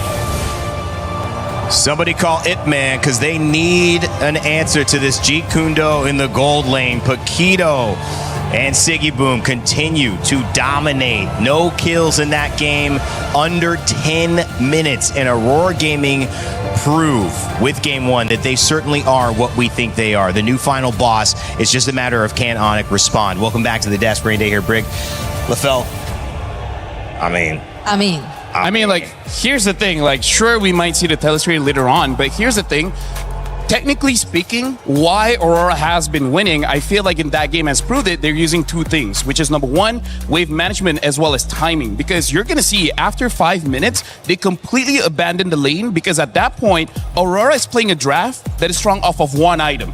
Right? You're going up like a Claw to Hive that you need 3. They're like, no, we just need 1, and then we're going to end the game before you get a chance to build your items. I gotta say, the fact that the Paquito was left open up until the second phase, the very last moments of the draft, and the fact that Onic 2 have revealed what kind of carries they were planning to go for in the first phase, namely the Harley and both the Claude, especially the Claude. I feel like it has always been a case of Aurora taking advantage of these kinds of scenarios and then revealing that Sigibum was eventually going to get a hold of the Paquito. Because you saw how they were able to clearly shut down that gold lane. Even the rotations towards the gold lane were not as successful. It was only the Paquito that was necessary for them to already pull it off. And again, Tianzi, everyone else, the rotations and farming patterns have been a bit too clear and a bit too free. Onic, I think what we mentioned before heading into the game was true. They were a bit more safer in terms of their gameplay. And I think this is where the mental part starts to happen because we heard Onic repeat to us, we said it about them, yeah, they get an early game start. When they do that, we could be in trouble. And then they get an early game start. So now what? I mean, you still got game to play, but you've already mentally spoken it out loud that if this happens, we're going to lose. So then that comeback seems a little harder to me, Brigitte, because they've already basically proclaimed that if they don't start well, it's over. And they decided to reveal with which heroes are they planning to start the game with. They picked and prioritized the Belleric and the Valentina. We did consider that the Belleric might be flexed eventually later on, but I think they were just forced to settle with it in Rome. And the Belleric Valentina could only do so much if you're up against the Luyi, who I think even in the first few minutes of the game have shown us very unintentional yin-yang combos that really put Onic in a very difficult position over the long run. I think this could be one of the stars. We're not talking about him enough. Siggy Boom has played phenomenally. I know Aurora Gaming are barely on screen because they're winning in 9 minutes almost every single game, but he has played phenomenally, guys. And I will say the Lu Yi, it's already come out once. They won with it once, make it twice now. Yeah, honestly, I really don't get how Sigibum still gets the Paquito. I mean, despite his name, he's not a bum. He knows how to play that hero. Right? Yeah. You gotta back me up whenever I say no comment. I agree. I mentioned it. That was the first thing I talked about. How is he still able to get a hold of the Paquito? Yeah, I agree with you. I mean, this is just, it to me, I felt like Onic were really worried about what they were getting, not what they were taking away. But LaFell, it's very hard to take away a situation where Aurora Gaming are coming into it almost knowing they're going to have one up on you. They're going to have a double fighter. They're going to have a character you haven't seen before that's not quite in the meta. I feel like that's why Onic said, let's just get stuff that's good, and then hopefully we can win this and draw it out a little bit later. But what'd you see? I mean, like, the problem is, I feel like even Team Liquid said the same thing, right? They were surprised that Aurora played that fast, and then they're like, we're trying to fight it by having late game. But TL did it and it didn't work out. We see Onic trying it, also didn't work out. So you gotta fight fire with fire. You come to me. I'm not gonna stand up. Okay, here. Hold posture, man. Here's the line thing test that we gotta talk about. What's important in the draft of Aurora is actually, yes, the Paquito, but also the Cho. Because here's the thing of what Aurora has been doing. They need at least 2 people, which is this, to open up the map. So that's step number 1. And then the interesting thing about Hirara for TNZ is that it's strong early game, but because TNZ builds the Sky Piercer, make it so that he has scaling, right? Coming to the late game, if he can delete you in one combo, you don't need a marksman because you can eliminate their marksman. Because really I would say the weakness of the draft coming in from Onic is surprisingly Claude, because again, he takes so long to actually do something in the game. And against Aurora, you need map presence. And we're going to see why. We're going to be looking at a clip here where the important thing isn't what's happening, but it's actually the time. It's 6 minutes into the game. Before this fight, we actually see Aurora, all 5 members rotating top, able to get a kill. And then look at the minion wave. They let the minions go inside the turret all alone. They're not destroying this turret. Why?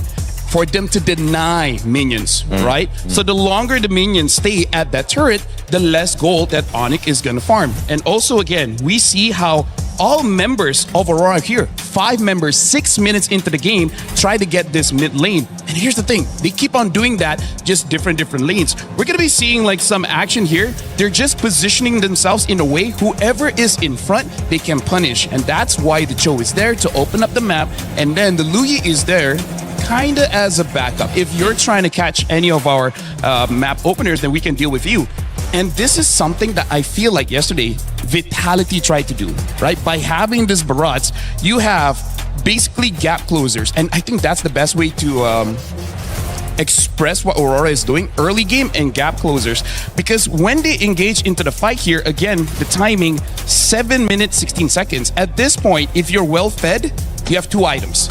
But with 2 items, they really can't do much against the draft of Aurora because the front line of the Barats is just too much. And then the damage coming in from TNZ and Sigibum is also too much. So I feel like if Onyx wants any hope of winning this one, they really just got to make sure that they step by step eliminate the heroes that has a very strong early game. Why did I pick this clip again? I don't even remember. That's because you threw your note card away and you still haven't grabbed it. Don't need it. But yeah, honestly, that's the important thing is that you have to realize Aurora, they're gonna spend the first 5 minutes just torturing you in lane. Yeah. Afterwards, they're gonna get out of lane and then they're gonna move as 5 and grab as much objective as they can. And by the time you try to fight back, guess what, buddy? You're not strong enough. Yeah, I agree. You really can't play slow against this team. It's something that's proven time and time in every single series that they've played. And I can't help but go back to the point which he brought up earlier because it's very similar to how TL ended up losing against them too, I agree. And it's also reflected in the picks. It's all reflected in the matchups. And I think that plays a crucial role, right? Yeah. The fact that they really went for the Claude, revealed it earlier, and even the mid duo. So it's like you've already shown Aurora how the rotations are probably going to look like, the pacing you're probably going to play with, and who you're playing for. Well, let's take a listen to what Pagu had to say earlier on because we had a chance to catch up with him before this game. Cho looked good in game 1. We'll see what he thinks coming into game number 2. We are now here with Pagu from Aurora Gaming. Pagu, welcome! Hello. What did you say to me before this interview? Watermelon? What's that about? Just testing the comms, right? Oh. So it sounds right. Where did you get watermelon from? My coach always says it. I don't know. Is it midnight? Yeah, it's all midnight. Always It's all midnight. Always midnight. Midnight. But, you know, going into this match, I think a lot of people are talking about your jungler. Tianzi has been popping off. I think people are saying that he's number 1 in the jungle position. But as a roamer, how do you support a jungler like that? So, in this meta, because it's majority assassin jungle, right? So it's important that he's being protected and he can farm safely, right? So you have to provide him vision. You need to protect his Grim camps always. So and the blue buff majority of the games, right? So yeah, you just need to protect him at all costs, even if you're alive. Okay, protect him at all costs. And what happens if you fail to do that? What does Tianzi do? If I fail to do that, the game gets harder, first of all. And second of all, we have to be more aggressive to regain the green camps from enemy side. Does he get angry? In some situations. I mean, if it's our mistake, but sometimes it's normal. Just keep up the good mindset, right? The game is not done. So how do you, keep him calm and nice and so on and so forth? Is there something that's special that you do, or you just have to protect the green camps? If there's a mistake, we try not to repeat it so it doesn't happen again. Yeah, just learn from mistakes, basically. Learn from the mistakes. We really like that. We really, really do. Is there something that we don't know about Tianzi, maybe? So yeah, as you said earlier, when there's no green camps, he might make sure that next time the green camps are there. Okay, so still about the green camps. TNZ and its green camps. There's something about that relationship, but that's really good insight. Thank you so much. And we're also really curious about the rest of your team. Like, what's your team like? Because I feel like in interviews, you guys are very like stoic. So who's more emotion? Like, where's the emotion come from usually from your team? Is there a certain player that's a little bit more emotive? When we're talking like about hype, I would say Lunar is like the most one. In games, when he gets the energy boost, right? If everything is working out in games. So Lunar. Lunar, when it comes to energy, Okay, right? hype, Lunar. Who's most calm? Most calm for me, I think it's either Siggy or Rosa. But personally, I think Rosa, right? As a mid laner, just work for the team, right? Listen to the calls a bit. I get the vibes. I get the vibes. What about most nervous before a match? Most nervous? It can be me, honestly, sometimes. Oh, really? I mean, with the green camps, as I said earlier. And you're more nervous because of your own teammate. If you let your teammates play, then game is good, right? If they're having good match. That's a job of a roamer, right? Just play for your team. That's true. That's true. You're a really good roamer. Is there anyone that's a little bit more like, does they tilt easy or they get upset fast? Are you gonna say me? Green camps. Green. Oh, okay. Okay. We got it. So coming into this next match, are you confident that you can win against Onyx again? Out of 0 to 10. Out of 0 to 10, I would say 7. I mean, anything can happen. Maybe the draft will be like something crazy. Who knows? But so far, if we just play our normal game, I think we got this. Okay. We'll take your word for it. But now, before we let you go, do you have a message to your teammates? Yeah, guys, just keep up the good work. Let's play normal game, no tilting. I hope our green caps are safe and everything works out. Okay. Thank you so much for this interview. It's been fun. And we're going to throw it over back to you guys. I never knew green camps were that important. I mean, you can see Pagu sweating, thinking about, he has nightmares when he doesn't get the green camps for TNZ. But at the end of the day, Aurora Gaming leave us with a sentiment that we all felt, which is if they play their game, they're going to be okay. LaFell, what do you think about that? I think green camps is great. Now I know, don't take it away from. I knew you weren't listening to what I was this saying. is why Mirko is mad at us. Sometimes we take his camps away. Oh, you guys don't protect? Sometimes it's fun. Yeah, exactly. Do you play the game to win or to have fun? Yeah, to win, for sure. In this context. In this context. To win, you know. Well, at least we had fun. Doesn't cut it when you lose in the knockouts, guys. I don't think it does as well when you're representing the last remaining MSC champion on the side of Onyx, who's still in this tournament. SRG and Team Liquid PH have gone out earlier. It's just Onyx from 2023 who remain. If they lose here, we're going to have a new MSC champion. We're about to make some history if Aurora keep going, but that's a big if. And I want to bring it back to now, game 2. What do we want to see adjustment-wise, especially if you're being on the side of, devil's advocate for how Onyx can turn this around? Where do you think they got caught? First of all, for me, you know the story of the rabbit and the tortoise in the hare. Tortoise in the hare? Yeah. That doesn't apply everywhere. Right here, you gotta go fast. You can't be like a turtle. Yeah, slow and steady doesn't win the race always. Turtle and rabbit. Yeah. Right? Yeah, tortoise and but hare. hare is a different Hare way to is say a way rabbit. to say rabbit, and tortoise is a different way to say turtle. Crocodile and tortoises are alligator are different. different. They are different, you're right, but So are turtles and tortoises. so you guys only heard of the turtle and the rabbit story, huh? Oh. And the tortoise and the hare. Hey, the difference. rabbit wins. Just kidding. It's a turtle. It But is yeah. still the turtle or the tortoise. But still, it's just that you gotta fight speed for speed. That's like the main takeaway for this one. Yeah. Because if you lose by the first 5 minutes of the game, Aurora is just the kind of team that won't make a mistake that gives you that avenue to fight back. Well, I think the problem when you get into a major tournament like this is there's a lot of people, a lot of chefs, a lot of cooks in the kitchen, and they all have an idea. You also have an identity as a team, which got you here.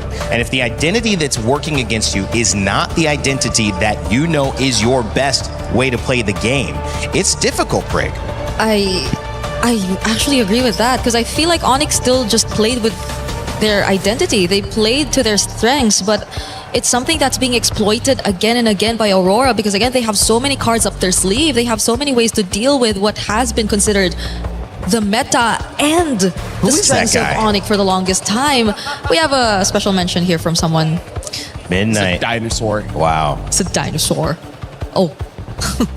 Speaking of dinosaurs, the Barat does seem to be quite a problem. It's just that, hey, I feel like the reason why Aurora keeps on winning, they keep on winning the side lanes, right? So stop that. Stop that. If you can't deal with the Paquito, hey, ban it out. I agree. I think Paquito should be banned. It's not like it's prioritized by Onyx in a major way. And it's obviously not only a potential flex to gold lane, which we've seen that again, but it's just too powerful. And when you combine that with the Cho and the Barats, they have two literal solo ISO ults and moments to displace members on Onyx. And that's exactly what you don't want. You want to play steady, you want to play Onyx way.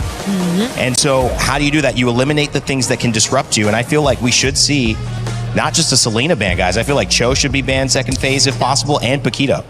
Or pick it up early, because again, Aurora, their draft always have good gap closers. So I feel like Onyx shouldn't be super, I would say, enthusiastic to have heroes that are long range, because somehow, some way, Aurora will find a way to close the gap. And Onyx should take advantage of this blue side, because I think both of them really favor blue side, but they banned the Barats instead. So Atlas is up.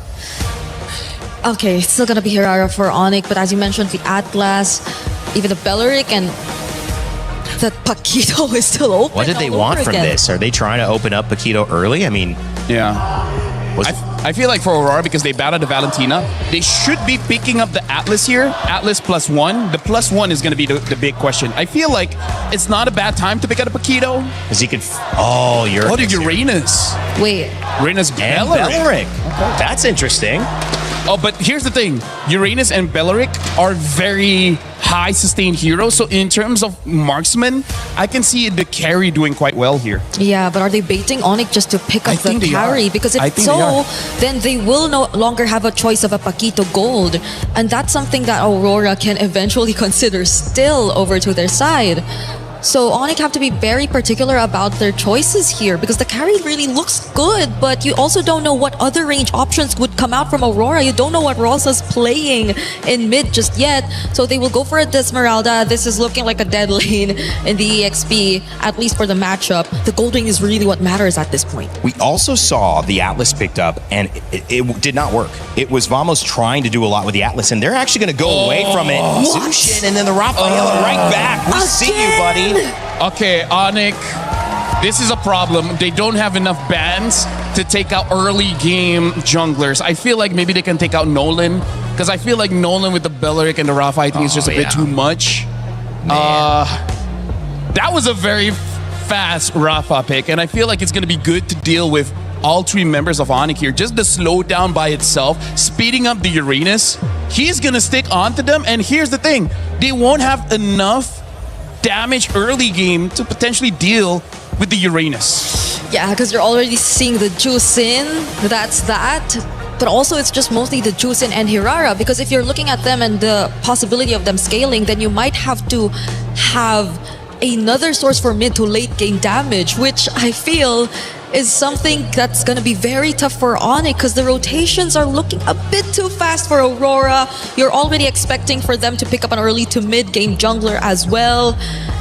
At least the Paquito's not there, but either way, I think it works out for Aurora. They'll have late game heroes as options later on. Yeah. I feel like Onyx needs to pick something up like a Hylos, something that can slow down Aurora here, because they're looking very fast with this Rafaela. Because Cho would have been the best option, but again, Cho gets banned out. Aurora has one more ban here. And I feel like Onyx should ban out something like the Nolan. But the problem is, we just don't know. Maybe there is a surprise pick coming in the jungle later on. They might still force a Ling for all we know. But at the same time, if they go Hylos, that's pretty much the same idea we saw in game number 1, where they're just going to play slow. They're going to be a lot more passive than we want them to be. And Aurora, they've been doing such a great job at baiting Onyx into drafting these kinds of patterns. Yep. They've been fantastic with it. This has been a draft masterclass so far from Aurora yet again. You look at just those 3 heroes at the front on Aurora's side, it's going to be difficult. It's going to be an early game problem. And if you're looking at Pagu's pick here, but more importantly, the response that Onyx can have after the Hereth is shown, there's got to be a win condition on the side lanes. That's the issue that Onyx have faced. They have not been able to do their thing and get to late game. They have to figure that out here. I feel they need a carry here. Yeah. They just need a carry. Okay, I'm also looking at what Keyboy could actually pick up because I feel like AoE will really matter here if they want to slow Minotaur, things down. maybe? Minotaur is a great option. I was thinking of that. And you also have Sustain. So if Aurora actually go in for the dives, then they might have ways to last a bit more longer in the team fights. And if it's sustained team fights you're looking at, yes, you have the Esmeralda, but what is going to be the carry? I really feel like Minotaur carry is going to be a good enough pick. Or the Atlas is still open. It's just the gold lane here. I wonder if they want to go for a Brody. I don't think Brody is a good shot. Ranger is worse though, I think. The only reason why I was iffy about the Atlas is because I feel like at this point in the draft, you're going to settle with pickoffs. Rafa also counters the Atlas and Whoa! Lucas. Unique hero. Lucas in the jungle. Or is this going to be like Lucas EXP and then Uranus jungle? This is tough. This is tough. I could see Uranus jungle as well. I think it is Uranus jungle. Oh wait, no, they change. Wait. All right, Lucas jungle then. All right, so Uranus on the EXP. I think Onyx, they might have overthink this because Atlas kind of gets countered by the Rafa with the speed up and slow down. Yep. The Granger, I think it's just because his Kelra's comfort. I don't think it's going to be good enough though. You can't really burst down Aurora. And even if you do, there's a passive that Rafaela can utilize to just bring them back in action. So this is looking like a really good game for Aurora, honestly. It feels like more of the same. The early game problem. Don't know if Onyx have found a solution, but this is the time to test their theories because they are only a few games away from getting knocked out. Aurora trying to go 2-0 up here over Onyx. And the game begins. So far, the statement has been set by Aurora. Hey, we've already taken game number 1, and we're still going to be whipping out some new tech against Onyx. And look at this. Once again, we do see the Rafaela. This time paired up with 2 tanky boys, a particular Leonin who scales up very, very quickly and very, very deadly, and of course, the man himself, Lucas. Well, I love this. Again, some unique heroes come through. Leave it up to Aurora Gaming and Coach Midnight to make this happen. I remember specifically, I think it was LaFell that was asking about the Lucas jungle, even back in the wild cards to going through. Well, finally it comes out in the knockouts. You can see that battle in the XP lane that we're so used to seeing. Of course, Lunar is going to struggle a bit there with that Esmeralda, but again, the idea here, the theory behind this draft from Aurora is you've got so much speed to work with, so much sustainability, the potential to bring someone back. Mind you, it's flying clouds as well. So that's a whole nother thing too.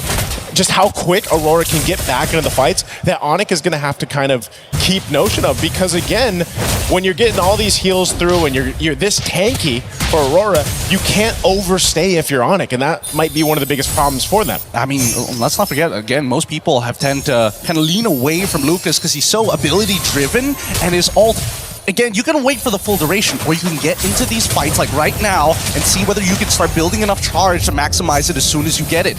And that's the issue, right? It's going to be a matter of spacing for both sides. You can see that even Sans has opted not to go for Wilderness Blessing and instead pull yourself together to make sure that he can flicker out of the way in case things get really, really dangerous, which I would assume will, as we see Lunar, he is having a tough time in this lane. Yep. They got to put pressure somewhere, and right now that's going to be on the Uranus up there in that XP lane for Lunar. Turtle's up though, so right now Onyx has favor to go ahead and get in position if they can. Keyboy doesn't have level 4 yet. He's given the information where TNZ is though, so that gives Kyrie a chance to go ahead and secure his buff, and then we'll see if this breaks out into a fight. A response though, they know Keyboy's here. Sigibum rotating up to allow this buff to be secured, but the fight for the Turtles already going to start up, but it's less than half health. Secured up by Kyrie. Let's see if they disengage here. Pagu too low, so objective secure for Onyx. Oh, that's a bit of a waste here, and honestly, a pretty huge win because now Kelra at least gets some gold shielding here just to get a little bit of a lead against Sigibum at this point of time, and not to mention that I think that Onyx also recognized that, hey, we got to be careful. We cannot underestimate this Lucas. There's a very good chance that he can just power through a lot of our abilities, even if they do have the Fatal Links here. Keep in mind, anti-CC is going to be a big mechanic here for Tien. Oh, this is dangerous. Wait a second. Oh, Pagu. I don't know if they want to keep on doing this, but Onyx made the smart choice but to back away.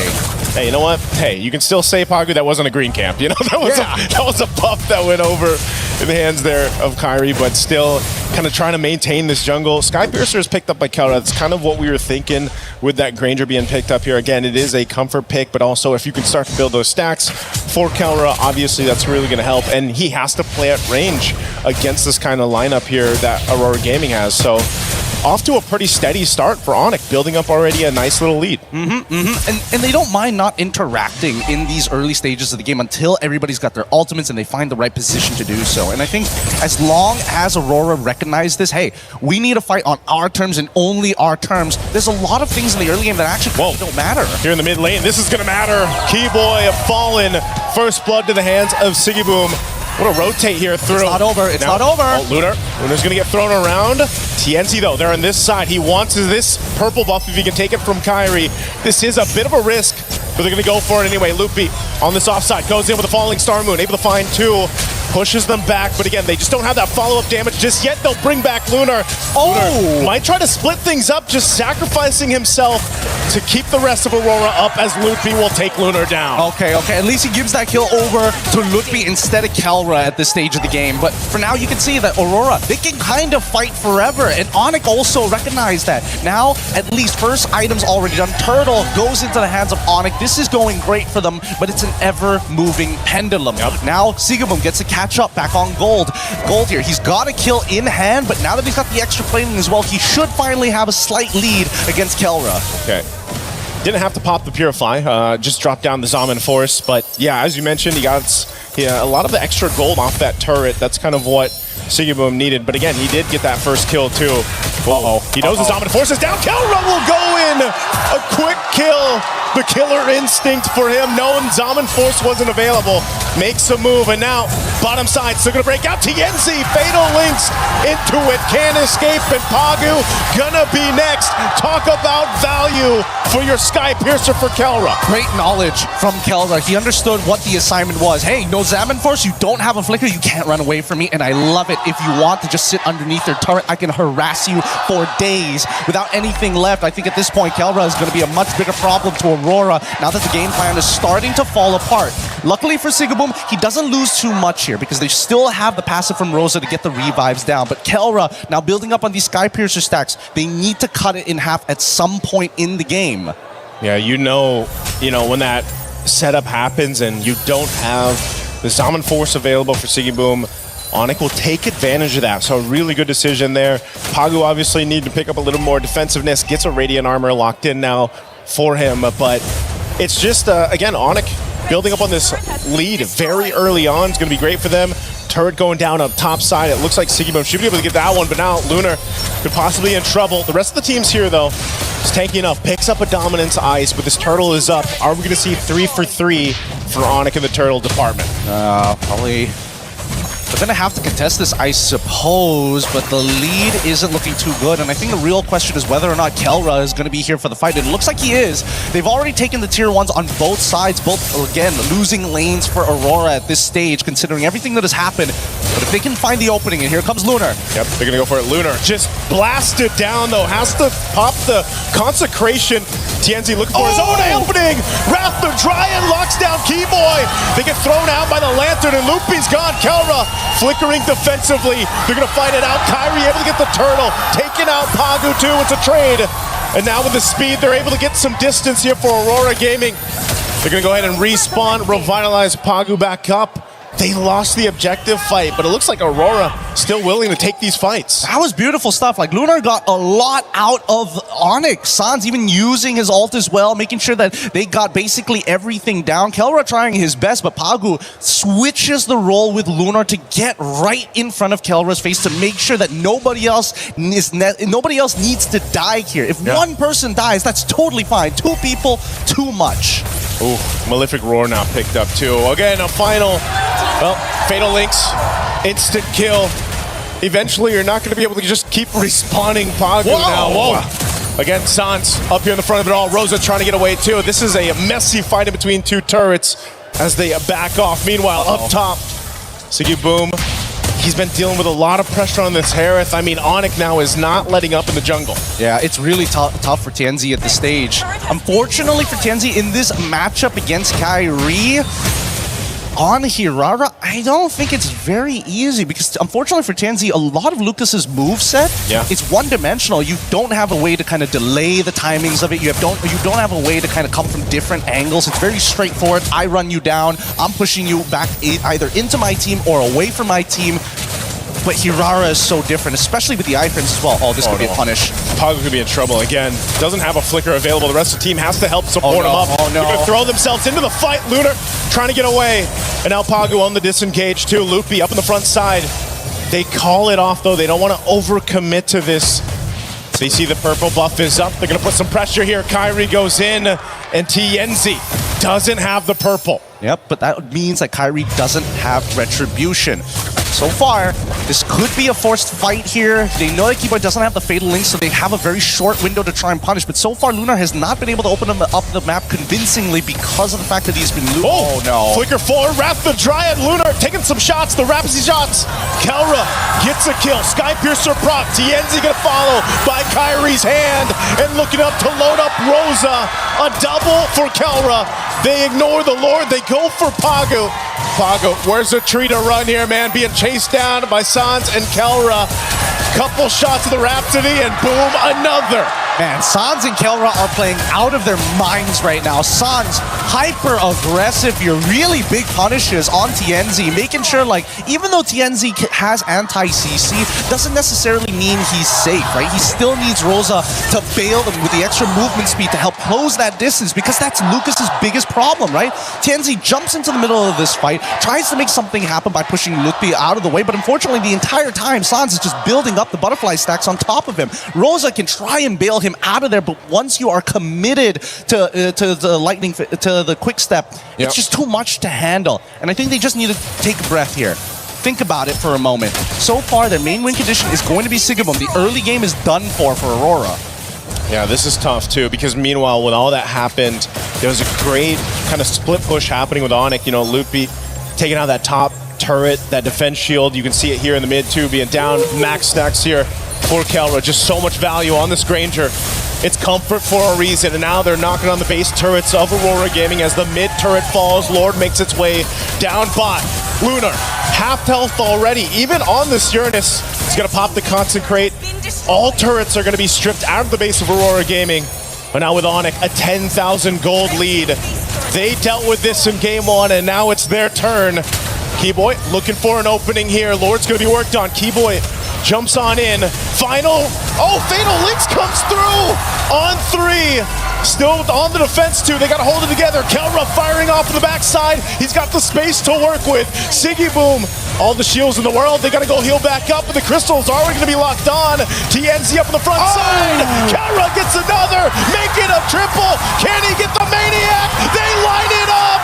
One away to take game 2 for Onyx. A convincing win for Onyx. Sans, man. Gilak Sans is back. And not to mention, every side laner was winning. Kelra was winning. Lutfi won right at level 1. And I think a lot of this just boils down to, man, our laning phase kind of sucked. And what we need to fix here in the draft is to make sure one of these lanes need to win. And if it's going to be Sigabum's lane, they better make sure that he has Flicker rather than the Purify. And that's something that you can't really control, especially since half of those spells are dedicated to this Atlas. Yeah. And, you know, just as we saw how Aurora made things work for them in game 1, especially with the draft that they brought, this one stopped in its tracks. It's nice to see the Lucas, you know, it's nice to see a new hero come to play, but it just didn't work, Gideon. You know, this was a struggle from the start to the finish. Onyx really put the pressure on just the jungle, but then the rest of the map. I mean, it was really hard for TNZ to even secure his buffs that he needed and everything else, but also just really good positioning and fighting from Kelra here and the rest of the Onyx squad, because again, you look at all the room Kelra has here in these highlights. He has all the space to work with, and Sans was so good at playing that Jushin, bringing them back with the Lantern, bringing them, utilizing the beacon if he had it to. But I mean, look at this. Even in this, Kelra has all the space in the world to move here. Yeah, it's just so difficult. Hopefully they figure it out here. We're going to be throwing it over to break it down even more with Rain Day and the boys, of course, Brigitte as well. Thank you so much. I mean, this was the gold standard in action. Gideon and Naisu, you guys didn't have too long of a cast on that one either. It's been quick, decisive games on both sides of it. And now Brig and LaFell, or maybe I should call you both the boys. How are we feeling? She's our boy, man. Yeah. You're one of the boys, Brig. I can We're Lagada. accept that. like Lagada? Do you approve of that thing? I don't know. I don't Or Bell, whatever. Yeah, it's your call now, right? Yeah, no, Or I don't LB, think so. we're pounds. Let's keep workshopping, and then we'll figure it out. Like Onic as well, who kept workshopping, and then they figured it out. I think this was a really great response. I feel like this is the chance that they needed. They took it. They finally answered back to Aurora's early game, and they punched them right back. And now Aurora, your move. Yeah. The Rafaela coming out was something that really I thought was going to be terrifying, was especially terrifying for Onic and their potential early game. But it was very visible in that game, also mentioned by the casters throughout the game. They won out big on their laning phase, and that's what mattered the most. That's what prevented Aurora from actually maximizing the capabilities of this lineup. Because honestly, on paper, Rafaela, Lucas seem really scary. Yeah, but here's the thing. This is one of those situations where especially Kelra can argue for a raise, be like, did you see my performance? Because honestly, this is, I would say, Briggs, is all the players. Because this is kind of like them, you know what? I spit on your draft. Screw the draft. As long as I'm better, I'm good. Dude, I'll show later during that thing where you hold the mic. Like, this is legit. Just like, I'm better than you. That's it. That's why I won. Yeah. Wow. Yeah, but I think that is selling it too short, because I agree that that's the case, but they weren't able to do that in game one because Aurora had positioned themselves so well. What went wrong in this one? I mean, how did they get to the point where it's like, yeah, let's have an even fight and I can just show them better? They don't have Paquito. Right? Really? You think that's that important? Because Sigiboom lost that lane hard. That's and then true. we saw Lunar losing his lane hard. That's right. The big difference. And we talk about this in the previous one where like Aurora has been winning because they side lanes keep on winning. Yeah. Look what happens when they lose. Yeah, and I think you see how that was the plan, the idea that they went from the start when they drafted this lineup, because even the execution tells you that they just really want to keep invading, they really want to keep fighting, because that's what their lineup is really strong. In terms of, that's where their lineup's really strong. It's in terms of fighting, it's in terms of just out-sustaining, always getting back into fights, because again, you have a Rafaela, you're on flying clouds, but also it's because of your mostly fighter lineup. But you don't really get to see them get to that point where you feel like they just rather would not, or Onic would rather not fight against them, because they actually had the damage to deal with them. Kelra stacking on those Sky Piercer stacks early on did not allow for Aurora to play the game that they wanted. That could be the difference. They're not expecting that. LaFell, break down what you saw Onic respond here in game two. Very elegant in the way that you grab the mic. So honestly, like, we're not going to be looking much at the draft here, because it really is on that execution, because I just want to show two big things here, right? Look at this. This is level 1 Lunar. Again, could you like lower it a bit? Just okay, thank you. Like, Lunar is level 1 and then Loopy is level 2. You guys didn't catch it, but she just put it like so high. Anyways, level 1, level 2. This is already quite a big win, because again, the reason why we see Aurora doing well in game number 1, they got the Barats. Barats wins the lane quite hard. Now Lunar is getting bullied a bit, and this is also why I want to say that Kelra deserves a pay raise. He deserves a bonus, because look at the situation here. I mean, honestly, because he does have the flicker, so he is a little bit more brave to go for this trade. But look at this 1v1, straight up 1v1, going up against Sigiboom, and then he dies. And then look at the state of the minions as well. Even the gold card is almost dying. So there's a lot of gold on the table There's a lot of gold on the table that's being denied here by Onic. And then when we go into the team fights, just like what Gideon said, we got to look at Suns, because Suns is honestly destroying the composition of what Aurora is trying to do. And what Aurora is trying to do, all right, Aurora is trying to do is that they have 1 or 2 dedicated map openers. In this one, it's going to be Lunar, and every single time, I'm just showing you one clip, but Suns multiple times pick up the front line of the team, and then look at how all the while Kelra in the back, he has free range to keep on hitting, because look at all the HP being brought down by the rest of Onic here.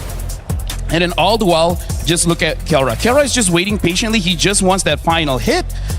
And with the Sky Piercer, that's kind of all you need. Look at the positions here. Look at how Lunar is going to get gonna get targeted, and then later on, oh, I'm colorblind, I can't see this. He gets chunked right there. Yeah, he gets chunked a lot, and this just shows that both teams here, Reindeer as well as Brigitte, they are very high octane kind of teams. Yeah. If you get a 1,000 gold lead in the early game for both Onyx as well as Aurora, it's life-changing. Yeah, I gotta say. Life-changing. You see it. Because it's both Sans and Kelra. They're very willing to just go for the front lines. It was highlighted earlier. Sans was lifting whoever just throws up front. And Kelra, being a bit too free, not afraid of trying to go for these heroes first because the damage was a bit too much. I particularly observed that during that one sequence you put there, highlight there, because I think that's where you kind of know that Onyx have already got the game. 6-0 in terms of his overall stats, but his difference in game one was really 12-0. The moment. 6-0 in the moment of that fight. It ended up 12-0, you're right, and it ended up tripling almost his damage there, a little bit over 2.2 times from game one to game two, Brigitte. This is the gold standard that we were looking for. Yeah, it's a complete opposite of what you saw from him in game number one, where again the matchup was clearly a lot more difficult to execute. So I feel like it's a similar situation that Aurora experienced this time. You kind of thought that they were actually going to have the advantage, granted that they had such a promising lineup synergy-wise. They had all the mobility in the world, they had all the timings in the world, but once they lost on the sides, that changed the outcome drastically, because you could not really rely on the mid trio to just pull off the idea of the draft alone. It's been interesting because now where do we see the focus shift? It could be the mid that starts to become a little bit more important on the matchup. It's kind of been I don't know, taken not for granted, but we focus so much on the side lanes that where do you get your advantage now if Onyx have an answer for that? Honestly, I feel like both coaches have been doing quite a good job on getting drafts that is very serviceable by the teams. Right now, it really is just personal mechanics, right? Between Sigiboom going up against Kelra. Sigiboom, can you beat Kelra? If you beat Kelra, we win the game. If you lose against Kelra, Onyx will win the game. So I feel like, yes, the coaches have to get lane-winning matchups for all the side lanes, but then Kelra just showed, like, if he's better, he's just better. You know, I like that too, because sometimes when you get to a position like this and anything at a high level, everyone's about as good as everybody else. I mean, there's differences, right? There's moments of who steps up, who's a little bit better under pressure. But you just want to get yourself to a position where the players can decide the match based on how they play. They're not losing out the gate with their draft. So overall, it seems like Onyx and Aurora Gaming, they both set their teams up to win. We'll see what happens in game three. Before we do that, though, I want to send you to a little bit of a reminder about some new stuff going on with Mobile Legends Adventure.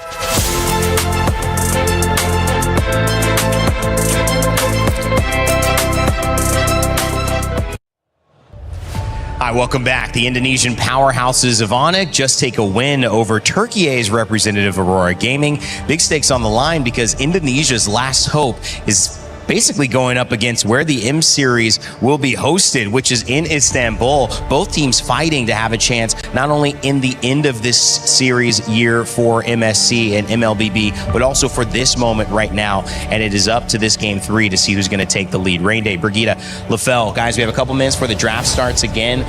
I mentioned Indonesia. I want to hit on that even harder because it's 2019 they did it. 2023 they did it. It's 3 years apart. Can they do it again? Are they destined for this? We know that they are watching. Yeah. And this is a great start in game 2. And it's not just Indonesia, I feel like. Onic as an organization and this lineup that they're looking at right now, apart from a couple changes here and there, have always been so close. They've had multiple instances in the past wherein their international runs have been great. They've made it even all the way to grand finals. I think that was also a couple years back.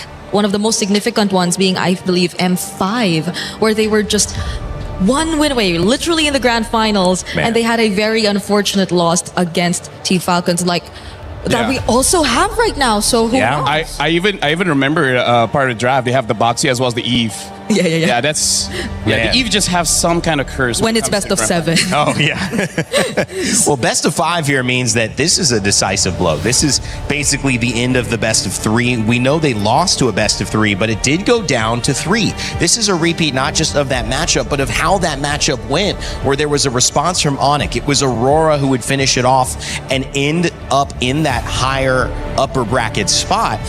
But now all's fair in love and war. We're right back. It's one game that separates who's taking the lead, except there's still another chance to respond, Lefel. So I'll question to you, what is Aurora's response here now that Onyx seem to have figured them out yet again? I feel like they try to get the Paquito as fast as possible because, again, Onyx has proven both times now, and the first time they met and then the second time, is that they can fight fire with fire. Like, if you want to play early game, we also can play early game. They're from Indonesia. Indonesia is known as a very chaotic, very fight-heavy region. They love drafts that require no items for you to really function. So I feel like Aurora has brought back Onyx to their roots of saying that just keep on fighting. Whatever happens, happens. Just trust your mechanics. And that's what they did. And that's how they won. So going back to what you guys said in the second draft, you got to go back to your own identity. So Aurora kind of pushed them to go back to their identity. And now it works out well. But wasn't that Aurora's identity too, though? It was, I guess, maybe a bit too much of their identity. Who has the stronger identity? Okay, that's Brigida. Okay. Do you have a strong identity? Maybe. All right. We find out here, though, who has the stronger identity between these two. Because the Paquito is still open. We mentioned it. I honestly would rather not see it because it just gives over so much advantage. But let's see if Onyx would rather let it open. Yeah, I mean, that's the question that Aurora now are asking Onyx. Do you want to give us Paquito? And I don't know if it would be a first pick. It would be an okay first pick because you'd still wonder, is this Siggy Boom going to grab it?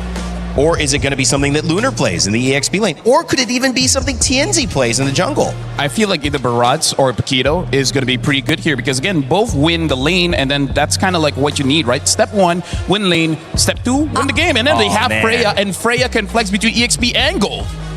Oh my, we missed this. Yeah, because she's always banned, though. You can't blame us. We come in, they got the bans up. Okay, but Stop blaming us, Brigida. No, I blame myself. You blame yourself? Yeah. Hey, don't. No, don't blame yourself. Okay. Girls are never wrong. Hey, okay. Oh, wait, you're a boy. I forgot. You're part of the boys. You're part of the boys now. You're wrong. Hey. You're wrong, I see what you did there. I see what you did there, Lefel.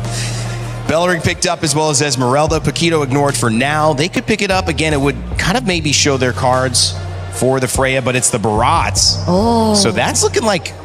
Wait, EXP Barats and then Gold Lane Freya. Gold Freya. Already winning the lanes, and then now with the Eudora as well. AoE crowd control, a lot of damage, much stronger opening for Aurora here. And I feel like they don't mind the Paquito. And Onyx should not be pressured to pick it up even in this particular scenario if they really want to go for a different game plan. Because at this point, okay, they don't decide to pick it up. I feel like it's okay because right now the junglers quite a lot has been taken out. I feel like the Ling is not going to be serviceable in this game, so they pick up the Nolan and maybe even ban out something like a Harley just to make sure that Aurora does not have the early game. Yeah, because at this point, I think they have very stable sides already, regardless of what the matchup is eventually gonna look like.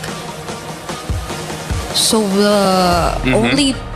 the only problems that could come out in the jungle, I agree, are maybe the Harley and what else did... And I feel like Aurora ban out gold laners will be good enough here. Right now they ban out the Guinevere. Guinevere is also a good enabler considering that they have Eudora in the mid, making it so that she will have quite a lot of damage. And now the carry does get banned out. So yeah, I feel like Aurora, they just ban out gold laners and they should be okay. Yeah. Because they're mostly going for fighters. We also don't know if that's going to be the option in the jungle even. Because we're yet to figure out what the roam is going to be. It's a Eudora, you definitely see it. But I think also the Cho is a considerable option for Aurora at this point. If you really just want to pair it up with the Eudora and whoever jungler you're going to go for. That should be what Onyx is thinking. I think maybe, do we ban this out? That way we don't have a kick into a stun, into a bite, into a slam. Into everything. I mean, it's just 3 characters and they already have way too much to deal with. So Onyx, Coach CW, you're gonna have to see, do we really honor their Cho and ban it out? And it's gonna be the YSS. Oh, okay. Interesting. Taken out instead. They are looking for a jungle, so that might make a lot of sense. Plus, we have seen YSS, I believe, in this matchup. Yeah, TNZ has used it before and able to get the win. Yeah. Right now, Aurora, honestly, with the bans coming up from Onyx, letting go of the Harley kind of signals to me that they're still considering playing double fighters here, right? They could pick up the mid here and then just see how the options look like. In terms of the mid picks, the Vexana, I think, will do quite well against Aurora, but hey, if you want, you can even pick up a Valentina. I don't think there's a good ult to take, so that's why I still prefer the Vexana. Other than that, yeah, Vexana, you know, Vex should be okay. Either are safe, but it's just probably a bit more safer for the Valentina if it's just survivability that you're considering in the mid lane. Because I feel like there are just so many angles to play around with if you're looking at Aurora's first 3 picks, but they lock in a Farsa. What the Farsa? What the Farsa indeed. Yeah. Was played pretty well earlier, I think. There's a lot of burst here coming in from Onyx. So yeah, I think it's just like who has more firepower, right? Who has more damage, we will win. And now the Minotaur gets picked up as well as the Paquito. Is it Paquito jungle or Barrage jungle? Yeah, knowing Midnight, he might even throw Freya in the jungle. So we just don't entirely know the matchup here. It's you can't tell. I mean, I think it's gonna be Paquito jungle though. Just assume the worst possible matchup. Why? But Sicky Boom played a great Paquito. Would you really force him off that if it's in? I mean, what if Tienzi's better? Didn't think that one, huh? He could be. He could be. We do for sure know it's gonna be. I think it's gonna be Barat's EXP. Because I feel like even if you don't like win it out through the Paquito, the Freya is still gonna do a relatively decent job. Is it the Lapu gold or an Esme gold? Lapu gold! Well, again, like this is why they don't ban out the Harley, because they're like, yeah, you know what? You want to fight fire with fire? Well, we got Suns as well as Kyrie coming in with the Nolans was Farsa. That's a lot of burst damage. It's a lot of team fight. It's a team fight it's what the Farsa. What the Farsa. And the AoEs too. Minotaur and Belleric. Just imagine what could happen when it comes to the team fights. Siggy Boom will take the Freya in gold. Lunar will be on the Barats as well. It'll be a Paquito jungle from TNZ. Oh man, game 3 could be where things start to shift for 2 regions desperately fighting for a chance at the semifinal. The bid is on the line. Best of 5, game 3. Send it back to Naisu and Gideon. The world has demanded for bloodshed, and today we are going to get here at game number 3. This is going to be spicy because both compositions want to get into your face. They all want to do one thing and find that first blood as we jump right into it. Aurora, for those of you tuning in, is going to be on blue side, facing up against Onyx on the red. Yep. I like that how they went through this draft. Whoa, Suns. Okay, Concussive Blast and that little jump through from Pagu. Enough damage to send him back. He doesn't burn the Purify at least. At the very least. Here, but at least Pagu now gets to walk into enemy territory for free, and not to mention they're playing on their strong side. Lunar already generating a lead of his own, and Pagu takes like no damage. Whoa! Dead. Holy moly!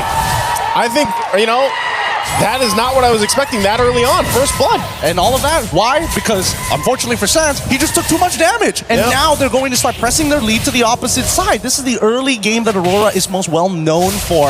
And now that TNZ is on this Paquito, and he's already level 3, he does some real damage. Oh man, they're not letting up too. Again, playing around this pressure that Aurora Gaming has already secured themselves in the first couple minutes of the game.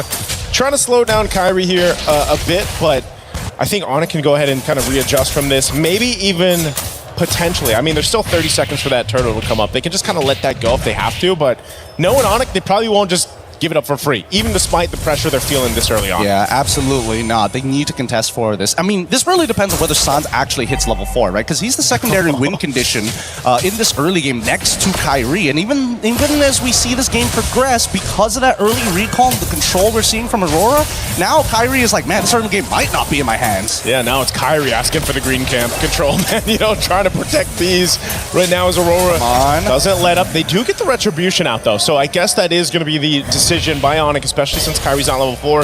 Let's just give up this first turtle, give it to Aurora. They've won it by just how much pressure they put on. Oh, a big slam through into the wall. Loopy gone after Daytona's welcome. Keyboy could be next series, just going to be zoned out. Nope, the 1-2 punch comes through and Lunar picks up a kill. The autopilot here. Let's not forget that Aurora just seems to be more well-connected overall, and it seems like Onyx, they needed to regroup, but unfortunately Lukby just took the wrong path and did not want to commit his ult. I think moments like that gets really, really difficult for Onyx.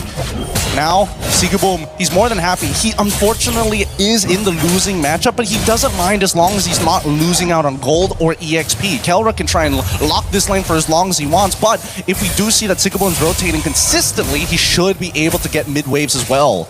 Yeah, and as you just saw, that's such a good kind of like a counter that Pagu has against that feathered airstrike, obviously with the Minotaur, you know, and if it's once he has the Flask of the Oasis and it kind of helps buff up that sustainability that comes with that motivational Aurora, you can then just kind of follow up with the mini jump, but then the ultimate, right, that he has that it just can set things up and stop Onyx's main game plan, which is playing around this Farsa's damage kit into a Rathodride, into setting things up for the Nolan on Kyrie to follow through. We've seen the burst damage before, but even on the other side, the counter to that is Tienzi. This Paquito jungle, which most of us have seen in the gold lane. Hold on, Lunar, okay, he's gonna try to get away. Feathered airstrike dropped down, but he's tanky enough to survive it just with the Daytona's welcome.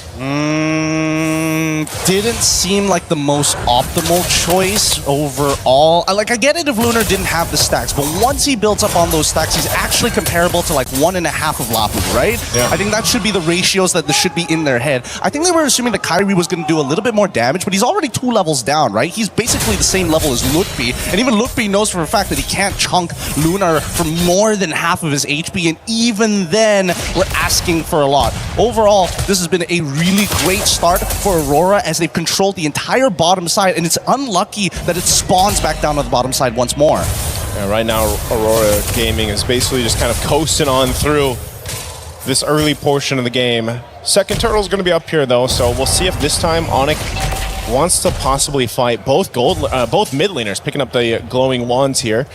Again, this Eudora been such a mainstay in the meta currently, and you see why. You know, the multiple stuns that you can kind of dish out, the damage, the poke that you can do, that burst on such a kind of low cooldown is a problem. Tienzi also picking up a Sky Piercer now on that jungle Paquito. Turtle's up. I don't think they can do this here. They're thinking about it, but he's leveled down onto TNZ, and I'm pretty sure that TNZ can just hold on to that champion stance. Okay. Flicker forward. They're going to force this fight. Kelra on Sigaboom, though. Sigaboom trying to get away. Meanwhile, Lunar's the one to fall. The team fight's going all wrong for Aurora. Sans. There's the what the Farsa. 2 kills now, double. And that's going to be a turtle for Onyx. A really nice play. A great interception coming in from Onyx here, making sure that at least they're dropping down their abilities on the right targets. Like, Lunar set it up pretty nicely. However, unless TNZ finds that trade onto Kyrie or even Sans, then it's just not worth the time. Oh, denial! Oh, goodbye. Good punish there, because I was going to say, Kyrie could not get away with that after everything Onyx did, but Mind you, that whole interaction has now stopped that gold lead that was building for Aurora Gaming. It was about 2,000. That's been pretty much dealt with. Kelra won't get this turret just yet, but he does do quite a bit of damage to it. Meanwhile, they got the bottom turret traded out. So Onyx now opening up the map a little bit here. Kelra's doing a really good job. Like, first turtle, okay, Sigabum walks out of it, you notice that he's only level 3, and that's when you know, like, okay, sure, he probably doesn't need to be there, but at the same time, you never really know what's going through Aurora's mind, especially what they're willing to risk. And I think that's the problem that Onyx has been facing these past couple of games. They're not 100% sure whether Aurora is willing to die for certain moments in these games to get a little bit more later on. But now that the Feather Airstrike has been used early, they are making the statement, you know what? As long as Sigibum doesn't scale, TNZ will eventually fall off. Yeah. And that's one of the things, too, that I guess the downside... Oh, hold on. Kelra, he wants this turret. Aurora Gaming wants Kelra. Falling Star Moon, a bit of a burst of damage. Kelra be able to survive. Is there going to be a counter punch here from Onyx? They just make sure Kelra survives. They back up. Hold on, Daytona's welcome. Right on cue. Nice. Into 2. Lunar now going to be in trouble. The burst comes through. And Kyrie will pick up a kill. I didn't know if Aurora Gaming was going to continue to fight, but they decided to go for it. They made a mistake there for sure. Kelra played it perfectly, using his Purify to ensure that they don't find the one-shot and sets it up for something more dangerous down the line. This is what I'm talking about. This is a game of boxing here. Let's look at the replay one more time, because as soon as Keyboy, this looked like a very good punish from Aurora until Lutpi says, you know what? As long as the damage dealer can actually go for their full combo, which they know that Rosa doesn't have, this should be a free pick on to Lunar. And they know for a fact that Bravest Fighter, it's on a short cooldown, so they can just drag this out and wait until Lutpi has it. Aurora trying to punish. Lunar needs the stacks. Daytona's welcome, already used. Fighting off the turret. Pagu jumping in. Minoy and Fury to knock up 3. Keyboy's gone. But a Feathered Airstrike comes down from Sans. And now, Lutpi flickering forward. Trying to zone out Tenzi. He's swinging around here. He's going to fight off Sigiboom. This is a fight all gone wrong right now for Onyx. The 1-2 from TNZ. And there's again, fighting for the turtle. Kyrie trying to find space, but Rosa comes in with the stun. Turtle secured by Aurora. And Kyrie goes down as well. Kelra could be next. Everybody's here to clean them up, and Kelra falls. It all falls apart for Onyx. Oh no. Worst case scenario for Onyx. Aurora able to find the lead back again, and worst yet, they're able to take out a majority of the members of Onyx, pulling themselves to the lead that they had before. Now, just an extra 400 gold on top of it, and TNZ is probably at his strongest at this point. Walking to take away these green camps. Don't worry, Pagu, nobody's mad at you this time, but let's look at the items, because we're at a dangerous state. They're looking to make sure that TNZ is strong enough to one-shot Slans at every point of the game, but TNZ, keep in mind, that's solely based on the Sky Piercer.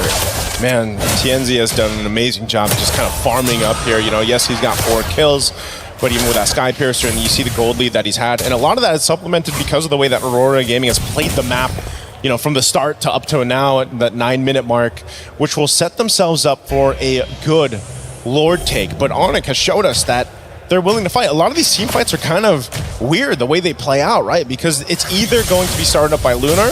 Oh, there's some good burst coming through. Divine Glaive was picked up recently by Rosa, but either Lunar was started up, or Onyx can kind of go ahead and choose to start things up. The downside of the Belric having the Revitalize is obviously you can't surprise anyone with that flicker combination we're used to seeing. So it's got to come from someone else, and mostly it's been from Lutpi flickering forward, trying to set up, or trying to just keep things split up in these team fights. And that's why they're so finicky with the way they play it out. And that's why I say this is like a boxing match, right? As much as you want to throw your lead hand out with a big haymaker, you also have to keep in mind that Aurora could be throwing their own haymaker. Wait a second, Keyboy! Keyboy, what's he doing? He's gonna get eaten up here. Rosa's gone though. Kelra now splitting up the fight. There's a stun right on the mark. Minoy and Fury knock him in the air. Sans in trouble though. Can't get away from Sigiboom. And now in the Valkyrie form, he's going to be splitting up Kyrie and Lutpi from the fight while Keyboy's got nowhere to go. A proc on the Sky Piercer. Looking to clean up more under the tier 2 tower. A double for TNZ. More stacks for this Paquito. And now they take down the tier 2 turret. Kelra he's tanky enough. He should be fine. He'll just clear out the waves. Yeah, he is not worried at all, but the rest of his team does not have that same grace. And Sigaboom has been playing an amazing Freya, a losing matchup, and yet watch this, right?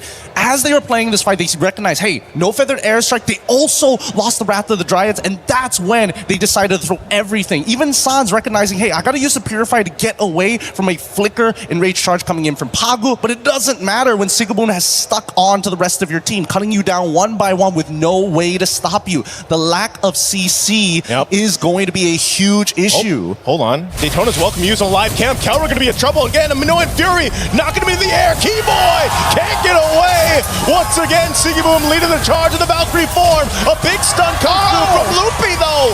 Able to stop him in their tracks, but he gets dropped back by the Rockets. But Onyx, they want to fight back. Kyrie trying to get away with Lunar. Not enough damage on the stomp there, that auto attack. Not going to be able to take out Kyrie, but man, what a fight in the jungle. This is a beautiful game here. Despite being 5.6k ahead, Aurora lose out on Sigaboom in comparison to Keyboy. An upward trade for Onyx, but the economic damage is not done just yet. Another structure falls in the favor of Aurora. Another buff taken away from Kyrie. He's struggling this game. He's 1-4-4, and every single person he wants to go for the kill has some form of damage reduction, has some form of anti-CC, or worse yet, just raw sustainability. Yep, really good play there from Onyx because of the fact that they took out Sigaboom in the last fight. They pretty much alleviate that damage that Lord push would have done. Again, you're just seeing, despite being down these thousands of gold, Onyx somehow is still able to actually go toe-to-toe in the team fight against Aurora Gaming here. And now for them, again, they have to look at what's their best angle? What's the best attack plan here for them? And especially when it comes to the jungle, because Aurora Gaming has not let up on this as they continuously try to take these buffs. Again, Daytona's welcome, throwing him into the wall. Keyboy, it's going to be, again, the focus. A feathered airstrike to follow through. And now Sigaboom on the back line. He's just everywhere. Sound's got nowhere to go. Forget the turret, forget everyone else. Aurora Gaming will just go for this fight, tossing everyone around. And they just go full on wipeout against Sonic. And that's going to get Aurora Gaming this game under their belt, taking the series 2-1.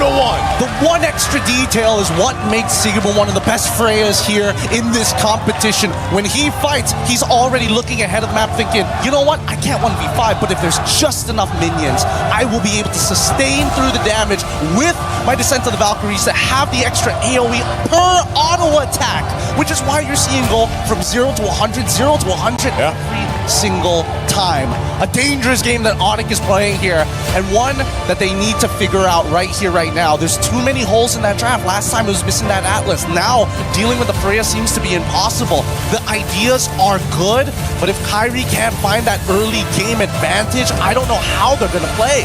I gotta say, man, again, you know, now that it's match point here that Aurora Gaming is going into against Onyx, Lunar was a big part of this. The way he played the Spirits, the way that he was able to go ahead and lock down, sometimes it was just Keyboy, but his timings of the Daytona's welcome were just pivotal, but also Pagu. Again, this Minotaur hasn't been brought up too much, but you can just see how much crowd control comes into play for this, makes it happen. I mean, even something before this fight broke out, Sigaboom picked up the Corrosive Scythe, and this was enough to kind of, you know, slow them down a little bit so that they could follow through on this. Even going and flickering forward under that tier 2 turret just allowed them to collapse down. Almost every single fight after this looked like that. Lunar starting up, Sigaboom jumping towards the back line, putting enough pressure there, and then the follow-through where they just collapse around Onyx lineup. Let's not forget the raw amount of CC that Aurora actually has to cancel out big abilities. There's so much to talk about in this game, but we're going to leave it over to the panel to break it down for you guys here in game number 3. Rain Day, what'd you think about it? Well, I loved it. I loved it because it set up another story that this MSC is bringing all of us, which is the title defense. In 2023, Onyx, the team that you see here, that organization was able to win at MSC.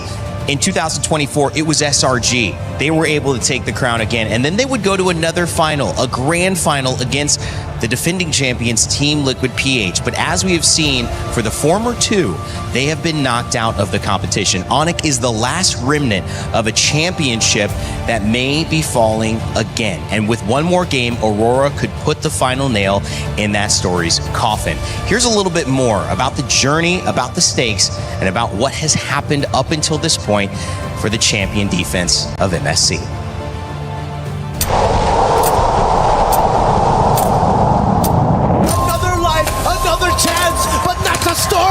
From the start of MSC in EWC, there's never been a back-to-back champion here. It started with SRG, Selangor Red Giants in 2024. They won it all, went all the way to the grand finals in 2025, but unfortunately had to suffer defeat against Team Liquid. They came in as strong contenders, looking to be the one to break the curse. The back-to-back was strong up until we saw the biggest downfall ever. The biggest upset in MLBB history. Team Liquid dropped out of the competition in groups without a single game victory. Now the question is, what happened to Team Liquid?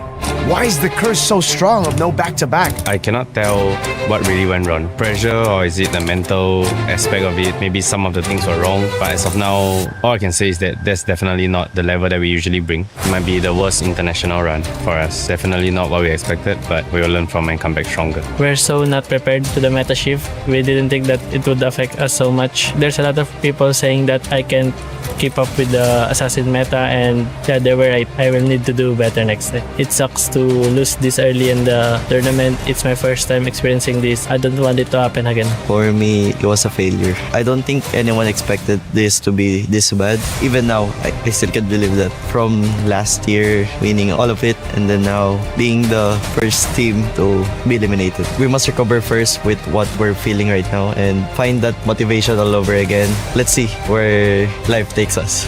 I think Liquid came in thinking that they were prepared, but it wasn't enough. They didn't cover a lot of their bases, especially with the new patch, with the new meta. From us, honestly, we just didn't care because we played our game. The biggest disappointment came from when they lost against E7. I don't know if they did this, but maybe they've underestimated all the teams here. That's the curse of being number one, and I think that's what happened. They just didn't think that people would catch up to them. Team Liquid getting eliminated from groups without a single win. I'm just as shocked as the rest of the world is. It felt like I wasn't watching Liquid. Underperforming, I think, for the results of Liquid here is an understatement. It didn't feel like Liquid. It felt disconnected.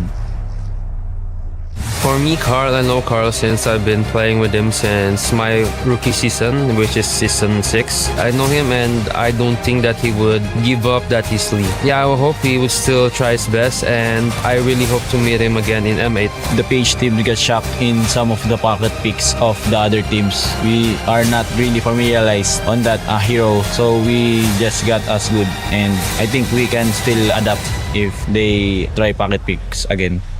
This MSC at EWC has brought us tons of surprises and shocks. We set our sights to see, again, who can rise above and be the champions this year.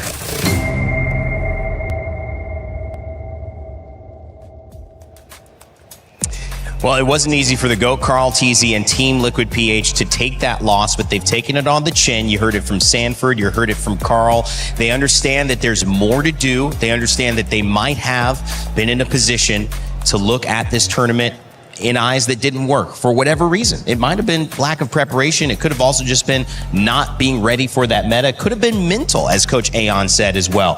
We won't quite know, and there's no point in going too back at it, guys, because right now, you've got Onyx in a very similar position where they have reached this final, but they're in the knockout stages, potentially one game away from going out.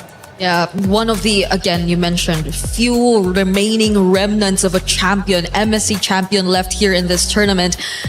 And they're currently up against Aurora, who are already at match point. So we are about to literally rewrite history here in MSC 2026 if ever the script does not flip in Onyx's favor. And the way we're seeing it right now, it's constant adaptation and Aurora being the better prepared team every single time.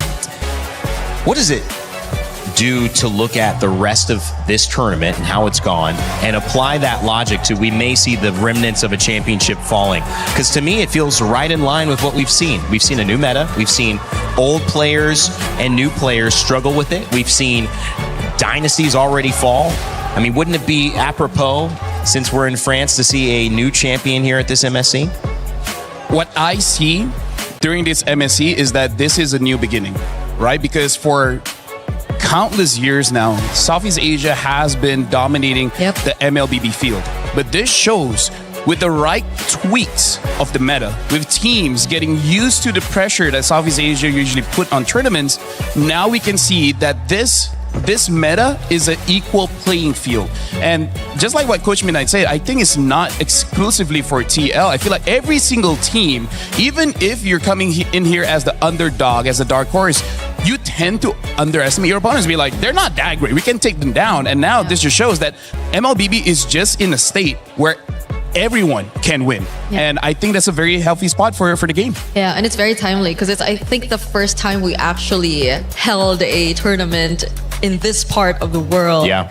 And we're finally seeing the more newer regions really stepping up and being the quote-unquote final boss now, if really Aurora gets to maintain this kind of performance, which they likely will, unless Onyx get to pull out something and definitely reset out of what happened in that game, because it was pretty fast again. And it's always been the case. It's always fast games, and I don't think you really want to go up against or go through those kinds of games, especially in crucial moments like this. They have shown a little bit of weakness, but it's the exact same. This is basically exactly how the first series went, LaFell. What did you see breaking down game 2? And then, of course, game 3 here that we just had that has put Aurora 2-1 up against Sonic.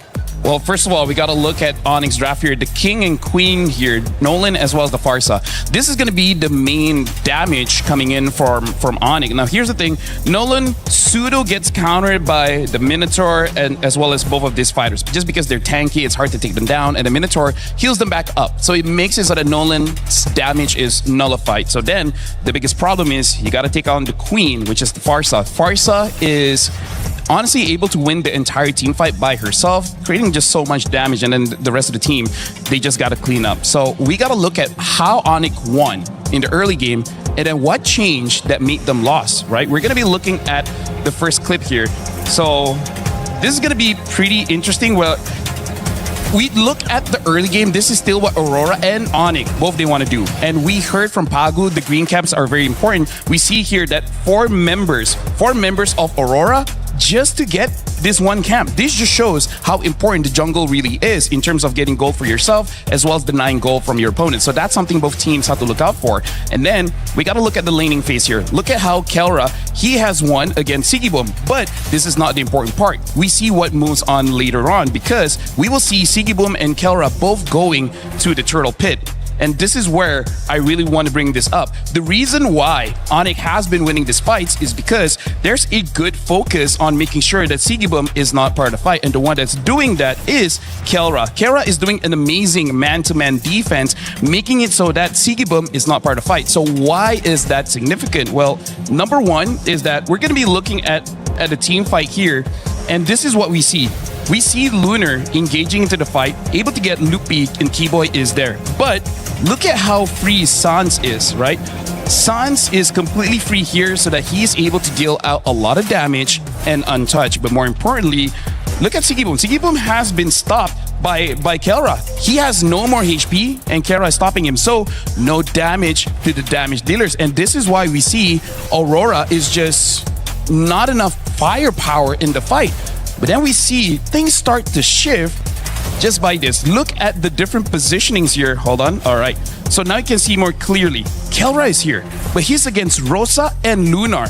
You don't see Sigibum there. Sigibum is all the way here, right? So even though he's half HP, he's not super healthy, but as long as Kelra is not man-to-man defense on Sigibum, look at how different the team fight looks. Look at all three members immediately jumping onto Loopy, and then look, more importantly, Sans and Kyrie. They're both clumped up together. It makes it easier for Sigibum to get on top of them, making it so that there's no damage in the fight. We see how this fight progresses. Later on, Rosa even able to stun up Kyrie, and Sans is just not able to do much in this game. So I would say the change that happened is that Sigibum knows he has to avoid Kelra. As long as Sigibum and Kelra are not at the same part of the map, Sigibum is just free. And this is why Gideon even said both teams are trying to throw haymakers. Yeah. Kelra has been blocking that shot time and time again. The moment Sigibum is free, there's just no damage coming in from Onyx. That's why they kept on losing. Yeah, and I feel like it was just really Aurora being the more capable of team of adjusting on the fly, because their roles, I feel, were a bit more flexible in a sense. Yeah. Because yes, Esmeralda is typically a hero you see in the EXP lane, but it was flexed into gold. But at the same time, if you look at their composition as a whole, aside from being more flexible, their roles and their jobs can be very different. Aurora, they have so much more sieging power, so you maybe could assign different people to deal with wave management at the same time.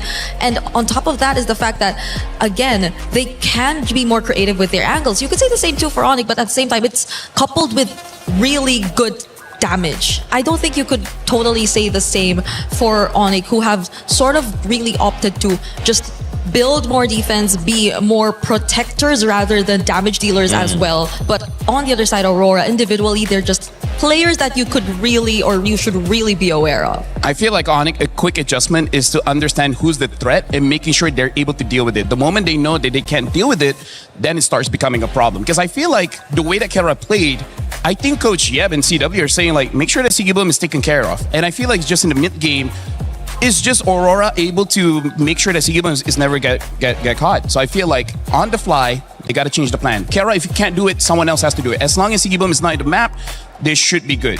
They just couldn't adjust.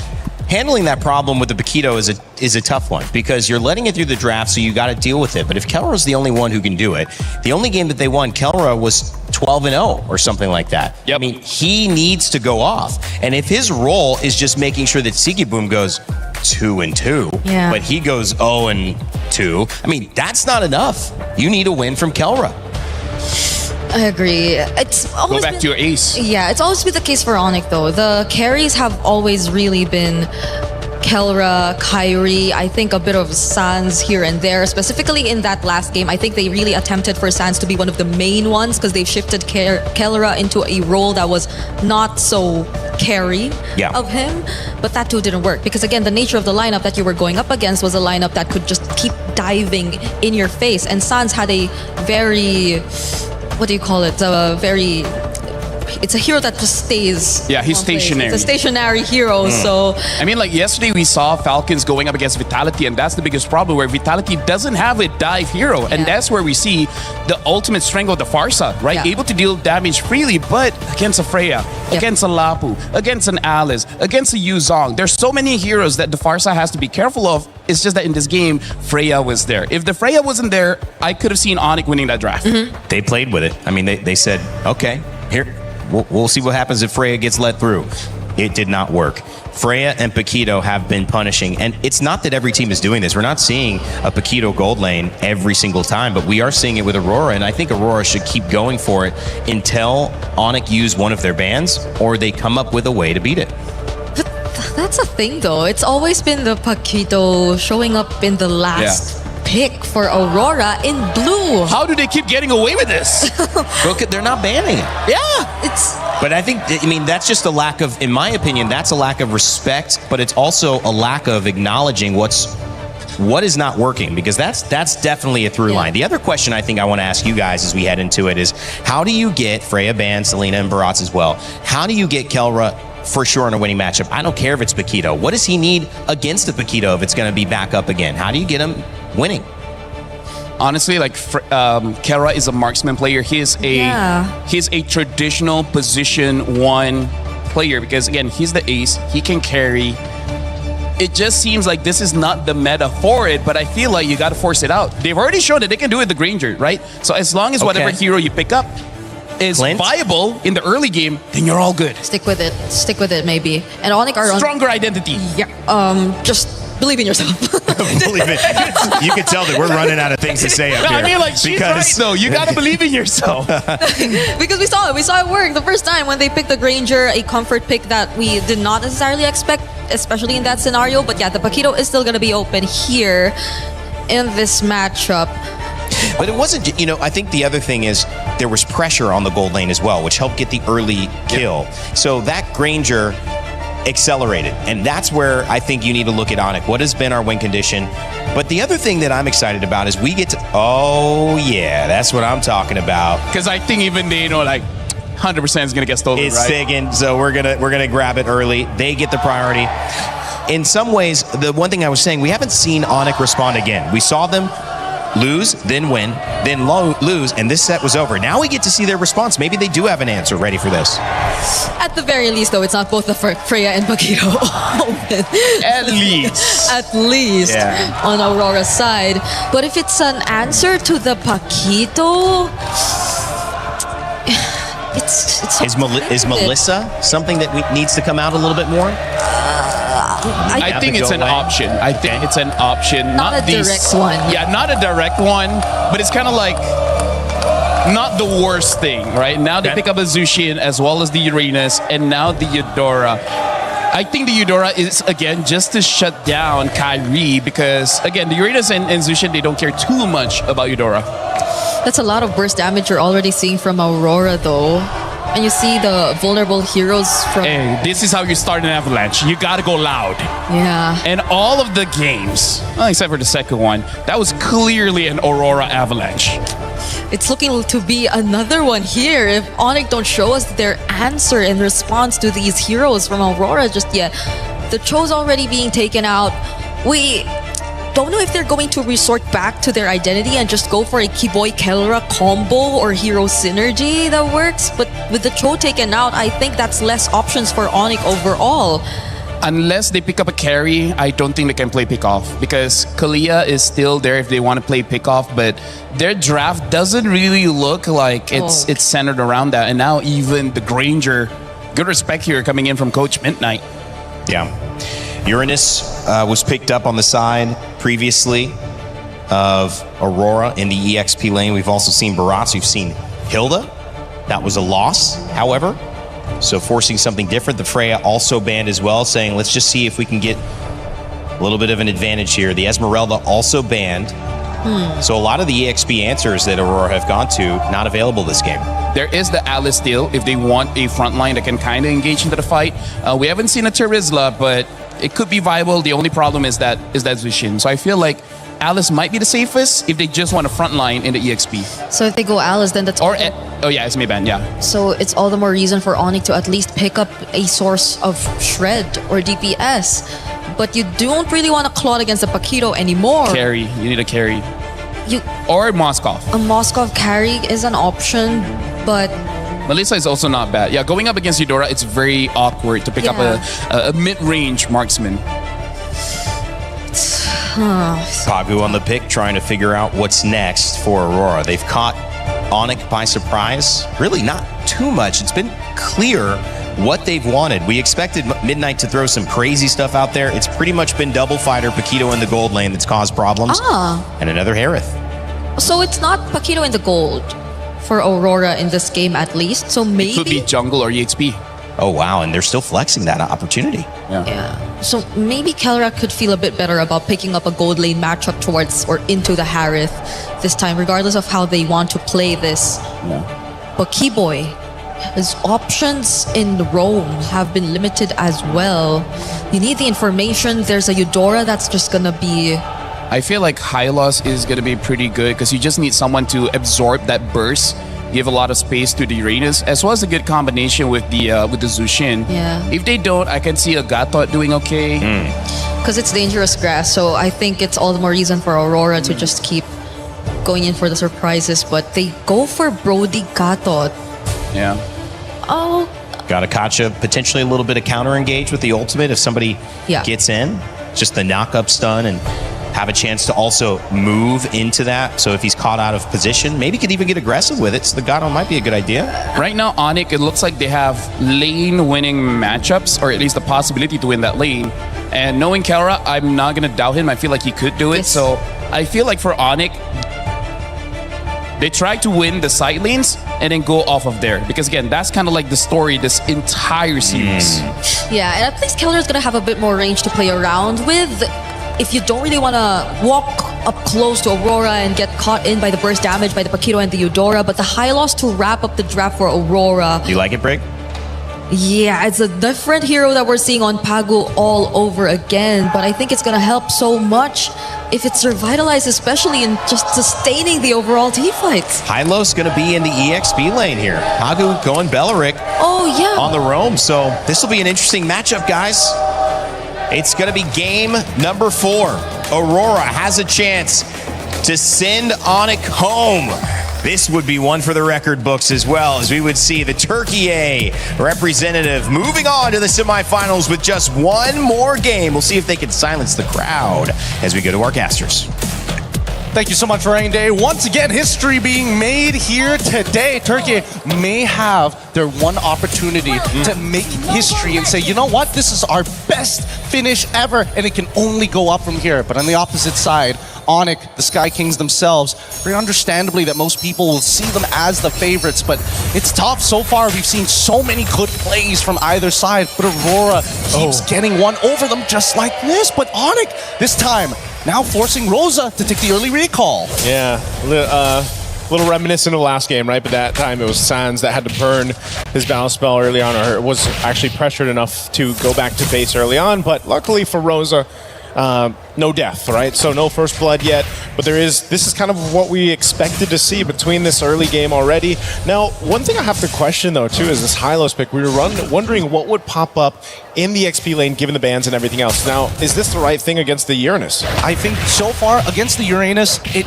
doesn't matter. It's not about the laning phase, it's about the team fights later down the line, right? They have a way to kind of slow Kyrie down, force him to use his iframes early on, and I think the Glorious Pathway is significant to try and slow down both Sans and Kelra from either chasing those kills or to chase them if the impact from Aurora's team fight is just that much greater. We'll see on the very first turtle here to see how that's going to play out, because level 4s, they're going to be extremely key for Aurora. Yeah, you got to think about it this way too. The crowd control, once again, that Aurora Gaming has been playing around with is what's helped their lineups and execution so much. Sigaboom's going to be sent back to base here because, again, going back to the crowd control options for Aurora, you know, they've got that stun that comes with the Hylos. You mentioned with the Glorious Pathway, slowing them down too, or speeding yourself up, which can help even Rosa. Go for that stun on the Eudora.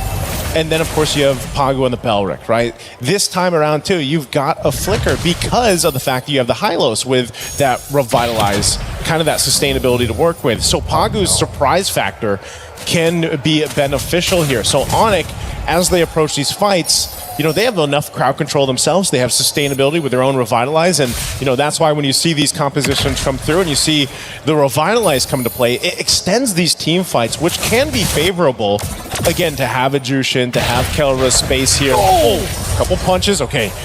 Better to burn the Flicker than die there for Kelra. I totally agree, but more importantly, that just saved Sigaboom his entire laning phase. And now there's a potential angle here, but as long as Sigaboom is able to, you know, get some help to break that freeze, it makes things so much easier because he was about to get frozen out and not be able to play the laning phase at all. Down by bot side though, I'm surprised that Luna was able to get this much pressure considering that Lupe is supposed to be the one who actually kind of maintains full control overall. Like his passive into the Ring of Punishment really just kind of doesn't matter. It's just a free stacks for him. Okay. Little jump in from Kibo. I mean, they wanted to make a play on Rosa.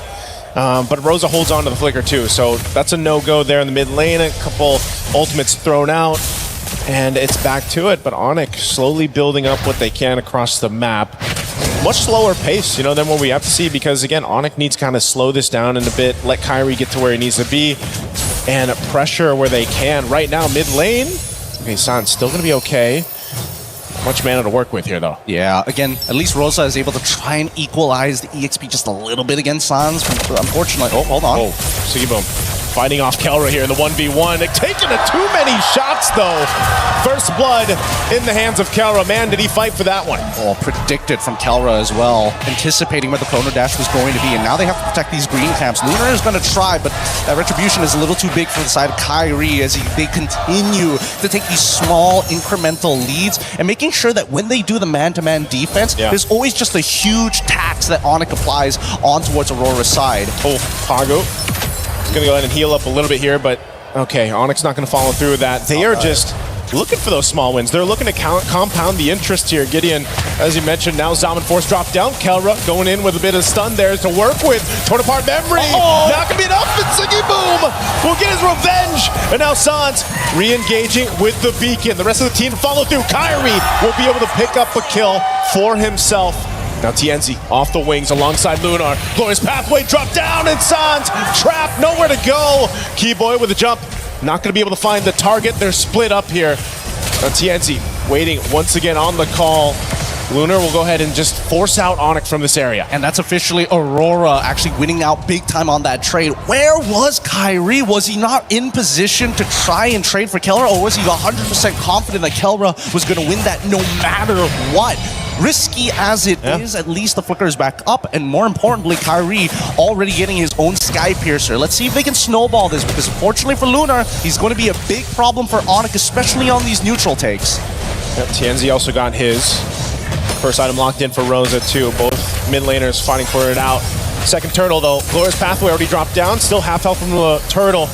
You're gonna deal with Lunar again. A split fight happening here. Luffy able to get a couple resources out. Now Lunar trying to get away with that revitalize. Still gonna reset this turtle. So neither team getting the upper hand just yet, but it will be Kyrie to hold on to this turtle. It looks like TNZ is just gonna have to give it up. Yep, they don't have the health or the mana, and Onyx, that's what they want to do. Keep taxing them until they can't afford it anymore. Once they go for broke, that's when Onyx can start fully taking control over this game. For now, at least for Aurora's side, they're looking for the first and second item power spikes to really turn these fights over. So having this 2K lead on Onyx isn't the worst thing in the world. However, where's the big conversions, right? Every single lane is winning here. Wow. Okay, and I guess they just got the call too, you know, Sigibum, come join us. Give up that top lane, but they will be able to find Keyboy.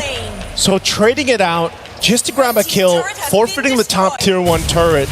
Aurora Gaming is going to make that switch now, looking to put pressure on tier 1 mid. And that's exactly what you want to do. These are the conversions that matter here, and Pagu instantly wants to cut off as many rotations as possible. Look at Luna right in front of Sans' face! Yep, they're going to have to stop him down. Glorious pathway to disengage, but Aurora Gaming got what they wanted. A kill, and now that turret falling in the mid lane. So this is going to be a battle. I feel like for game 4, what we're seeing, very different from the previous 3 games, is just this battle of attrition, finding these little moments around the map, finding ways to open it up, get that favorable matchup when you can, win this next objective, that turtle, and eventually the Lords come. Whoa, hold up. This could be really, really dangerous. As Onyx forcing Lunar out of position, allowing Kelra to actually open things up. You can see the rest of the members are man-to-man defensing here. They understand what's about to happen, and I don't think they should take this right now. All right, Conceal used. Little taunt there, Unbreakable, gonna bring Pagu back. He goes in with a flicker, locking him down with the Raptor Dryad. Sand's gonna be okay though. Aurora Gaming on the back foot, they want to get away. Avatar of the Guardian will burn the flicker from Rosa. Still gonna be caught amidst it all. Against the wall they go. A burst of damage with Siggy Boom is gone, and Onyx will win this fight. A double for Kyrie. That's gotta be upsetting here. Very, very upsetting. But even so, it's just not enough damage. The economic lead here for the side of Onyx being pressed against Aurora as they are starting to run out of breath. But initially, when you see this fight from the side of Aurora, maybe it could have been something more, and they wanted Sans really bad. They got the ult out. They also made sure that he doesn't have his flicker available. The problem is if they don't net themselves the kill, that's a lot of resources wasted on the side of Aurora. That also, you know, when we saw it from the highlights there, it just looked like they weren't synced up the way they wanted to follow through on Pagu's setup. They were kind of in a weird position, and it might have been one of those cases where, again, Pagu's just like, you know, I'm already here and I'm already taunted up, but I'm Unbreakable and everything else. I kind of have to do something, and, you know, Aurora Gaming loses that fight. Now they lose themselves the space to work with. They're 5,000 gold behind, and Onyx has been in this driver's seat now for a few minutes. And the fact that you have the Sky Piercer that was picked up and we talked about minutes ago, Kyrie's now got a couple stacks on it, so that's great for him. And even looking at the build that Kelra has, he's going for the Rage Advantage, right? He already had that blade earlier on. That was his first item he rushed in. Then he got Malefic Gun, and Brody's already got great range advantage against a Harith. Well, now, even more so. Yep, and I think that's the really scary part, right? Because Onyx, this is a really good timing to, you know, instigate fights, and Aurora recognized that. That's why you're seeing them clump up together a lot more, because they have to work with their secondary win condition or main scaler in this particular case in Sigibum. Yeah. Tianzi also understands that as much as he is the jungler, the neutral objectives are very manageable for the time being until we start getting into the Lords. So we need to see the tempo breaker here. Right now, too, Lunar, even as tanky as he is, he can feel the damage being put out. This purple buff being fought for, though, unfortunately, Tianzi will not be able to secure it. Kyrie's been pretty unrelentless in this side of the jungle as he just continues to take camps, you know, from Aurora Gaming. Interesting. I hope I saw that right. That was a Haas call purchase coming in for Kelra here. Wants to make sure that at least at the very bare minimum that he actually has some form of lifesteal. And not to mention that, you know, Brody naturally, the way that his auto attacks work, has so much more base damage than the regular marksman, all kind of put into one because he doesn't have as many consistent auto attacks compared to them. In this case, he's going to get a decent amount of heal, so in case they try to burst him, the window has just gotten smaller for the side of Aurora. Okay, with Lord up, Onyx with a clear advantage. They should have space control above this. They'll keep Loopy up there on the top side doing his thing for now. They don't want to overstep this. One thing's for sure is if you're up against a team like Aurora Gaming, you still got to respect what they can do, even if you have this kind of lead that Onyx has built up. But they can go ahead and play the map this way. You know, keep Loopy there, play around the rest of the 4 members of Onyx. And Aurora Gaming knows this. One thing too, having this dangerous grass in tow, you can make some surprise plays. We saw the attempt from Aurora, but now Lutfi being spotted out, and the rest of Aurora Gaming, they don't have much room to work with. Conceal was already used. They're going to keep them pushed off the Lord. And the pendulum swings again. Sigibum kind of the only person who has enough damage to deal with Lutfi. Rosa, as you can see, needs to put a little bit of work into Lutfi, start shredding the MR first, and then starts getting the empowered fork to lightning to ensure that he gets some permanent damage. But even then, Lutfi is in a phenomenal position. He's got plenty of magic resist. He's got plenty of health to work with. He's running Brave Smite as well. Oh, well, never mind. As soon as I say, Divine Glaive has already been purchased by Rosa. All right, it's locked in. Onyx might be looking to make that attempt here. It's going to reset, though. Ice Queen Wand picked up, too. By Sans, being dragged back. Flicker forward, not connecting the Wrath of Dryad. Will get punished anyway. Kelra able to pick up a kill, and with that, Aurora Gaming has to give this Lord over to Onyx. What a difficult job that Pagu is trying to attempt here. He sees the angle where he either has to pick Kyrie or Kelra. He wants to get both of them. Yeah. And I think it's starting to cost them here, right? I think he has to make a clean decision of what needs to get cut in half. So far, I think Kyrie should be the priority in this case because he's the one running Sky Piercer. That could open up some more opportunities, but it doesn't change the natural problem that even without a Sky Piercer, Kelra can finish off kills with torn apart memories from halfway across the screen. Yeah, that range advantage is what makes Brody so deadly in this case here. And a POD picked up for Kyrie now. So maybe, yeah, Pagu just needs to go ahead.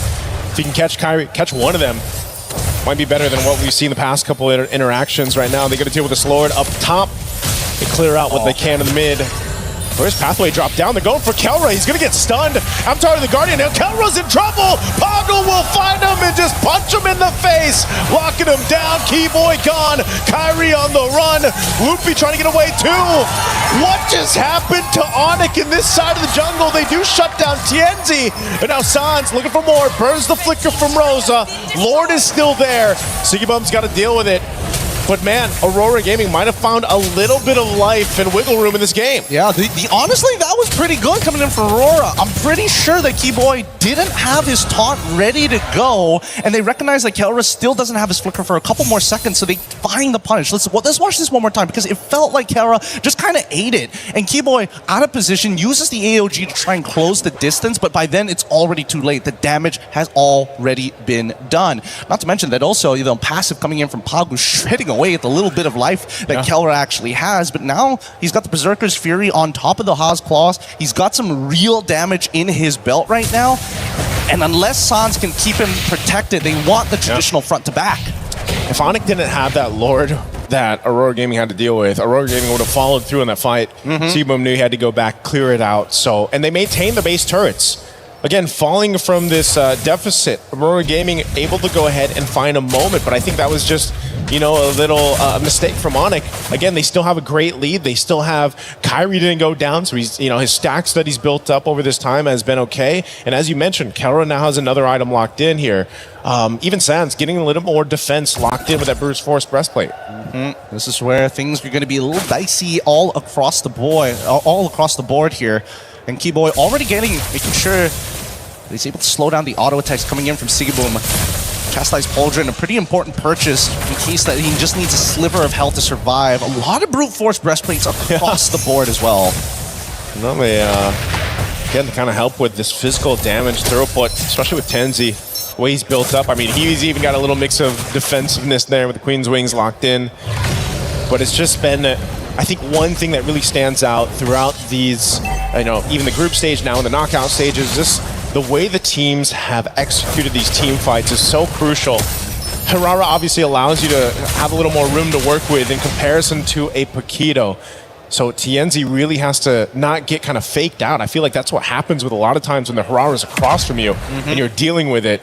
You've just got so much to work with. And that's why, again, the responsibility of Pagu so crucial here on landing these Wrath of Dryads. Lootbeat going to be forced out of that brush alongside Keyboy. So it's a face-off for this Lord. Just look at the way that they have to play, right? The only person who may be able to bait a reaction from Onic is Sigiboom because he's such a high priority target. Now Onic, they don't have control over this, and Kyrie is ready to hop over the pit, but look at the mid lane. They get that first shove, they're going to reset this, and they're looking for an interception. Oh, are we going to get punished for getting knocked up by the Lord? Luckily they don't. Oh. Loopy, okay, he's still half health. They're going to bring back Lunar. Lunar dropping down the Glorious Pathway to cut off Loopy, but that's not the target you want to go for. To Aurora Gaming, and now couple ultimates expended here from Aurora Gaming. Lord will just reset as the space does. At least they set the conditions. We used a lot of our ultimates, but we got a really good push down on that mid lane that Onic has to respond to. Losing a free inhibitor turret is unacceptable at this stage of the game. And I think that at least for Aurora, they know they've hit the 43k mark. Their carries have the damage. Tienzi and Sigiboom are ready to fight. The question is, can they get some value or discounts from Lunar or even Pagu? They saw Tienzi up in the top lane. They wanted to blitz this Lord, but it resets anyway. So again, a good choice here to just kind of back off. Keyboy was there, gave them the information. Meanwhile, Onyx still looking to bait Aurora Gaming into a fight. Quarter the health on this Lord. Whoa, it's going to reset once again. Look at the positioning here from Keyboy. Oh Luffy. my God. Consecration drop down. Pagu goes in with the flicker. Wrath the Dryad. Kelra's still going to be fine though. Torn apart memory. Pagu goes down. Tienzi can't find an opening. He's trapped. Even with an immortality, Kyrie gets a double. Onic with the team fight victory here will get them the Lord. What an incredible read from Kelra. What an incredible read. He reacted perfectly to the scenario. Winner crown just in time because Pagu, he keeps on doing this. Keep your eyes here. He sees it instantly. Winner crown to dodge the entire thing, and he still has the corrosive strikes to make sure that he can finish everybody off. He's marked them, he's tagged them, he's outplayed them. Got in the gold lane for a reason. Yeah, what a move there. Again, it's a KK connection, just a different one for this. And now knocking on the mid turret. They're going to go ahead. Force it down. Whoa, Keyboy taking a lot of damage here. He wants to get away. Does with the Avatar of the Guardian defensively with a sliver of health. He'll regen it back up. They still have the Lord making its way here. So Onic can go ahead and walk this into at least a base turret, potentially knocking down two. Aurora Gaming wanting to hold on. Oh, some really scary stuff. Really, really scary stuff. And you can see that Aurora, unfortunately without the Glorious Pathway, it's a lot harder for them to go on the chase. For Onic, they can naturally do it, right? They have many different ways of using iframes and immobilizing, trading with one another, you know, the push and pull from Keyboy alongside with Kyrie to maintain their presence. Keyboy, he wants it, but they're not going to give him that option just yet. Oh my God. Rosa, look at the damage. Rosa's going to have to be careful here, half health. But again, I think Aurora Gaming is going to be happy with that defense. They keep up two base turrets. Onic gets one. They play the discipline route, and they'll back off for now. Again, they don't want to push it too far in. Even with, again, with this kind of lead, the composition, they can't get caught in a bad state here under these base turrets. So happy with one. Still have plenty of time for that next Lord to come up here, but looking at the items again, you know, now that you've already seen the Winter Crowns come to play, the Immortalities, you're going to see some item swaps up to this point. Dom Ice already complete as well, making sure there's some kind of anti-heal and anti-shield. Oh, wait. Interception angle potentially Pagu here. He's going to get Unbreakable taunted. Should be able to get away. Good coverage there, though, by Aurora Gaming. Again, you can see they have to play together here. They're most likely going to get poked down, half health or so. Pagu finally gets into Immortality, though. Oh, man, Kyrie, man, Hirara is such a busted hero. So many cooldowns. It's like, it feels like she's got 6 abilities sometimes, but... She's not Suyo. Yeah, she's not Suyo. Even though she has more abilities than Suyo at level 2 compared to level 3, you know, no big deal here. I can't wait for 4 abilities at level 1. Eventually we're going to get there. But the scary thing about it is that Kyrie understands that he's allowed to actually take the first move. Because until we see the trigger being pulled by Lunar, they know that Aurora ain't really in it. Their hearts aren't in it to go for the all-out fight without that condition. And as long as Kyrie has iframes to play with, he can do this all day, all night. Yeah, it almost feels like Aurora Gaming's... It's still used. Glorious Pathway, they're going right for Kelra, okay. They get an Avatar of the Guardian out, plus the Flicker. Burnt from Kelra. 10 seconds for this Lord to come up. I would say that's value for Aurora. That's a lot of value, actually. Wait, I want to see what Onic is going to do after this, right? Because now that Kelra doesn't have his Flicker, Winter Crown is going to get purchased here. Let's see if they correct the waves, because unless they can correct the waves, bot side is on a slow push, mid is neutral, top side is getting corrected by Aurora. And I think that Onic, despite having a 6.9k lead, I don't know if Kelra has enough money to go for an item swap after that. Yeah, this might be one of those cases where, again, you just delay this as much as you can here. If they can. Okay. Lutbe having to use his ult. And Kyrie still dancing around. Yeah, they're not going to do much about this. And I think that Aurora recognized that, you know what? As long as Kelra ain't showing himself and he doesn't have that Flicker, it's not that big of a deal. Take away our purple. We don't care about this. Look at that top side. It's already shoving in bot side as well. Hirara shows up and now Aurora takes the space. Oh! Rosa goes in with a Flicker, but Sans able to react in time. That setup not going to follow through. Now Lunar, Unbreakable taunted. He's going to take a shot. Here, couple marks. They have to back off, though. This isn't the fight they wanted. Avatar to the Guardian, not going to connect, but it's Pagu. Immortality pop. This should be a kill for Onic. He goes in with the Flicker. Wrath the Dryad drops down. Kyrie gets a kill, but Sigibone fires back. With a crown already used. They're in it for now. TNZ, Immortality. They're going to chase him down. He has nowhere to go as Onic wins the team fight. He'll start up the Lord. Great reaction time coming in from Sans. If he died there, I think that could have been it. It could have been the turnaround that Aurora were looking for. But that's what I'm telling you. That Glorious Pathway is the key to everything right now. A beautiful rotation from Kyrie alongside with Kelra to open up a different angle and forcing Pagu into a pretty awkward position. But you can tell that Sigabum, Keyboy, he's eating so many shots from Sigabum. It takes way too long. Well, they're in the pace. They took out Rosa. Now Sigibum trying to get some revenge here. Kyrie has an Immortality. He's got enough work to room with. Oh, Sigibum! Nowhere to go. Double for Kelra. That is it. It's going to take us to a game of 5 in this matchup with Onic and Aurora Gaming. Are you not entertained? We finally get a full series here in our playoffs. Great job as Onic pulls it back to match point 2-2. These teams are so equally matched in so many different ways. The slightest advantages in the drafts is a make it or break it. And I think Rosa is probably thinking to herself, man, if only I didn't have to recall at level 1. This could have been different. It's kind of like what happened to Sans in the last game and how things fell apart for Onic in game 3. But they made the adjustments and they executed well. Again, yeah, you said it, Gideon. It's so well matched here between these two. I mean, both teams have really surprised us, especially I think everybody when Aurora Gaming came through, swinging through, the group stages. But Onic themselves have adapted so well, not just in the draft, but in the execution here. There's plays and highlights across the board with this lineup as we look at the highlights here from STC. It was just from start to finish. I mean, this is also our longest game throughout the series, I believe. Yes. The 20-plus minute mark here. But talk about the team fighting prowess from both these teams.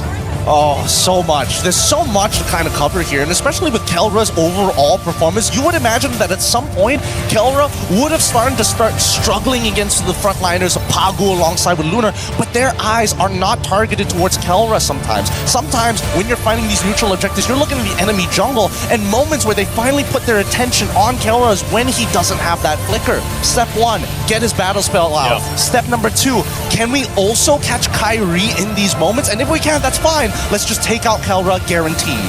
Oh, again, there were so many good plays like this. That Winter Crown usage from Kelra, able to go ahead and cap out the torn apart memory, just the coverage that he had too from Keyboy and Sans. I mean, Keyboy's job alone was so difficult. I mean, it wasn't like he was landing all these Avatar of the Guardians, but he was still providing space for Kyrie and Kelra to move around with. You know, Loopy was doing the same thing, just not as flashy, obviously, on Uranus, but still providing so much value for these team fights. But Loopy is learned to this. I gotta save it over for our panel as we throw it back to Rain Day. What do you think about this game?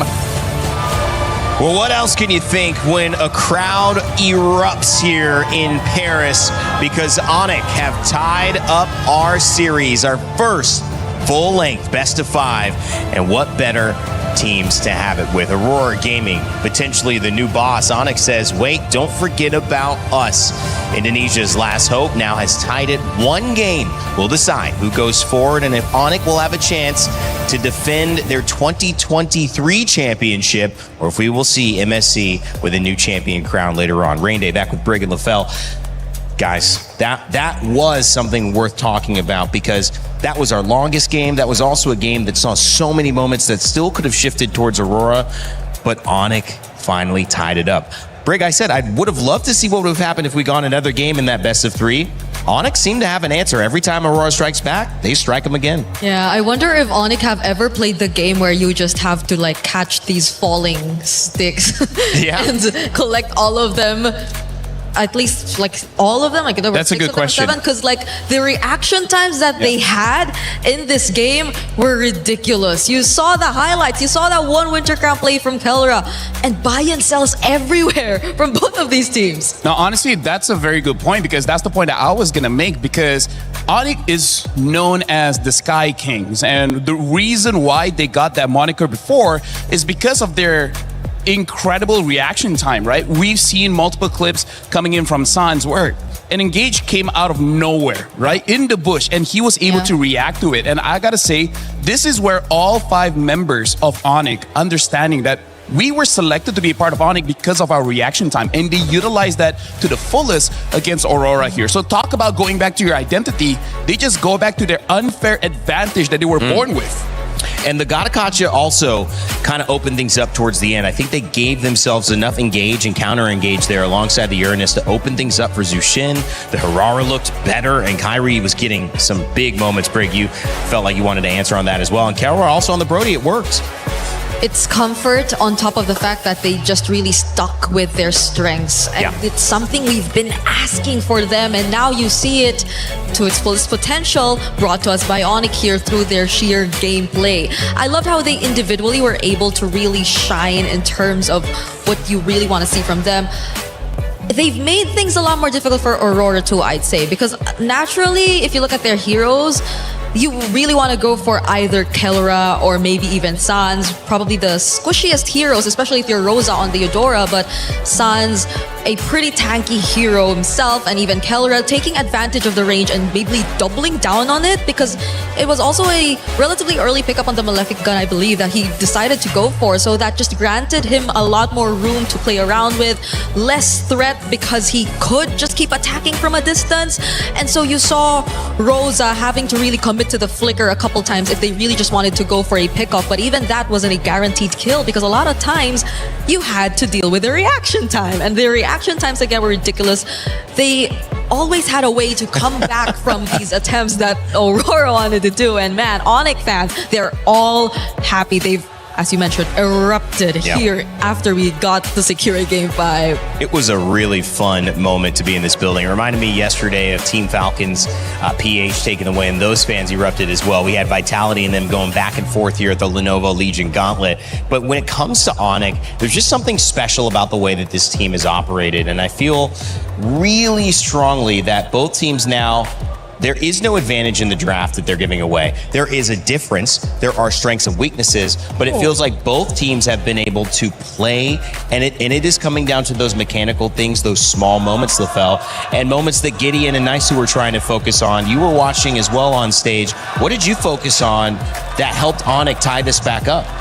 Well, honestly, this is going to be very technical, but Onyx really utilized the map alongside with their unfair advantage of having incredible reaction time, because we'll be seeing clips later at a telestrator here, because looking at the draft, there's really not a lot to discuss here, because this is not simply just about the draft, but really how you utilize it, right? So the draft is just showing up here, but this is something that we see Onyx has been doing over and over again. We're going to be playing this clip here. We're going to look at Pagu, Flicker, and then Initiate. But look at every positioning coming in from Onyx. Yeah. 1, 2, 3, 4, 5. Look at how spread they are. And they've been doing this the entire game, because going up against Aurora, Midnight as the coach probably taught them the Ube strat, which is the ultimate bonding experience, which basically means you're clumping up together.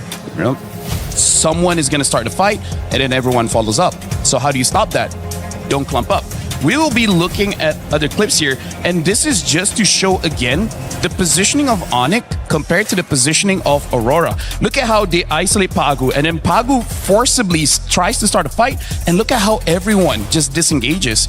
And here's the thing, this draft, Rainday as well as Brig, not everyone can use, because Brody, by all means, should have been caught multiple times. But because this is Kelra is just special. This is the moment where we see they do not have an open space.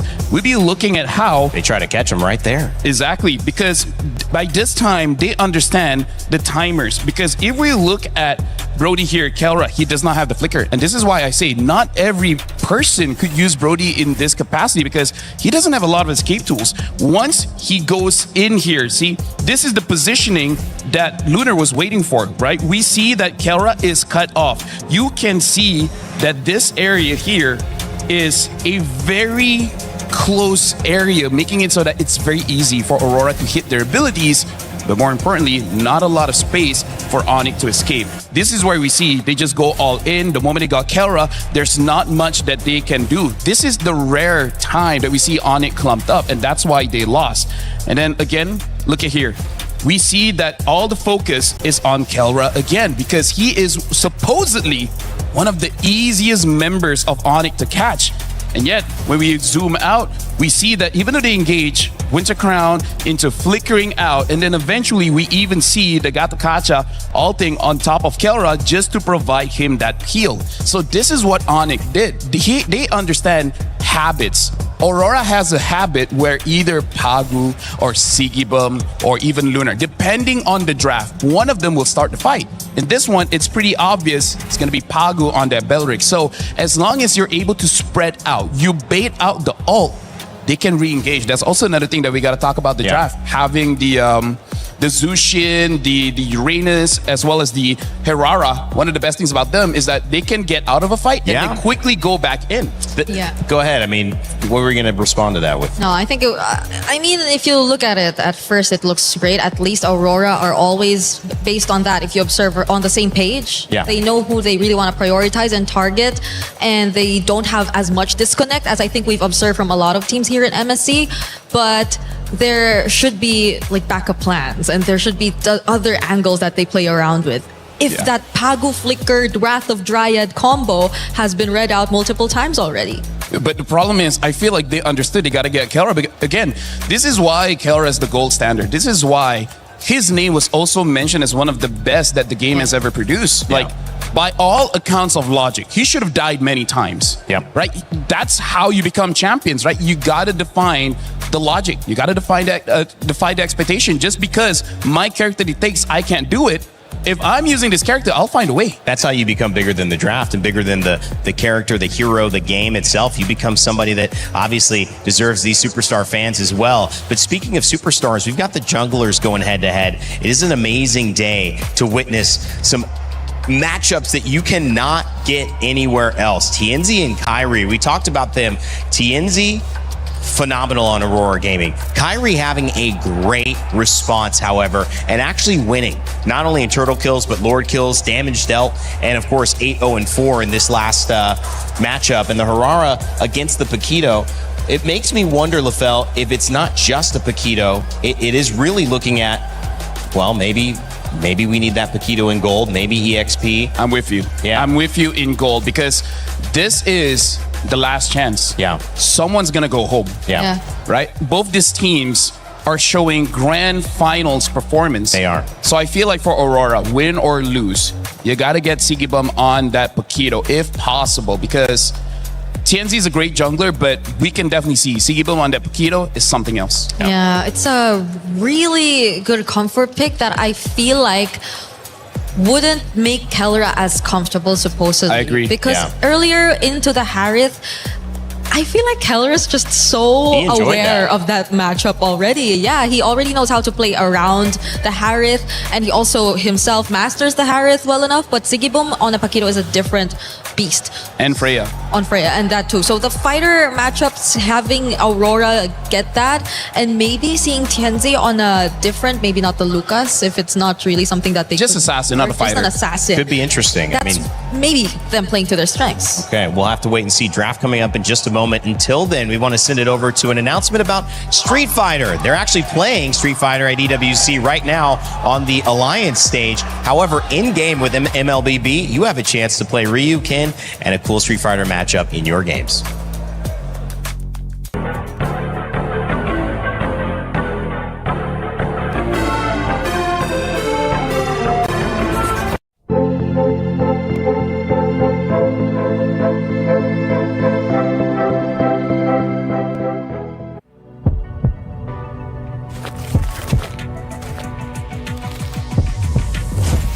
Round one.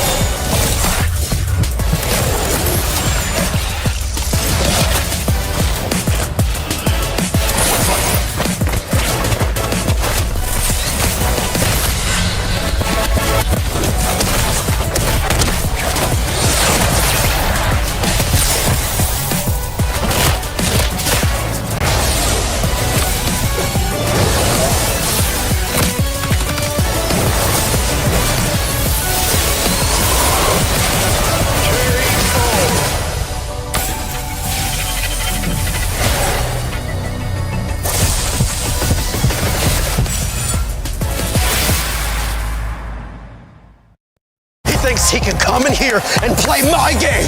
He knows nothing. Let's go! Tyler Wine, you're done. Raw energy. House of pop and blow the house down. Play is in our DNA. Whenever we let it out, it becomes our superpower. Now imagine an entire city being built to supercharge it. Kadir City, powered by Play. Well, above the clouds, there's Onyx. You could hear the chants coming out, and you could see the fans just resetting. LaFell? Yeah, we can hear Di atas langit ada Onyx. We're here, we're here. Onyx, Onyx, Onyx. They feel it happening. Di atas langit ada Onyx. Here's the thing, I feel like for both teams, in terms of the draft, they gotta stick to their guns. Yep. Kelra has to stick with the marksman, Sigibum has to stick with the fighter, and then this small adjustment might be too, how do I say, too risky, which is what Aurora has been doing is trying to target Kelra. Yeah. But time and time again, Kelra has been outplaying them. Yeah. So either double down and make sure Kelra will never escape an attempt, or avoid him altogether. Shut down Kyrie, shut down Sans, and hopefully that's enough. Shut down someone else if it's not working against Keller anymore. But yeah, I agree that maybe and hopefully we get to see them just stick with the heroes that have been working out best for them. But I'm also worrying because at the same time, I think it's going to be Aurora in blue this time. Yeah. Not unless they decide to go red. Because Most likely in earlier it was Onyx on blue, but every single time they went for Blue, it's not like they go pick up the Paquito first. Right. They don't really go prioritize that hero despite it being open in first pick. There are a lot of other options which could be left open still. The Hirara's still there. The Freya potentially even might be still there, but that's also something that could work out for them, honestly. So yeah. I think the sides are really going to be important. There you go. Aurora does go to blue and the Paquito is still open. So that's a question mark for all of us right now. But the trend says, okay, never mind. Let's just take out all Sigiboom's hero, you know? And that's smart. I mean, we knew that was going to be something Aurora valued. And now it does do two things. We could see, and we're not even going to go into it. It's Aurora first pick from Aurora. So Onic have a chance to respond. Beleric available. Brat's still available. Yeah. Zushin not available here, banned out. So that won't be a factor, which has been played 2 games in a row by Onic. Yeah. I think they're going to opt for those power picks still. Safe picks and, as you've mentioned. But the Beleric Plus is supposedly the way to go, at least. That's a good pick. Oh! And a Fanny. Take the Barats as well as the Fanny. Barats is one of the counters towards the Fanny. Now, I want to see whether Aurora, in terms of gold lane, Melissa and Moskov can deal with the Fanny, but if you want to go fighters, maybe the Ruby. The Ruby's the next one. Probably Ruby, but the thing is, Ruby has been changed so that she is only really strong when her HP is low enough so that she has a lot of heals. But if you burst her down so that she can't heal fast enough, that's kind of GG's. Could be risky there. Does that feel like the right trade?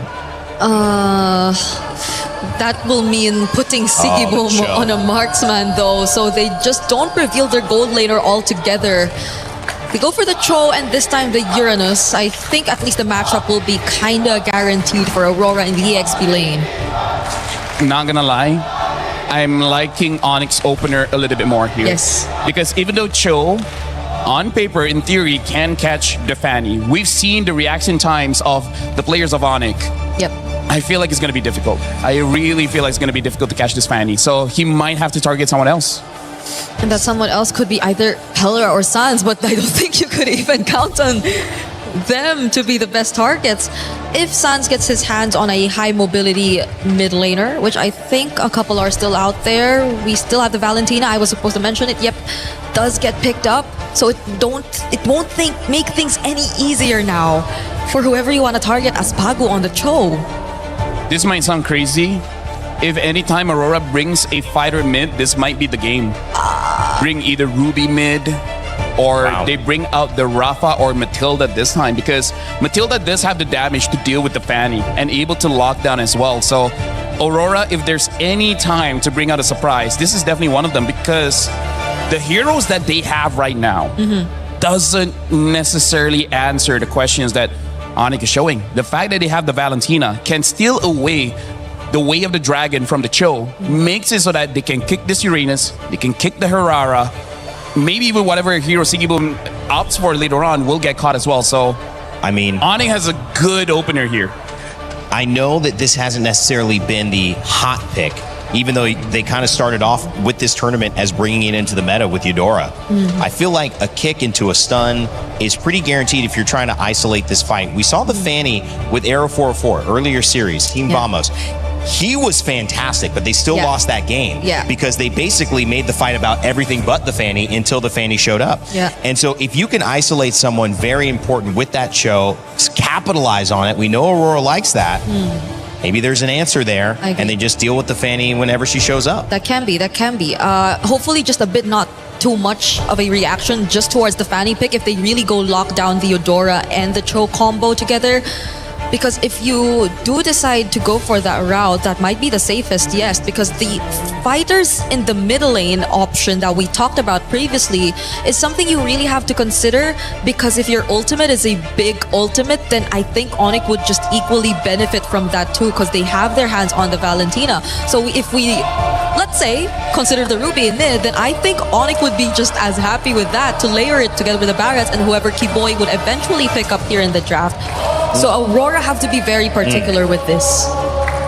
The other thought is, how much pressure are we putting on Barretts? We know that when Lunar can win that EXP lane, it helps them win very early. It's possible that we see a lot of pressure there. Yeah, but I feel like Barat should win against the Arenas. Like, even if you don't win, you're able to get out of lane faster. And I feel like that's going to be the determined thing. Onyx, they pick up a Harif. Technically not a marksman, but a traditional gold laner here. And now they answer with a Claude as well as the Eudora. Yeah. This looks like the most standard draft Aurora has shown in quite a while here. So I think this one, they realize it's not about the draft anymore. No. Like, there's only so much the coaching staff can do. Now it's 100% on the players. Gotta make sure the execution goes smooth for Aurora this time, Gotcha going for here. a very standard draft. But for Keyboy in Rome, Gato was good. I like the counter. yeah, Gato can be. Minotaur's banned. Atlas banned. Belleric still available, right? That could also be an option. Honestly, yeah, Belleric can still be an option because for now, I feel like for Onyx, almost any pick in the roam can really help them out here. And there you go. They pick up the Belleric. Also kind of good going up against the Claude, Uranus, Cho. So who do they want to pick up? Who does this Cho work against on the side of Onyx? Who's the priority? No one. No one. So that's if you can catch Fanny, great. But wow, I don't know about that. At best, probably just disrupt. Because Yeah. Onyx will just go all in the team fights. Onyx, wow. Indonesian champions in 2023, trying to go back and win in the semifinal. Aurora trying to prove that they deserve to be on the main stage. It's one game away that decides it. A best of 5 turned into a best of 1. Aurora Gaming versus Onyx. Turkey versus Indonesia. Let's send it back over to our casters, Gideon and Naisu, for game 5 at MSC. Two teams walked into this arena at the Esports World Cup thinking that they could make some life-changing money. Now they put it all on the line as both teams have pushed it to match point. A single mistake, a single good play could be the difference between a lot of cash here. But now let's jump right into this game as the Land of Dawn has already blessed us with a beautiful series. And even this draft, Gideon, for game 5 brings us, I feel like, back to the fundamentals, you know, for the most part. Even if you look at Aurora Gaming lineup, our panel talked about it. There's no more things surprising yourself in the draft. It's pretty standard. There's only so much that the coaching staff can do. It comes down to that execution. Onyx on the same foot. Pick up some of their best heroes across the lanes here. Again, to see potentially Kyrie on this Fanny and Kaura having the Harith here, there's something that can be said for the movements, the way they move around the map alone can set things in pace. Let's set the stage here because so far Aurora, you can tell that top side is definitely going to be their strong side. Lunar playing a much better game this time around, not having to deal with the Esmeralda, but against the Barats, it's going to be a lot easier to kind of outmaneuver and control this lane better, especially since it's a no-go lane. Nobody's going to die here. There's nothing to worry about. But on the bottom side is where it gets interesting. And I was wondering in the draft whether or not, you know, this Cho was going to be the difference maker. Yeah. Both sides had to take Purify in this case, so it's a general neutral lane. But knowing Sigibum, he's played this matchup against the Harith many, many times before in the previous year. We can see this pressure already on these green camps of Kyrie. Pago takes some shots here. Quarter of the health, he's gonna have to get on out of there. This is one of the difficult things for Pago to deal with. You know, when asked the question, who's the best target for those kicks? Who's the best person to go for? And honestly, it's Kyrie, but as mobile as a Fanny is, that's a tough task to take here. First turtle up for grabs. Onyx gonna start it up. Lunar kind of gives that information, but Tienzi's not anywhere near it. So first objective, turtle, going on it. They're just uninterested. There's just no reason to fight for it as of right now. Not until they have that kick to start developing a dedicated lead. And Ionic recognized this, right? Sans immediately takes away the dragon on their side in case they can find a moment to snowball this even further. The mid duos have been doing really, really well and have adapted a lot throughout the matches. Now they're going to go down towards their insurance policy. Carol getting a really good freeze here onto Sigaboom. And this is where it starts to get dangerous, right? If Sigaboom unfortunately uses his BMI too early, there's a chance he gets run down by Kelra with his Almond Force. It's almost to be on the other side. Loop using the flicker. Daytona's welcome into the wall. There's a follow through. Nice kick from Sans into the turret. First blood for Kyrie. They find 2. Now they're looking for a third. Luna trying to get away here. He's got a sliver of health. Jump back in. There's the counter punch. Taking out Kyrie and Pagu. with the G Kundo, will be able to get away. No follow-through damage. It's a trade, the 2 for 2.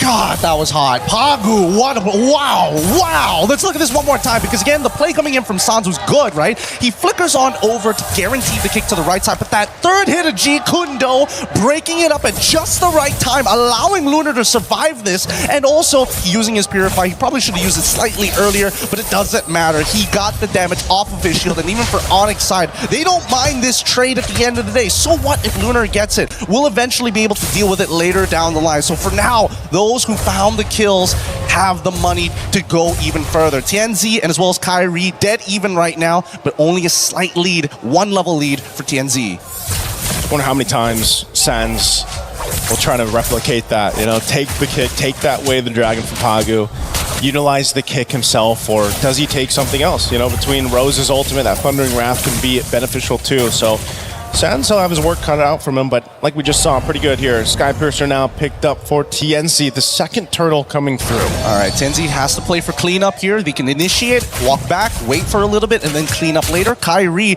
he's got the Heptaseas already ready to go, and he wants to make sure that when he gets on top of a target, that target dies straight away. So now you can see that at least from between Onyx and as well as Aurora, they're constantly trading. They're constantly trading the HP. Okay, again, way the dragon held on by Sans. There's the Daytona's welcome. You go right on the mark.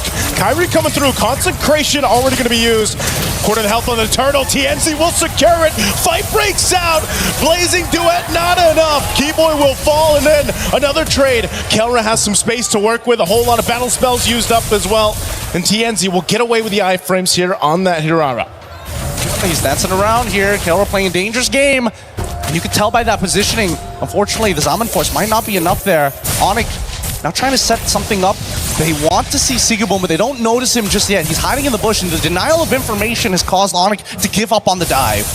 Okay, they're going to get forced out of there. They wanted to make a play, but luckily Sigabum has that protection. Pagu, there's the kick right on cue. Purify's still available. Now it's popped. Kyrie joined the fight, swinging on through, gets stunned, Thundering Wrath down. Pagu trying to get away, burns the flicker. He will survive. Neither team falling in the exchange bottom. You can tell how antsy both sides are. Sigmund luckily doesn't get his recall canceled, but that will mean that bottom tier 1 is under threat. They are willing to trade topside, but at least from Kyrie's POV, easily is able to dodge out of the right ability. Sans, does he get the turret? Oh, it's almost. One auto attack. It's as good as gone. Yeah. Take a little bit longer to take that one down, but pretty much Onyx just trying to find what they can across the map here. It's really neck and neck in Game 5 so far, Gideon. Again, this is exactly how you want this series to pan out here. Neither team really pulling the switch just yet. Pedal to the metal, but right now it's going to be a tier 1 that falls on our side. Whoa, oh, already some pressure there. Rosa burning the flicker to survive. Actually, Sans burning his flicker, and now trying to secure that purple buff. They do just that. Pagu forcing himself out of side of the jungle. So this is just a battle for buffs and just tier 1s. And you know that Hirara generally has a bit of an advantage in these moments, especially with slight leads on their sides. Best part yet, the iframes making it even harder, especially since you can control the timing of when you decide to drop down that falling maple. In the meantime, though, as we can see Aurora alongside with Onyx contesting for the space at this point. The main contestant is having control over this mid lane. If we see TNZ make a mistake here, luckily he doesn't walk into the lane, goes for the Lethal Wanderer instead and lets Sigabum actually absorb this wave. Onyx miss out that opportunity. Okay, waiting patiently here too. Last turtle of the game. 1 for 1 across both sides for this objective. Onyx will play it a little bit slow. Keyboy waiting, he's got a flicker available. Conceal going to be used. You're going to force the fight for this third turtle anyway. They get stunned in their tracks. Kyrie jumping through, takes the turtle away. Daytona's welcome. Into the wall he goes, and Rosa's gone. Now Pagu, nowhere to run either as he's collapsed down by Onyx. They got the objective and the kills. That was a hot play coming in from Onyx. It felt calculated beginning to end. The timing of Keyboy utilizing his Wrath of the Dryad, not to mention just an amazing flicker Detona's welcome right onto Rose's face.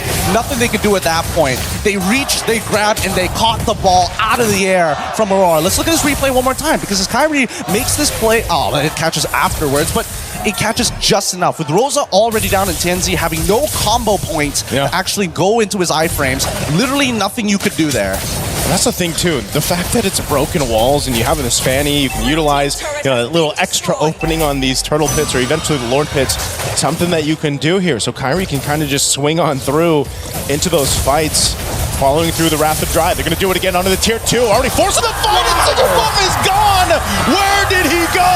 And Lunar to follow, a double for Kairi. And now TNC waiting for the rest, rather drive, puts the taunt, loads him up! Triple kill for Kairi, making a possible maniac on the fanny. Woo!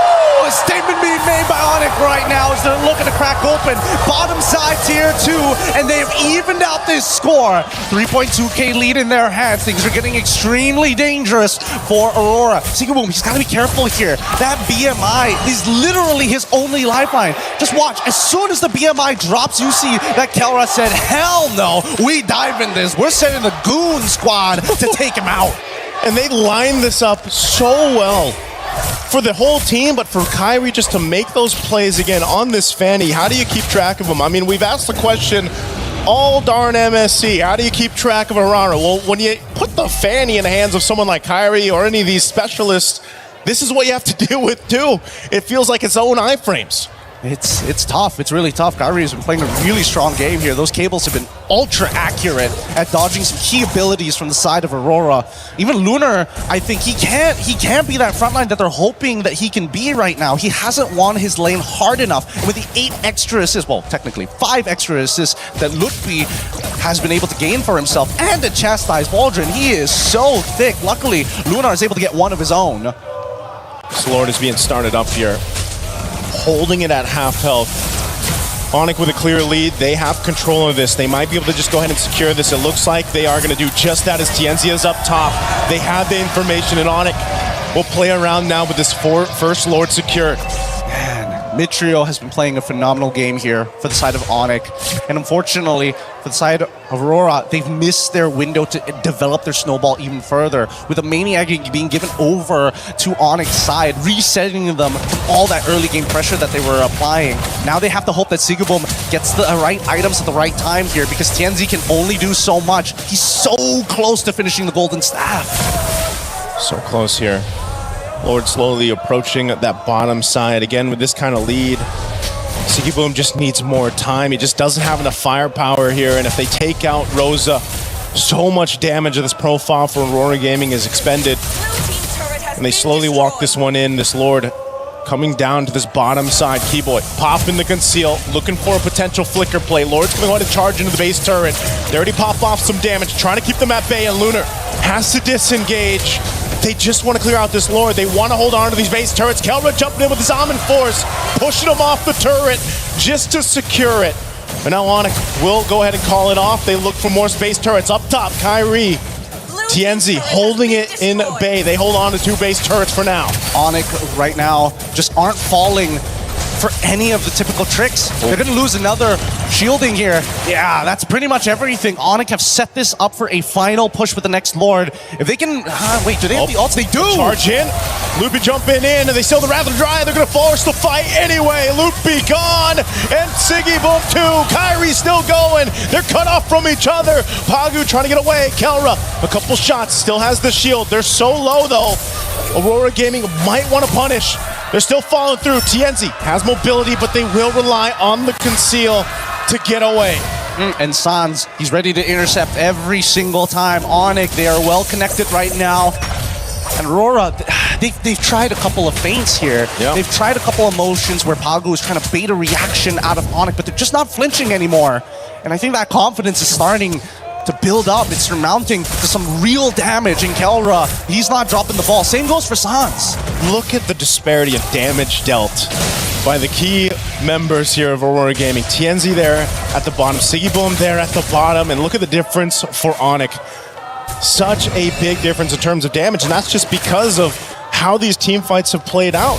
Onyx has all the room to work with, especially for Kelra, provided by this team that Sigurboom has just been trying to catch up. And we know this, Gideon, when you are delayed this much on that power spike for the Claude, it's really tough to get back into the zone in this one. It is hard, but at the same time, they've got some decent wave clear on their end between TNZ, Sigaboom, and as well as Rosa. They should be the ones who are proactively trying to work together to clean these lanes, while Pagu and Lunar needs to delay lanes. On the opposite end, Onyx very happy to be in this position. You know, they still have access to those steel cables, and Kyrie can do whatever he wants. Go to top side, set up the wave, reset the Lord again. They can do this all day, all night. They got to clear out that bottom wave here. They do just that. Half health on this Lord. Onyx has control. Looking to see if they can bait something from Aurora Gaming. Doesn't happen. So objective secured. We'll have to see Aurora Gaming's lineup if they can defend once again. Already losing one base turn on the last push. They maintain 2. Are they in a position to withstand another push in? Aurora decided not to. So now that they decided to, you know what? We're going to let the Gulor come in. There's a pretty good chance that they lose all their inhibitor turrets. And that's a dangerous decision to make, because all of this is so that they can get to the 42k mark where they have an option to maybe try and get a good team fight down to turn the tides. But I don't know how they're going to get neutral objectives. And until we see a full wipeout on Onyx end, I don't think Aurora necessarily can push through just yet. Keyboy walking in on that bottom side here. Lord already in the base. Still has a flicker available. The Lord's actually going to go down very quickly from Aurora Gaming, so they maintain that they still have some waves pushing in. Onyx might look to take down one base turret, this mid lane, as Kelra jumps forward. Already, Rocket's going to force the flicker out now. They're trapped under the turret anyway. Rosa's gone again, and Pagu trying to buy the time off the kick. Kyrie might chase him down. The rest of the team's going to force the fight in the base. Kyrie joining them now. Sigaboom with the blazing duet to clear out the lanes. They just want to stay in the game, but Kyrie keeps them together, and now they'll disengage. They still have this wave, but Onyx too low. Oh my goodness, the item swap right at the very end there. Sigaboom, holy cow. Holy cow. That was a dangerous moment. If it wasn't for that Rose goal, he would have died to the cutthroat coming in for Kyrie. They are out to get him. Yeah. The checkbox is simple. Wait for the stun to come out of Rosa. Once TNZ is down to only one combo point, then it becomes very easy to get on top of Sigaboom, especially since so many times he walks up to try and dish out damage to specifically Lutpian as well as Keyboy. I think that's where you see a lot of the vision starts to narrow down. He's got to open the mind back up here. He's got to look for different angles. His main concern really is going to be Kelra and Kyrie. Once those go down, there's a good opportunity that Aurora can win the fight afterwards. Win a crown purchase from Kelra to make a play of his own here, but I'm trying to figure it out. Can Rosa actually find a good opportunity to stun someone? Because Kyrie never shows. That's such a tall task here for Aurora Gaming. Playing on the back foot the past 10 plus minutes, or essentially this whole game. They're looking for a way to potentially turn this over in their favor, but there's just so much they have to do. They're going to go ahead and scout out. I think the main point of contention is, do they actually try to contest this Lord when it comes up? You know, it's not going to be evolved just yet unless for some reason Onyx delays it enough to go ahead and go through that, and I fear that if it is an evolved Lord, it's going to be tough. But look at this pressure already up top. Immortality swapped in by TNC. Rapid Dryad used as well. Wait. So an attempt here, but now Onyx, what do they want to do? Look at the coverage. Look at the coverage for Lutpi as well as Sans. Beautiful push and pull here. TNZ able to bait out the Wrath of the Dryads, and honestly, Onyx, they don't mind. They're like, okay, sure, no Wrath of the Dryads. We want you to come to us, actually. We want you to come just when Wrath of the Dryads is about roughly 8 seconds, maybe even 12 seconds, and then we're going to dance. We're going to keep on dancing, because unfortunately for you, super minions are always going to be knocking on your door, and we like to keep the porch clean. And they got a Fanny. They can play the long lane if he wants to, right? Kyrie can go ahead, put pressure there if he needs to, but he's going to wait for this purple buff to be up. They know this Lord is up. They can delay it a little bit further if they want to. Aurora Gaming looks to go ahead and try to get in position here. I'm not sure if this is exactly what they want to do, but it just might be one last ditch effort if they can. TNZ swinging around. Onyx knows it. Oh, the flicker forward. TNZ making his way to this fight. Can he turn it around? Pagu with the kick. It's on Kyrie. Immortality are going to be popped. Kyrie's going to get out there. TNZ also trying to buy space, but Pagu falls, and now it's all falling apart. Winner crown with the blazing do it from Sigaboom, but it's not enough. Kelra gets a double. Aurora, they still have TNZ up, but Lunar on the disengage. This fight Might just be over. Kyrie joining the fight, cabling on through. He has what he needs. He's going for TNZ. He's got the immortality till he doesn't. And now Onyx will clean it up. And Lunar can't do anything. Onyx will move on forward with the hope of Indonesia as they douse out the lights of Aurora Gaming. One hell of a game. And Onyx, no disappointed smiles. Everybody knew that this was going to be one hell of a game, and they find it and they break through. A crushing defeat for Aurora. God, that's the nature of competition. What a sweaty game. What a series. 5 games for this one. Again, we wouldn't have it any other way, and man, was it a battle. And big respects here to Aurora Gaming on the innovation they brought throughout the group stages, up down here to the knockouts. And unfortunately, as the nature of competition, someone has to go home. They push the meta forward. Was it truly their destiny to make it to the end? Onyx take that spot. Just another light snuffed out. The Sky Kings are getting back into position for a potential grand finals here. Oh my lord. Every moment of this game felt calculated. Every moment down to the beat. Aurora looking for many different opportunities, but once they couldn't get the reactions that they wanted from Onyx, it started to become just hard, just really heartbreaking.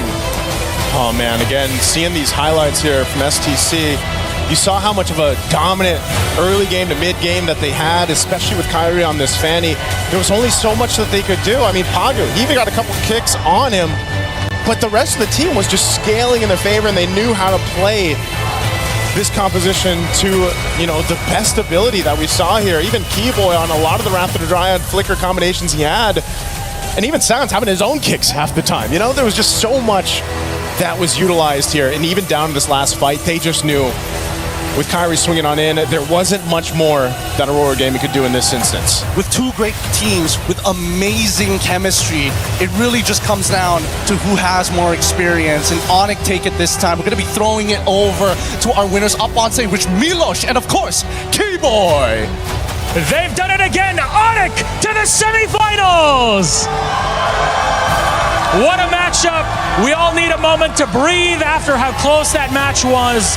Keyboy, a few questions for you before your key crushing moment. Now, this is not the first time, of course, you play Aurora here at MSC 26. You lost in the group stage, you won here in knockout. Why? What was the difference between those 2 games? I think in the group stage we're not ready too much because they are so aggressive and the hero is good. But now we already know how they play and we got it. Well, you got it, but there was a lot of frustration. There was a lot of effort to win that game. What do you do after game 1? Because I saw how the reaction was on your faces. You went back with Coach CW. How do you reset and get back into the game?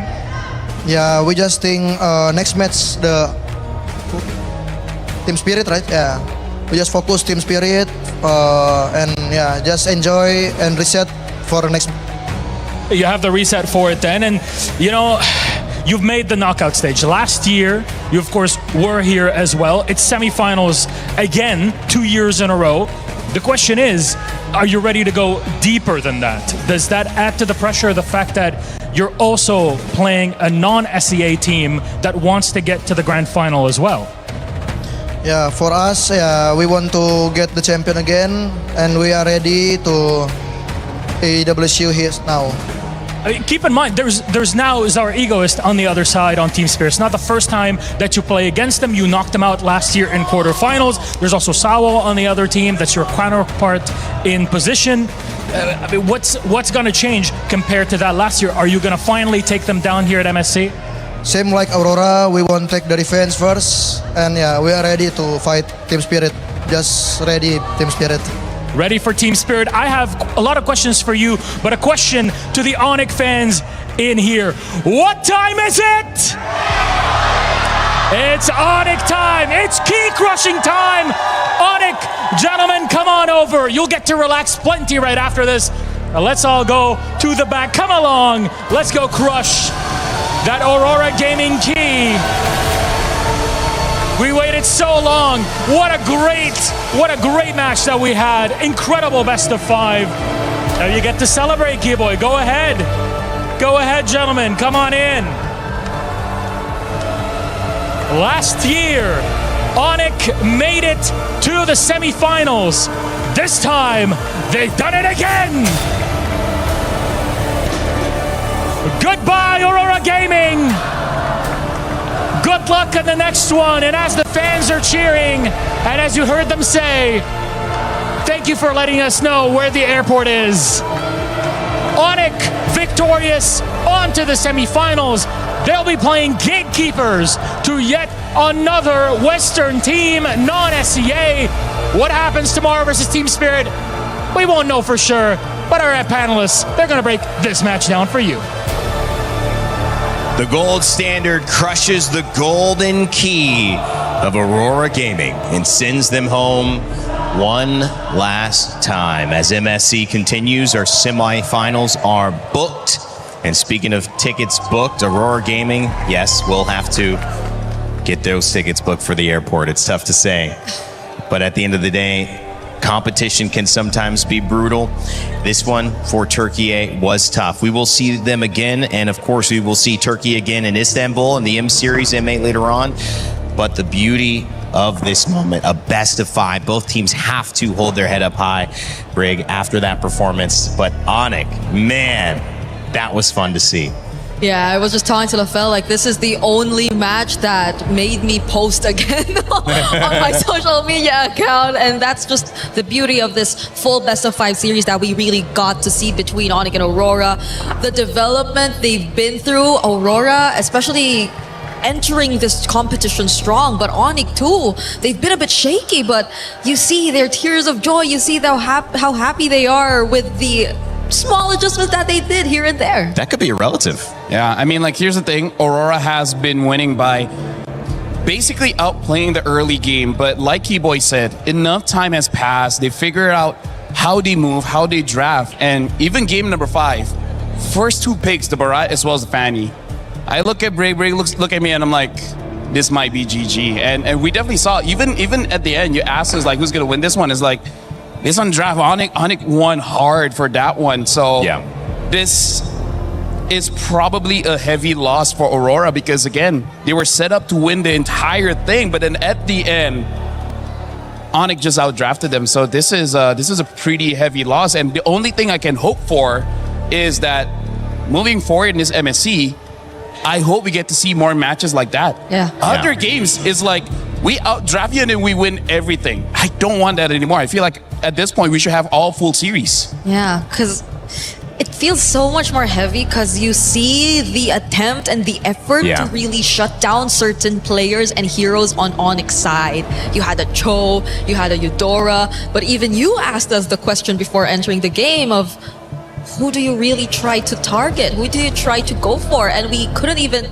just confidently say Fanny nor Kyrie anymore because you saw how they were just forced to play defensive a lot of times in that series and that they just had to scramble and find whoever they can just afford to given how messy the team fights get, and that's really in favor of Onic. 18-minute game. Well, when you look at that, it's probably on average the time Aurora spent in 2 games leading up to this. 9-minuters are what they were known for.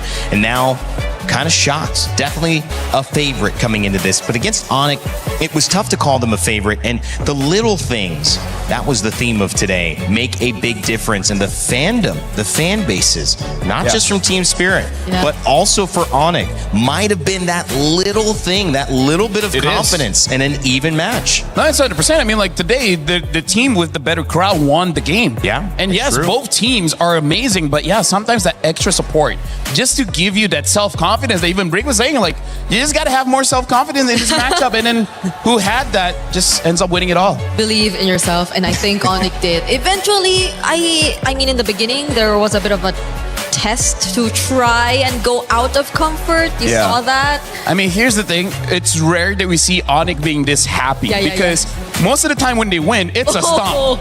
This is one of the rare times they had to really fight for it, and I feel like this is refreshing for them as players. Like, now there's actual competition. Yeah. We have to try hard this time. Yeah. And they didn't have answers that were guaranteed. We said it came down to those moments mechanically from so many of the players, buying and selling, winter crowns, little things that made the big difference. And it was sometimes a Cho pick or a Barat's pick or a counter to one of those ISO choices, sometimes an ultimate, sometimes a flicker. That would be the difference. Yeah. I want to...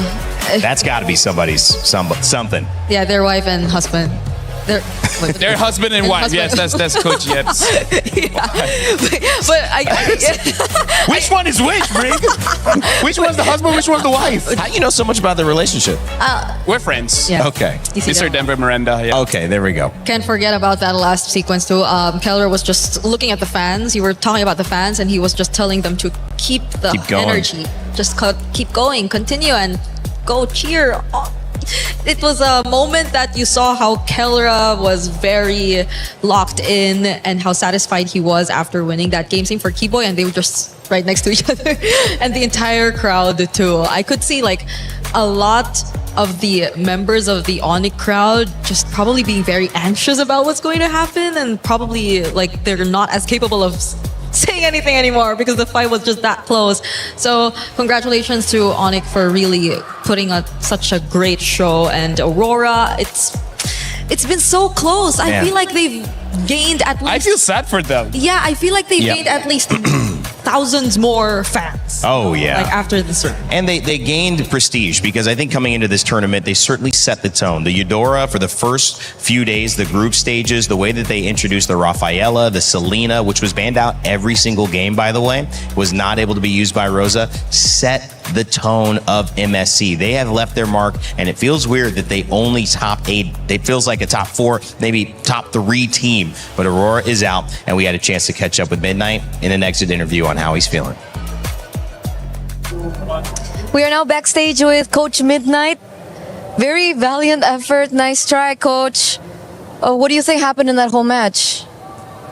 I think Onyx played a good game. They were really prepared coming into knockouts, and yeah, that's just it. You know, when they catch up, they're a good team. Was that something that you weren't expecting? We expected that it would be a tough series, but we knew that we could win. But I guess, you know, we just lost. So did you think it was them just being the better team today? Or was it some errors on your part? Was it maybe draft, execution, something along those lines? Yeah, there were a couple of like mistakes from our side, even drafts. Like we tried to be creative and we pushed the boundaries of the meta, but I feel like Onyx synergy was just, you know, very hard to break considering that they played together for a long time. So, yeah. I mean, you made waves around MSC, so many crazy picks, so many things happening throughout. But at the end, did you think that was just not enough? Did you think the meta was a little bit pushed in a certain way? I'd say it could still be pushed more, but again, this is where you see like the difference between top teams and other teams. The synergy is just at a different level. Even though we played a close game against Onyx, I just feel like, you know, they just performed better as a team today. Okay, so they performed better as a team. The synergy was a little bit too difficult. But Coach, what are you going to tell your players after this? I mean, that's just the nature of the competition, you know, and the job's not done. We still have a lot of tournaments to look forward to, even M8, and I feel like we're in a very good place right now for the team, for the players. So yeah, we just move on with life and look for the next thing. How is everyone handling the loss? Very normal that, you know, everyone's disappointed a bit. You know, it's a bit sad, but it's just what it is. It is what it is. So we're assuming that you are going to be staying with Aurora after this. You mentioned the other tournaments that you're focused on. Yeah. Yes. Okay, we're very excited. We're very excited what you guys can do, because it was only this MSC and then you were able to do this and you're able to come this far. So Coach, do you have any message to anyone out there who supported you from day one? To all the Aurora fans out there, I know there's also a lot of Filipino fans, Turkish fans everywhere. Thank you so much for the support, and I hope you give all the support that my players need for our upcoming tournaments, because we're not done. It was an amazing journey. Thank you so much for your participation. We are excited to see what you guys have in store for the next, because now we are going to throw it over back to you guys. Well, the day certainly set the tone for what you can expect over our next 2 days, because we've got our semifinals booked. Team Spirit will move on, as well as Onyx, and we will see them match up tomorrow. Actually, it may not be tomorrow. We might see Falcons PH and Yangon tomorrow. Actually, we'll see everybody tomorrow. We'll see everybody. Yeah. All right, here we go. Here's the answer to my question. Team Falcons PH, Yangon Galacticos will be first. Team Spirit and Onyx will be after that. You know both of those games are going to go crazy with the fans. You do not want to miss it. 12 CEST starting time as well. There's one big name in there, Team Falcons PH, from the club championship perspective. I do want to dive into what that means.